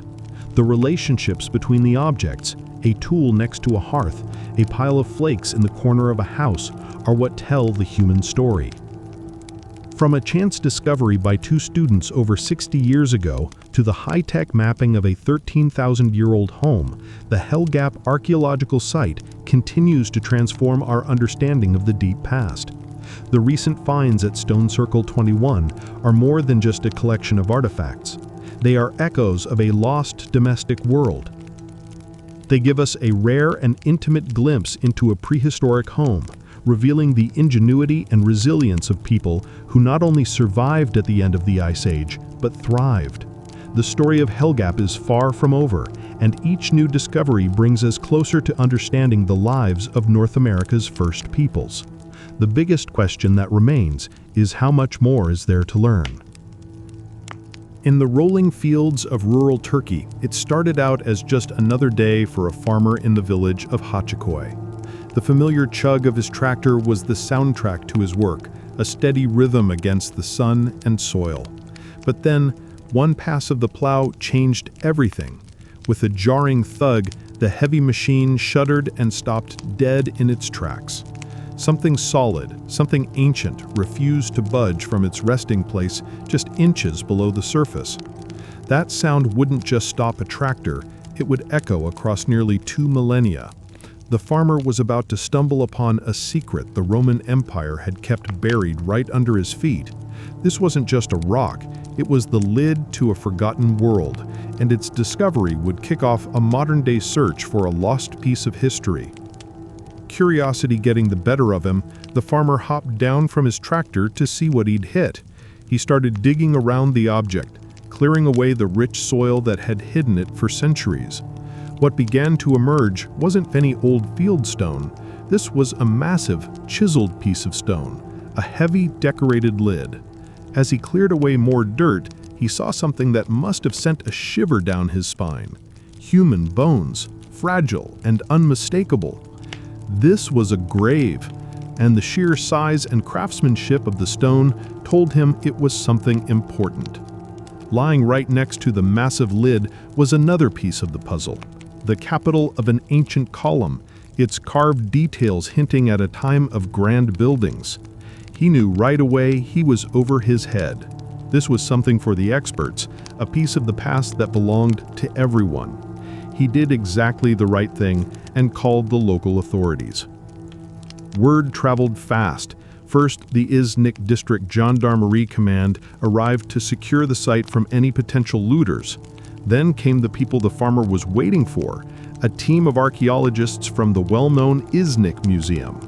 The quiet farmer's field was suddenly an official archaeological site, and a historical investigation was officially underway. The team from the Iznik Museum got to work, their excitement balanced by careful, methodical work. Their first look confirmed what the farmer suspected. The stone lid was definitely from a sarcophagus, and the column capital was classic Roman-era work. But it was a small detail on the sarcophagus lid that was the most exciting clue. Carved into the stone, sources reported a cross motif. Now, if that's confirmed, it's a powerful link to a major turning point in history, suggesting the tomb might be from the era when the Roman Empire was transitioning to Christianity. The real dig began. Every scoop of soil was painstakingly removed, sifted, and recorded. The bones the farmer found were delicately collected, each one holding clues about who was buried here so long ago. But the main event was that giant stone lid. What was hidden inside? Lifting a multi-ton stone artifact without breaking it is a nerve-wracking process. Using special equipment, the team slowly and carefully raised the lid, inch by inch. As it was moved aside, the inside of the sarcophagus saw daylight for the first time in ages. The contents are still being studied by experts, but they promise to paint a clearer picture of life and death in this ancient land. Was this the final resting place of a rich Roman official, a decorated soldier, or maybe an important early Christian leader? The fact that a grand sarcophagus and a column capital were found together suggests this wasn't just one tomb. It points to something much bigger, maybe a family mausoleum or even a necropolis, a city of the dead that served a nearby ancient city. The farmer hadn't just found a grave, he'd found a pin on a much larger, hidden historical map. So why is this particular field so important? To understand that, you have to know that the modern town of Iznik sits on the ruins of one of the most significant cities of the ancient world, Nicaea. Founded back in the 4th century BCE by one of Alexander the Great's generals, Nicaea was a major player for centuries. It was a Hellenistic gem before becoming a key city in the Roman Empire. Its massive defensive walls, many of which are still standing, made it a hub of power and culture. But Nicaea's biggest claim to fame happened in the 4th century AD. In 325 AD, the Roman Emperor Constantine the Great called the First Council of Nicaea. This huge event brought Christian bishops from all over the empire to establish a unified faith. The result was the Nicene Creed, a statement of belief still recited by billions of Christians today. The city's importance as a center of early Christianity was cemented when it later hosted a second council. The possible cross on that sarcophagus isn't just a carving, it's a potential direct link to this game-changing era when Nicaea was at the center of the Christian world. This find is just the latest in an incredible string of discoveries in the area. Not far from the farmer's field, other Roman-era graves have been found. In nearby Lake Iznik, the underwater ruins of a 1,700-year-old basilica were discovered, which some think was destroyed in an earthquake around 740 AD.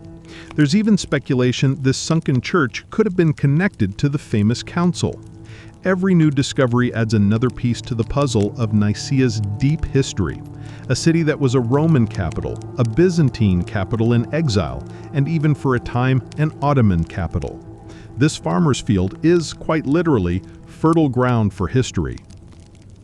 The news of this accidental discovery has rippled far beyond the village of Hachikoi, putting a fresh spotlight on Iznik's incredible historical importance.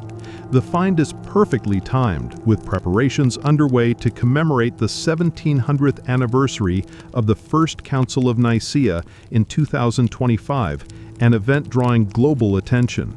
This sarcophagus isn't just another artifact, it's a timely reminder of the huge role Iznik played on the world stage. For the people who live there, the discovery is a huge source of pride. It's a tangible connection to the past, a reminder that they live on a landscape where history is just waiting to be rediscovered. These finds also have the potential to bring in more heritage tourism, drawing visitors and researchers eager to connect with the ancient world. But maybe the most important part of this story is how it shows the vital role everyday people can play in protecting our shared history. The farmer who found the tomb could have ignored it, or even worse, tried to sell it illegally. Instead, he knew it was important and made the right call, allowing it to be preserved and studied. He became an accidental guardian of the past, and his responsible choice has forever strengthened his community's connection to its own incredible story. From a sudden jolt in a farmer's field to uncovering a secret nearly 2,000 years old, this story is a perfect example of how the past can roar back into the present when we least expect it. The Iznik sarcophagus is more than just a stone box, it's a time capsule.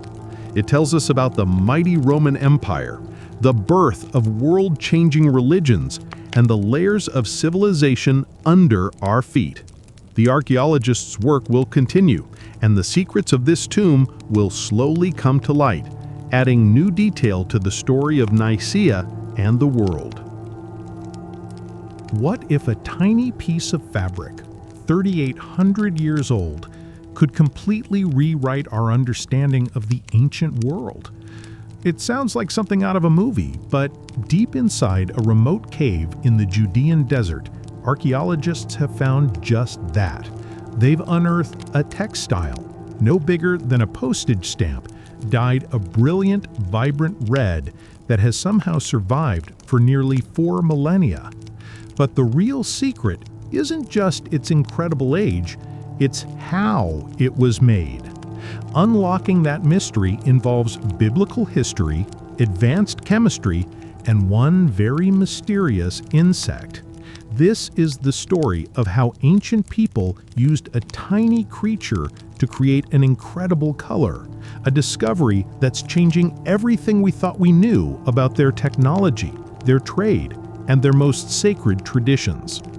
Our story starts in a place with a fittingly grim name, the Cave of Skulls, tucked away in the Zelim Stream Valley near the Dead Sea. This cave, like many in the Judean Desert, is a natural time capsule.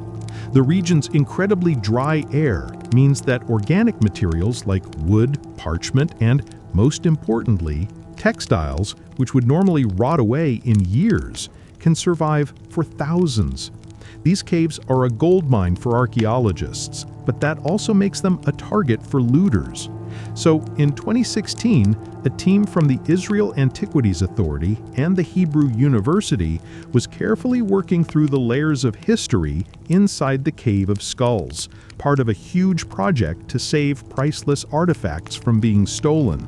They found dozens of textile fragments, which is amazing on its own, but one piece less than an inch square immediately stood out.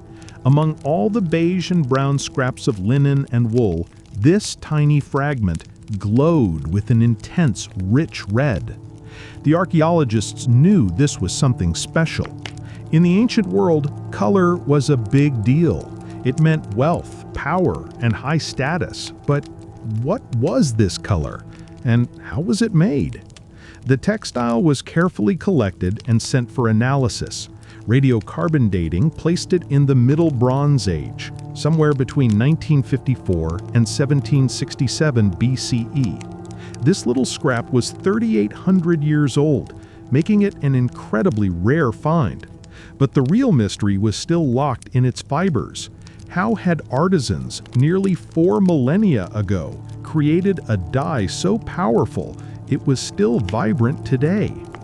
For the research team, led by Dr. Naema Sukanek of the Israel Antiquities Authority, that color was everything.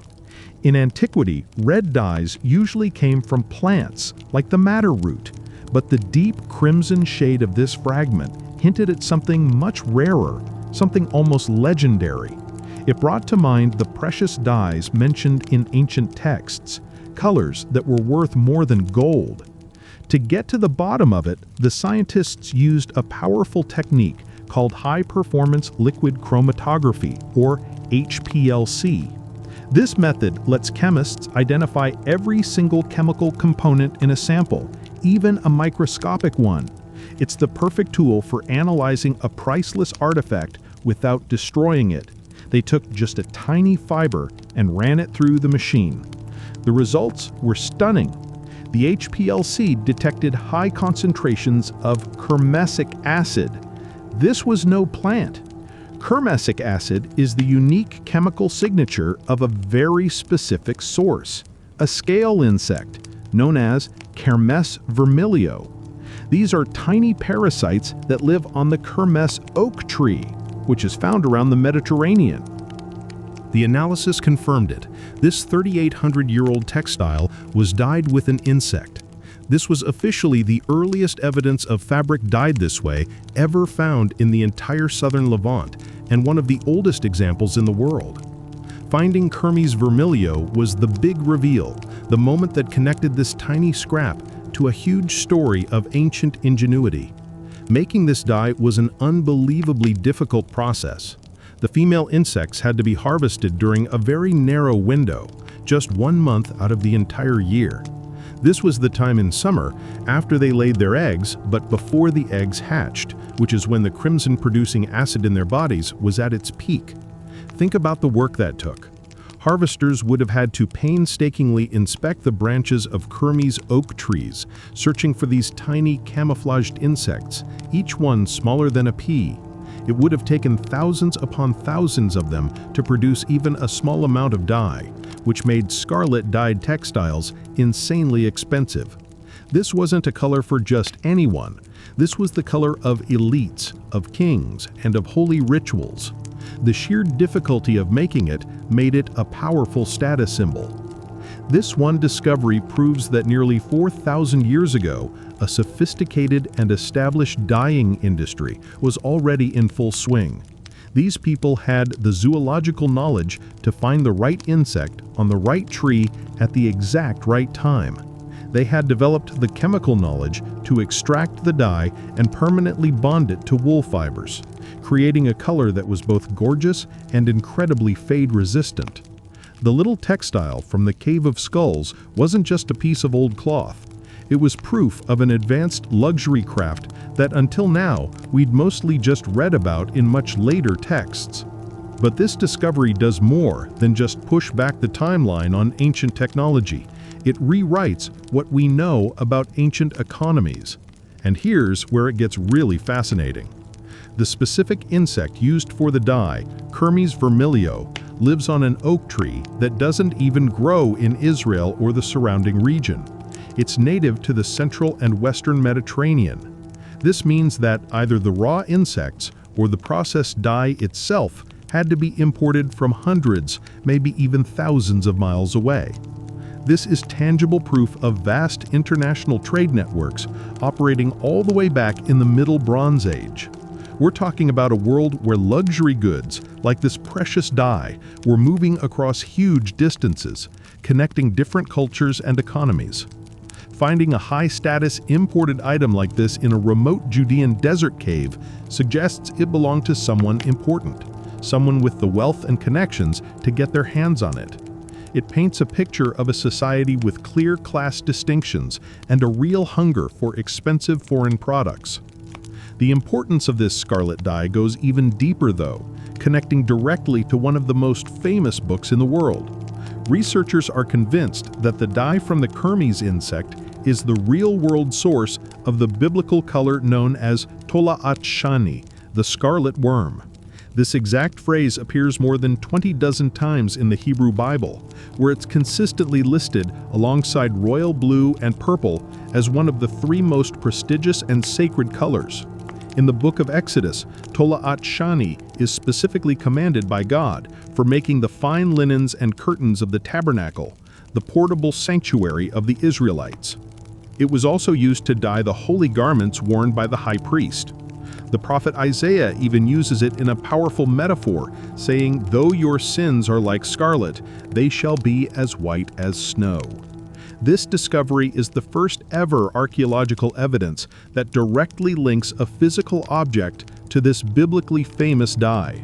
It closes the gap between ancient texts and the real world, proving the scarlet worm wasn't just a story, it was a real, tangible, and highly prized product in the ancient Levant. So a single piece of fabric, smaller than a coin, found in a dark desert cave. It seems so insignificant. Yet this tiny thread has woven together an epic story. It has revealed the secrets of a lost technology, proving a complex dyeing industry existed almost 4,000 years ago. It has provided hard evidence for far-reaching trade networks that connected the ancient Near East with the wider Mediterranean world. And most remarkably, it has brought a piece of the Bible to life, giving us a physical connection to the sacred tola'at shani, the scarlet worm. This discovery is a powerful reminder that history is hiding all around us, often in the most unassuming packages. It shows how modern science can unlock the secrets of the past, and how even the smallest artifact can completely reshape what we thought we knew. And it reminds us that there are so many more stories still waiting to be unearthed. Persepolis, the city of the Persians. For 2 centuries, this was the dazzling heart of the Achaemenid Empire, the biggest the world had ever seen.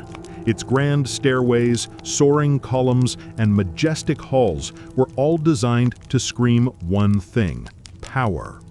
But hidden deep inside this sprawling complex is a building that's been whispered about for centuries, a place wrapped in legend and fantasy, the Harem of Xerxes.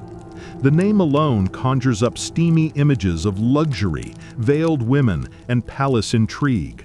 We've all heard the stories, spun by ancient Greek writers and supercharged by centuries of art and film, of a decadent king and his 360 concubines. But what if I told you that story is mostly a myth? That the latest archaeological thinking and a fresh look at the evidence are revealing a profoundly different truth. A truth that suggests the legendary harem was never a harem at all. And what it actually was is way more interesting. So, where did this powerful fantasy of the Persian harem come from? Well, it all starts with Persia's greatest rivals, the ancient Greeks. Historians like Herodotus wrote a lot about the Persians, and they often painted their kings as lazy, decadent, and completely ruled by their desires. It was brilliant propaganda, creating the picture of a despotic East that stood in sharp contrast to their idea of a rational, democratic West. And that story was incredibly sticky. When the first European archaeologists showed up at Persepolis in the 1930s, they brought those Greek stories with them. The team, led by the brilliant Ernst Herzfeld, uncovered a large, secluded residential building in the southeast corner of the complex. It was L-shaped, with a grand central hall and over 20 separate multi-room apartments. Given its private apartment-like layout, and with the famous harems of the much later Ottoman sultans in mind, they gave it the name that seemed to fit the Greek story perfectly: the harem. The name stuck, and the fantasy was set in stone.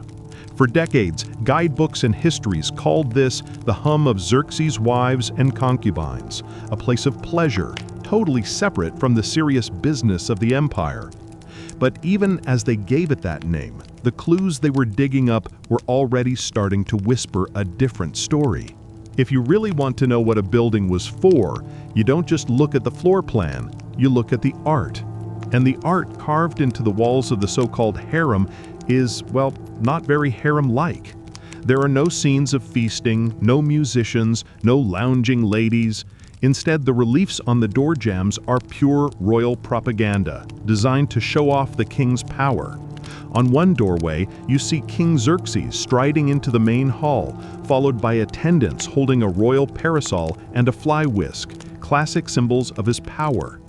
On other doorways, the imagery gets even more intense. You see the king in full hero mode, fighting off monstrous creatures, a snarling lion and a horned lion-headed griffin. This isn't the vibe of a ruler lost in pleasure. This is the image of a warrior king, a protector defending his empire from the forces of chaos. The art inside the so-called harem is identical in theme to the art in the most public political spaces at Persepolis. It's a message of strength, order, and divine right. This was the first major clue that the building's function was far more important than its romantic name suggested. So, what was its real purpose? It turns out the answer was hiding in plain sight, written in stone. Among the ruins of this very building, archaeologists found one of the most important inscriptions in all of Persepolis. Today, it's known as XPF, or more dramatically, the Harem inscription. Carved in the three official languages of the empire, Old Persian, Elamite, and Babylonian, this text is Xerxes' political manifesto. In it, he speaks directly to his subjects and to history itself, proclaiming, "My father Darius had other sons, but thus was Ahura Mazda's desire, my father Darius made me the greatest after himself. When my father Darius went away from the throne, by the grace of Ahura Mazda, I became king on my father's throne." This is a crystal-clear statement of political legitimacy.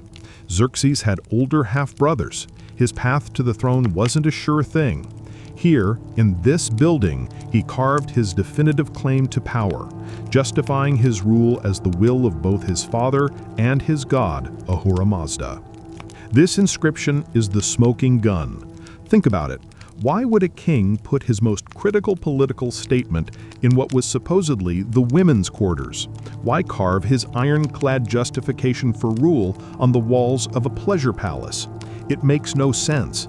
Unless the building wasn't a harem at all, unless it was something much more important. So let's be clear. The scholarly consensus today is that the name harem is a complete misnomer, a Western fantasy projected onto the Persian world. What was this building really for?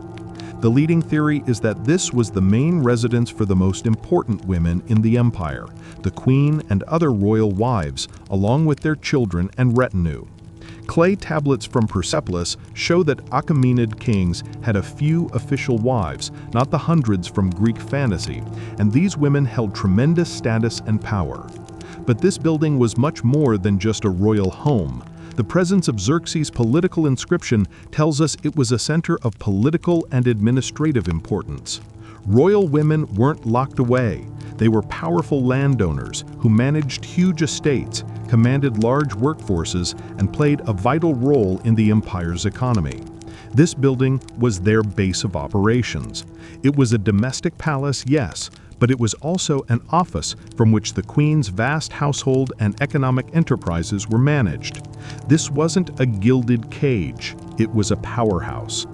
Fittingly, after its excavation, this very building was restored and now serves as the official Persepolis Museum, a place where the site's treasures are kept and displayed, a final testament to its importance. This new understanding does more than just rename a building. It forces us to tear down that old, tired stereotype of the decadent East versus the rational West. The Achaemenid court was a complex, highly sophisticated, and highly organized institution. This building reveals the high status and administrative power of royal women, pulling them from the footnotes of history into a central role. And it reminds us that history is a living science. While this new understanding comes from re-examining old evidence, incredible new finds are still being made all around Persepolis. Just a few kilometers away, a joint Iranian-Italian mission has been excavating a massive gateway at a site called Tol-e-Ajuri. Decorated with glazed bricks of mythical beasts, it looks like a precursor to Persepolis itself, modeled on Babylon's famous Ishtar Gate. And as recently as 2023, archaeologists kept uncovering more of this area, adding new pieces to the puzzle of how Persepolis was born.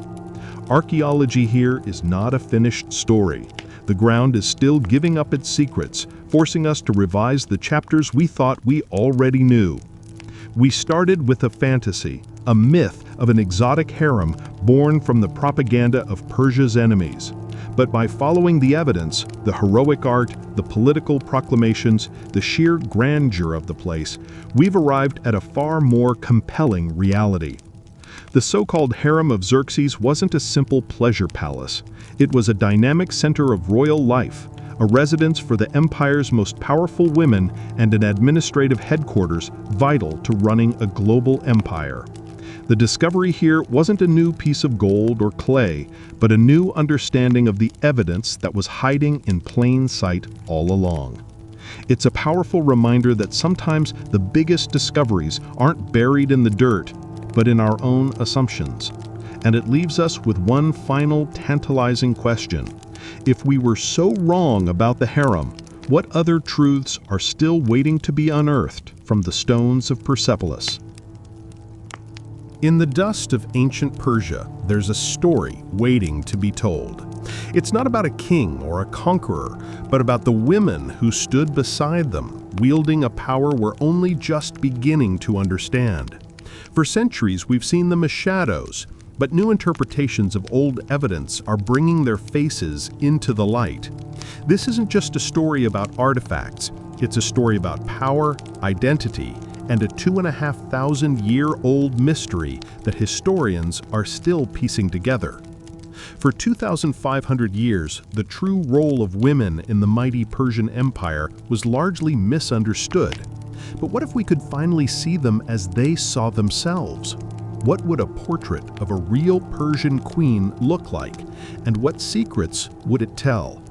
The search for an answer is rewriting the story of the powerful women who ruled from the heart of Persepolis. Imagine an artifact of incredible rarity, discovered deep within the ruins of Persepolis, the grand ceremonial capital of the Persian Empire. Picture a small, exquisitely carved head sculpted from pure lapis lazuli, a stone so prized in the ancient world it was reserved for the most sacred and royal of purposes. The Egyptians famously used it on the funeral mask of Tutankhamun, and for the Persians, it was used to decorate their magnificent palaces.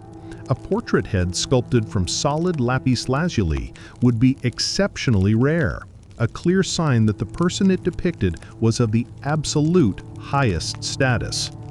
Now, while a definitive lapis lazuli head of a queen from Persepolis hasn't hit the headlines, the idea of one and the real evidence we do have has ignited a fascinating discussion among historians.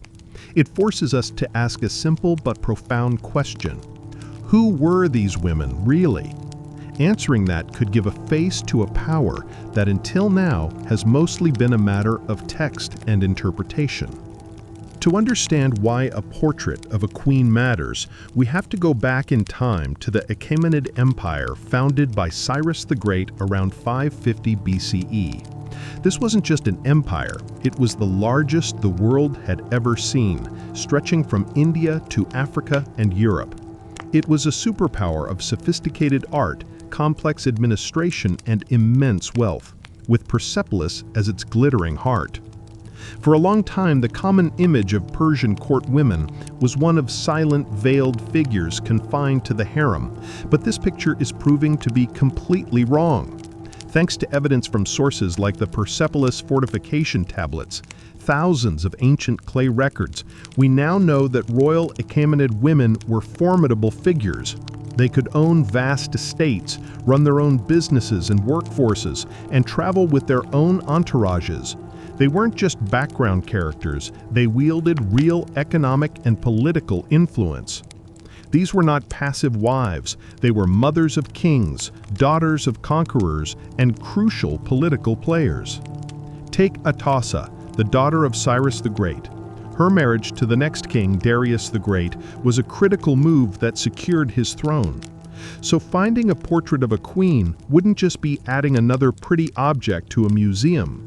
It would provide a face for this very real female power, tangible proof that these women were visibly celebrated at the center of the empire. One of the most powerful symbols of authority in Persian art is the turreted or crenellated crown. This wasn't just jewelry, it was a statement. The design mimics the fortified walls of a great city, instantly linking the wearer with protection, sovereignty, and divine might. To wear the walls of a city on your head was to literally embody its strength. This turreted crown shows up in Persian art worn by gods and kings, which tells you it was reserved for the highest echelons of power. The fact that this symbol was also associated with royal women speaks volumes. It suggests they were seen not just as consorts, but as recognized authorities and protectors of the realm, whose status was so absolute that it was immortalized with the empire's most potent symbols. This turreted crown transforms the image of a royal woman into a symbol of imperial majesty itself. So if we were to find a portrait of a queen, who could she be? The identity of the woman in the theoretical blue head remains one of the most tantalizing questions, and scholars have a few key candidates. First, there's Queen Atossa. Her resume was flawless.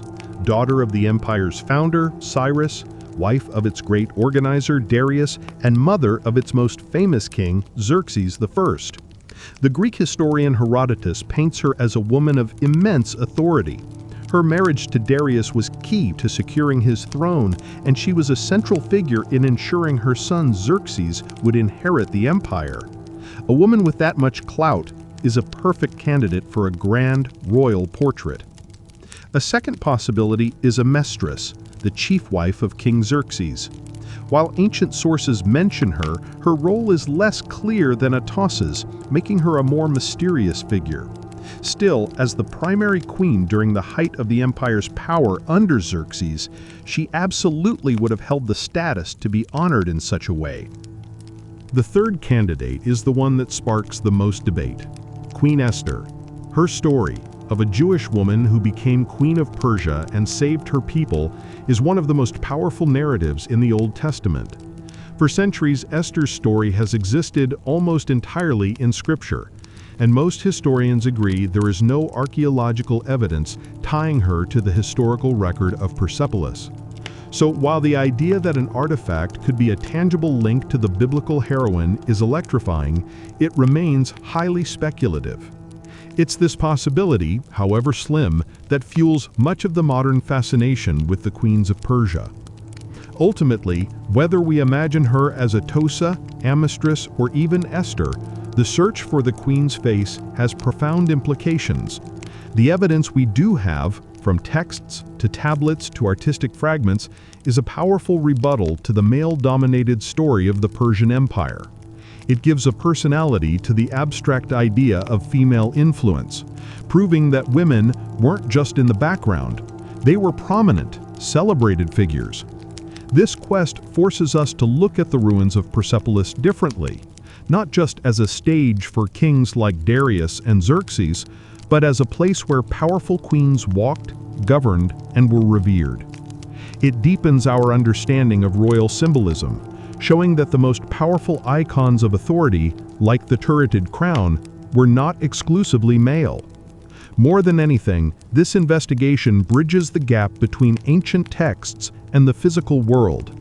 It takes names like Atossa from the pages of Herodotus and gives them the weight of material culture, reminding us that these were real people who lived within the stone halls of Persepolis. It highlights the vital role of archaeology, not just in digging up treasure, but in giving a voice to those who were silenced by time, allowing these queens to finally reclaim their stories. From a single imagined face carved in a precious blue stone, a sprawling imperial mystery unfolds, one that challenges our assumptions about gender and power in one of the world's greatest empires. The identity of any one queen may be lost to time, but her significance is undeniable.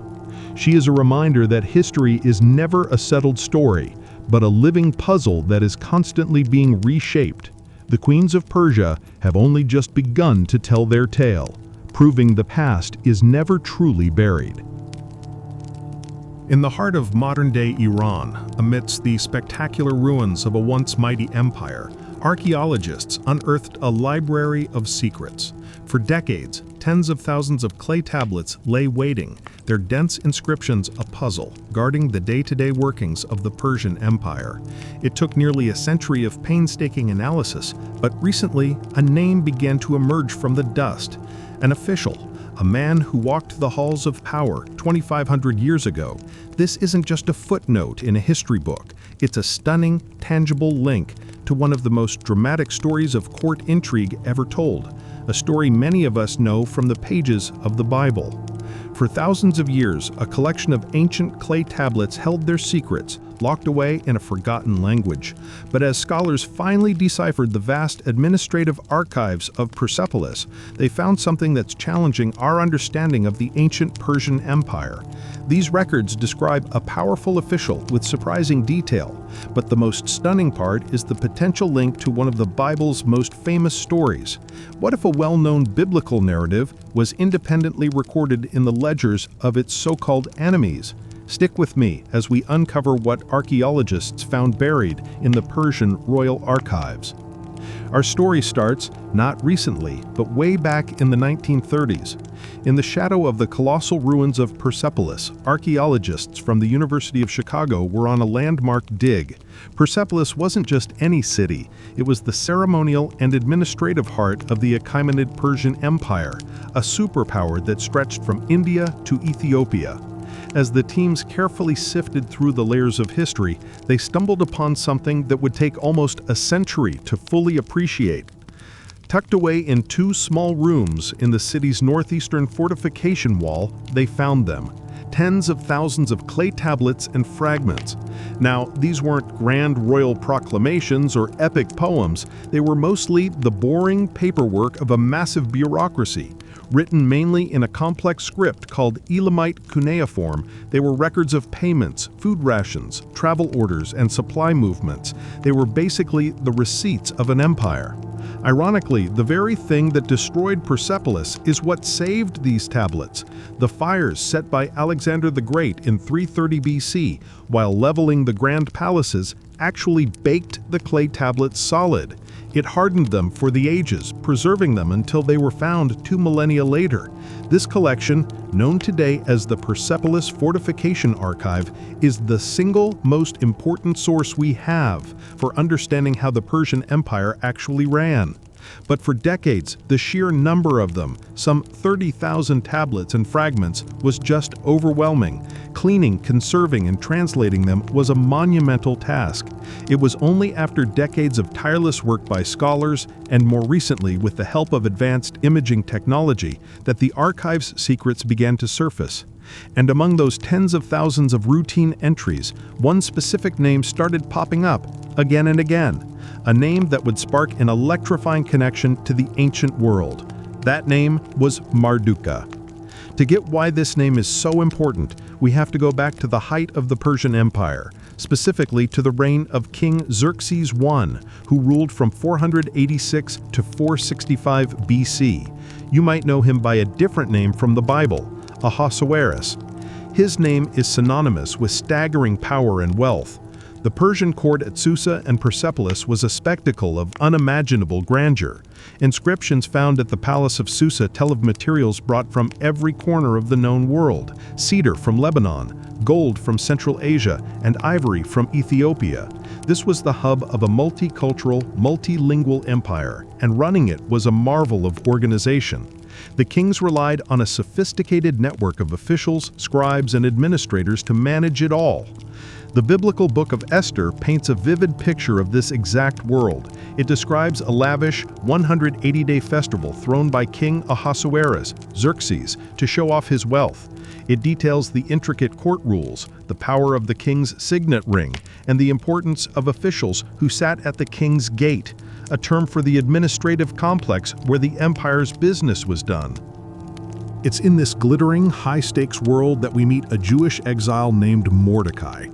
According to the story, his cousin, Esther, becomes queen, and Mordecai himself serves as an official in the court. For a long time, critics have questioned the historical accuracy of the Book of Esther. Was it a real history, or more of a historical novel? The characters seemed larger than life, the events a bit too convenient. Could a Jewish man like Mordecai really climb the ladder in the powerful and complex Persian bureaucracy? The question just hung there, seemingly unanswerable. But the clue, it turns out, wasn't in a grand monument or a royal tomb. It was waiting in those dusty administrative files from Persepolis. As scholars meticulously worked through the Persepolis archive, the name Marduka kept showing up in over 30 different tablets. It's crucial to note these tablets don't form a special collection. They're part of the massive administrative archive. The tablets mentioning him mostly date to the period between 509 and 494 BC. That covers the late reign of Xerxes' father, Darius I, placing them in the right time frame leading up to the biblical story of Esther. Linguistically, the connection is pretty striking. Marduka is the accepted Persian or Elamite version of the Hebrew name Mordecai. Both names probably come from the chief god of Babylon, Marduk. It was common for Jews living in exile to adopt or be given names that referenced local deities, just like Daniel was given the Babylonian name Belteshazzar. But it gets deeper than just a name. The tablets don't just mention a Marduka, they give us clues about his job. It's important to know the name might refer to up to 4 different individuals, so we have to be careful. However, one prominent Marduka is described as a senior scribe or accountant at Susa, the very setting of the Esther story. This role fits perfectly with the biblical description of Mordecai. As an official at the king's gate, Mordecai would have been deeply involved in the court's administration. The biblical text even implies he was multilingual when it says he overheard a plot to assassinate the king being discussed by 2 guards in their native tongue. So what we have is a man with the same name, living in the right place, around the right time, and holding the exact kind of job described in the Bible. This is where the pieces start to click together, forming a potential bridge between archaeology and a biblical text. The Book of Esther tells the story of how Mordecai uncovered a genocidal plot by the king's prime minister, Haman, to wipe out the Jewish people. With the help of his cousin, Queen Esther, who risked her own life to approach the king, Mordecai exposed the plot and saved his people, eventually being promoted to second in command of the entire empire. For centuries, this story has been a cornerstone of Jewish tradition, celebrated every year during the festival of Purim. But its historicity has always been debated. So what do these tablets from Persepolis give us? They aren't absolute proof that the Marduka mentioned in the records is the same man from the Bible. Let's be clear about that. But they provide powerful corroborating evidence for the setting of the story. Think about what that means. Critics used to claim it was improbable for a Jewish man to rise to a high office in the Persian court. Yet here, in the empire's own records, we find evidence of officials with a distinctly Jewish Babylonian name serving in important roles. The tablets confirm that the social and political world described in the Book of Esther is historically plausible. The names, the jobs, the administrative structure, it all fits. As the historian Edwin Yamauchi, an expert on Persian history, has pointed out, while we can't be absolutely certain, the possibility that one of the Mardukas mentioned is the biblical Mordecai is very plausible.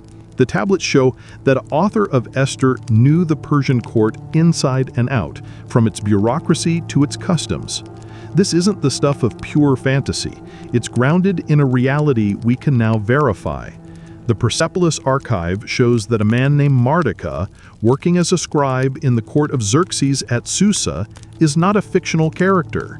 He is in fact a historically plausible figure, whose name is recorded in the very records of the empire he served. The discovery of the name Marduka within the Persepolis fortification archive is a quiet revelation that has sent ripples through archaeology and biblical studies. It's a great reminder that history is often found not in giant monuments, but in the most unassuming places. In this case, in the daily paperwork of an ancient empire. These small clay tablets have given a name and a job title to a man who until now was known to many only through scripture. They provide a tangible link, a piece of archaeological bedrock that supports the historical setting of one of the Bible's most thrilling narratives. While the debate will surely continue over whether the Marduka of the tablets is the Mordecai of the Bible, the evidence is compelling. The tablets confirm that the world described in the Book of Esther is real. The names are real, the jobs are real, and the corridors of power at Susa were walked by real people, including officials named Marduka. It leaves you with a profound thought. For over 2,000 years, these records lay silent, baked into permanence by the fires of conquest. What other secrets, what other names, and what other stories are still waiting to be deciphered from the thousands of fragments that remain? The story of Marduka is one stunning connection, but it's almost certain that the ancient world has many more secrets left to tell. What does faith look like? It's a question we ask about our own time, but what about the distant past? What did faith look like 3,800 years ago in the powerful, bustling Canaanite city-state of Tel Shimron? For a long time, the answer was buried, locked away under layers of earth and centuries of dust. But now we have a clue. It looked like the glint of bronze in the shape of a god, and it might have sounded like the roar of sacrificial fires. Deep inside a mysterious, monumental structure, archaeologists have just unearthed an incredible collection of sacred artifacts. This isn't just a handful of objects, it's a vault of the gods, a time capsule of intense religious devotion that gives us a glimpse into the sacred and sometimes shocking rituals of a lost world. This discovery tells the story not just of ancient deities, but of the people who were desperately trying to reach them. And it raises a huge question. What kind of event, what crisis or celebration could possibly demand a sacrifice on this scale? Before we get to the heart of the discovery, you need to understand where we are. This is not just any hill in northern Israel. This is Tel Shimron, a massive archaeological mound in the Jezreel Valley. For the ancient world, this valley was a superhighway, a critical crossroads connecting the great powers of Egypt, Mesopotamia, and the Mediterranean. To control Shimron was to control the flow of trade, wealth, and information. And around 1800 BCE, during the Middle Bronze Age, Shimron was a giant. It was one of the largest and most powerful Canaanite city-states in the entire region, a thriving metropolis long before many biblical narratives came to be. Despite its importance, it's mentioned in ancient texts from Egyptian records to the Hebrew Bible, Tel Shimron was largely unexcavated for thousands of years. It was a huge gap in our understanding of the ancient world. That all changed when a joint team from Wheaton College and Tel Aviv University, led by Professor Daniel Master and Mario Martin, began the first systematic excavations. They were hoping to finally understand this sleeping giant's role in the grand story of the ancient Near East. They expected to find city walls, houses, maybe a palace foundation. Professor Master even joked that he'd have to convince his students that archaeology isn't usually this exciting. What they found was anything but typical. It wasn't just another layer of an ancient city, it was something built to be seen, to dominate the landscape, and to last forever. As the team dug into the highest point of the Tel, its Acropolis, they uncovered a monumental structure unlike anything else at the site. Towering 5 to 6 meters high, its peak was intentionally covered with brilliant white chalk, creating a stark, unmissable contrast with the darker stones around it. This wasn't just a building, it was a statement, a powerful symbol you could see for miles across the valley. Inside this enigmatic monument, they found something even stranger, a large open-air room about 68 square meters with thick mud brick walls. It originally had 2 staircases, but soon after it was built, the entrances were deliberately blocked, turning the chamber into a giant, sealed pit. Archaeologists called this a favisa, a sacred deposit, a place where sacred objects are given a final, respectful burial after they've served their ritual purpose.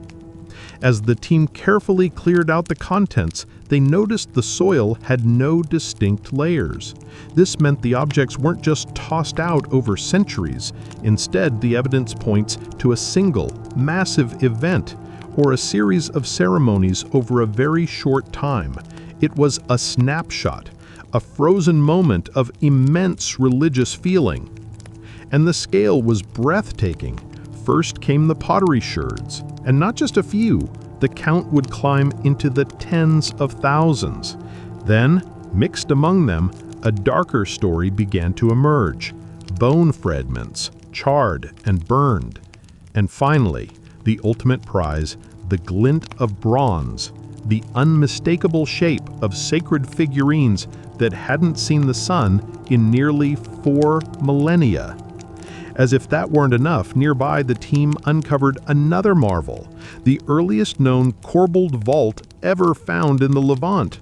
This sophisticated false arch, common in Mesopotamia but without parallel in this region, showed the builders of Shimron were masters of complex engineering. This city wasn't just a center of power and faith, it was a center of innovation. So, what was in this sacred deposit? What did the people of Shimron consider so holy it had to be sealed away with such care? The collection gives us a direct, unfiltered window into Canaanite belief. The stars of the discovery are 2 stunning bronze bull figurines. In the Canaanite pantheon, the bull was a symbol of immense power and fertility, often representing the chief god, El, or the potent storm god, Baal. These weren't just decorations. In a world with no separation of church and state, these figurines were physical manifestations of the divine, objects of intense veneration at the center of ritual life. But the gods demanded more than just idols. The excavation unearthed an astounding 40,000 charred animal bones. Analysis shows they were mostly from sheep, cattle, and goats, and they had been burned at incredibly high temperatures, indicating this was no mere community barbecue. This was a massive, organized, sacrificial ceremony, an offering on a scale that's hard to comprehend. It paints a visceral picture of air thick with smoke, the sounds of ritual, and a community bound together in a great act of appeasement or thanksgiving. Accompanying the sacrifices were the vessels that held the offerings. The team cataloged approximately 57,000 pottery sherds. Many of these were from miniature jugs and bowls, types typically found in temple contexts, which further confirmed the cultic nature of the site. And then came the biggest surprise of all, a piece of a beautifully decorated jug that wasn't from Canaan or Egypt or anywhere nearby. It was Minoan from the island of Crete, more than 1,000 kilometers away across the sea. Finds like this are exceptionally rare. It is among a tiny handful of Minoan pottery pieces ever discovered in Israel.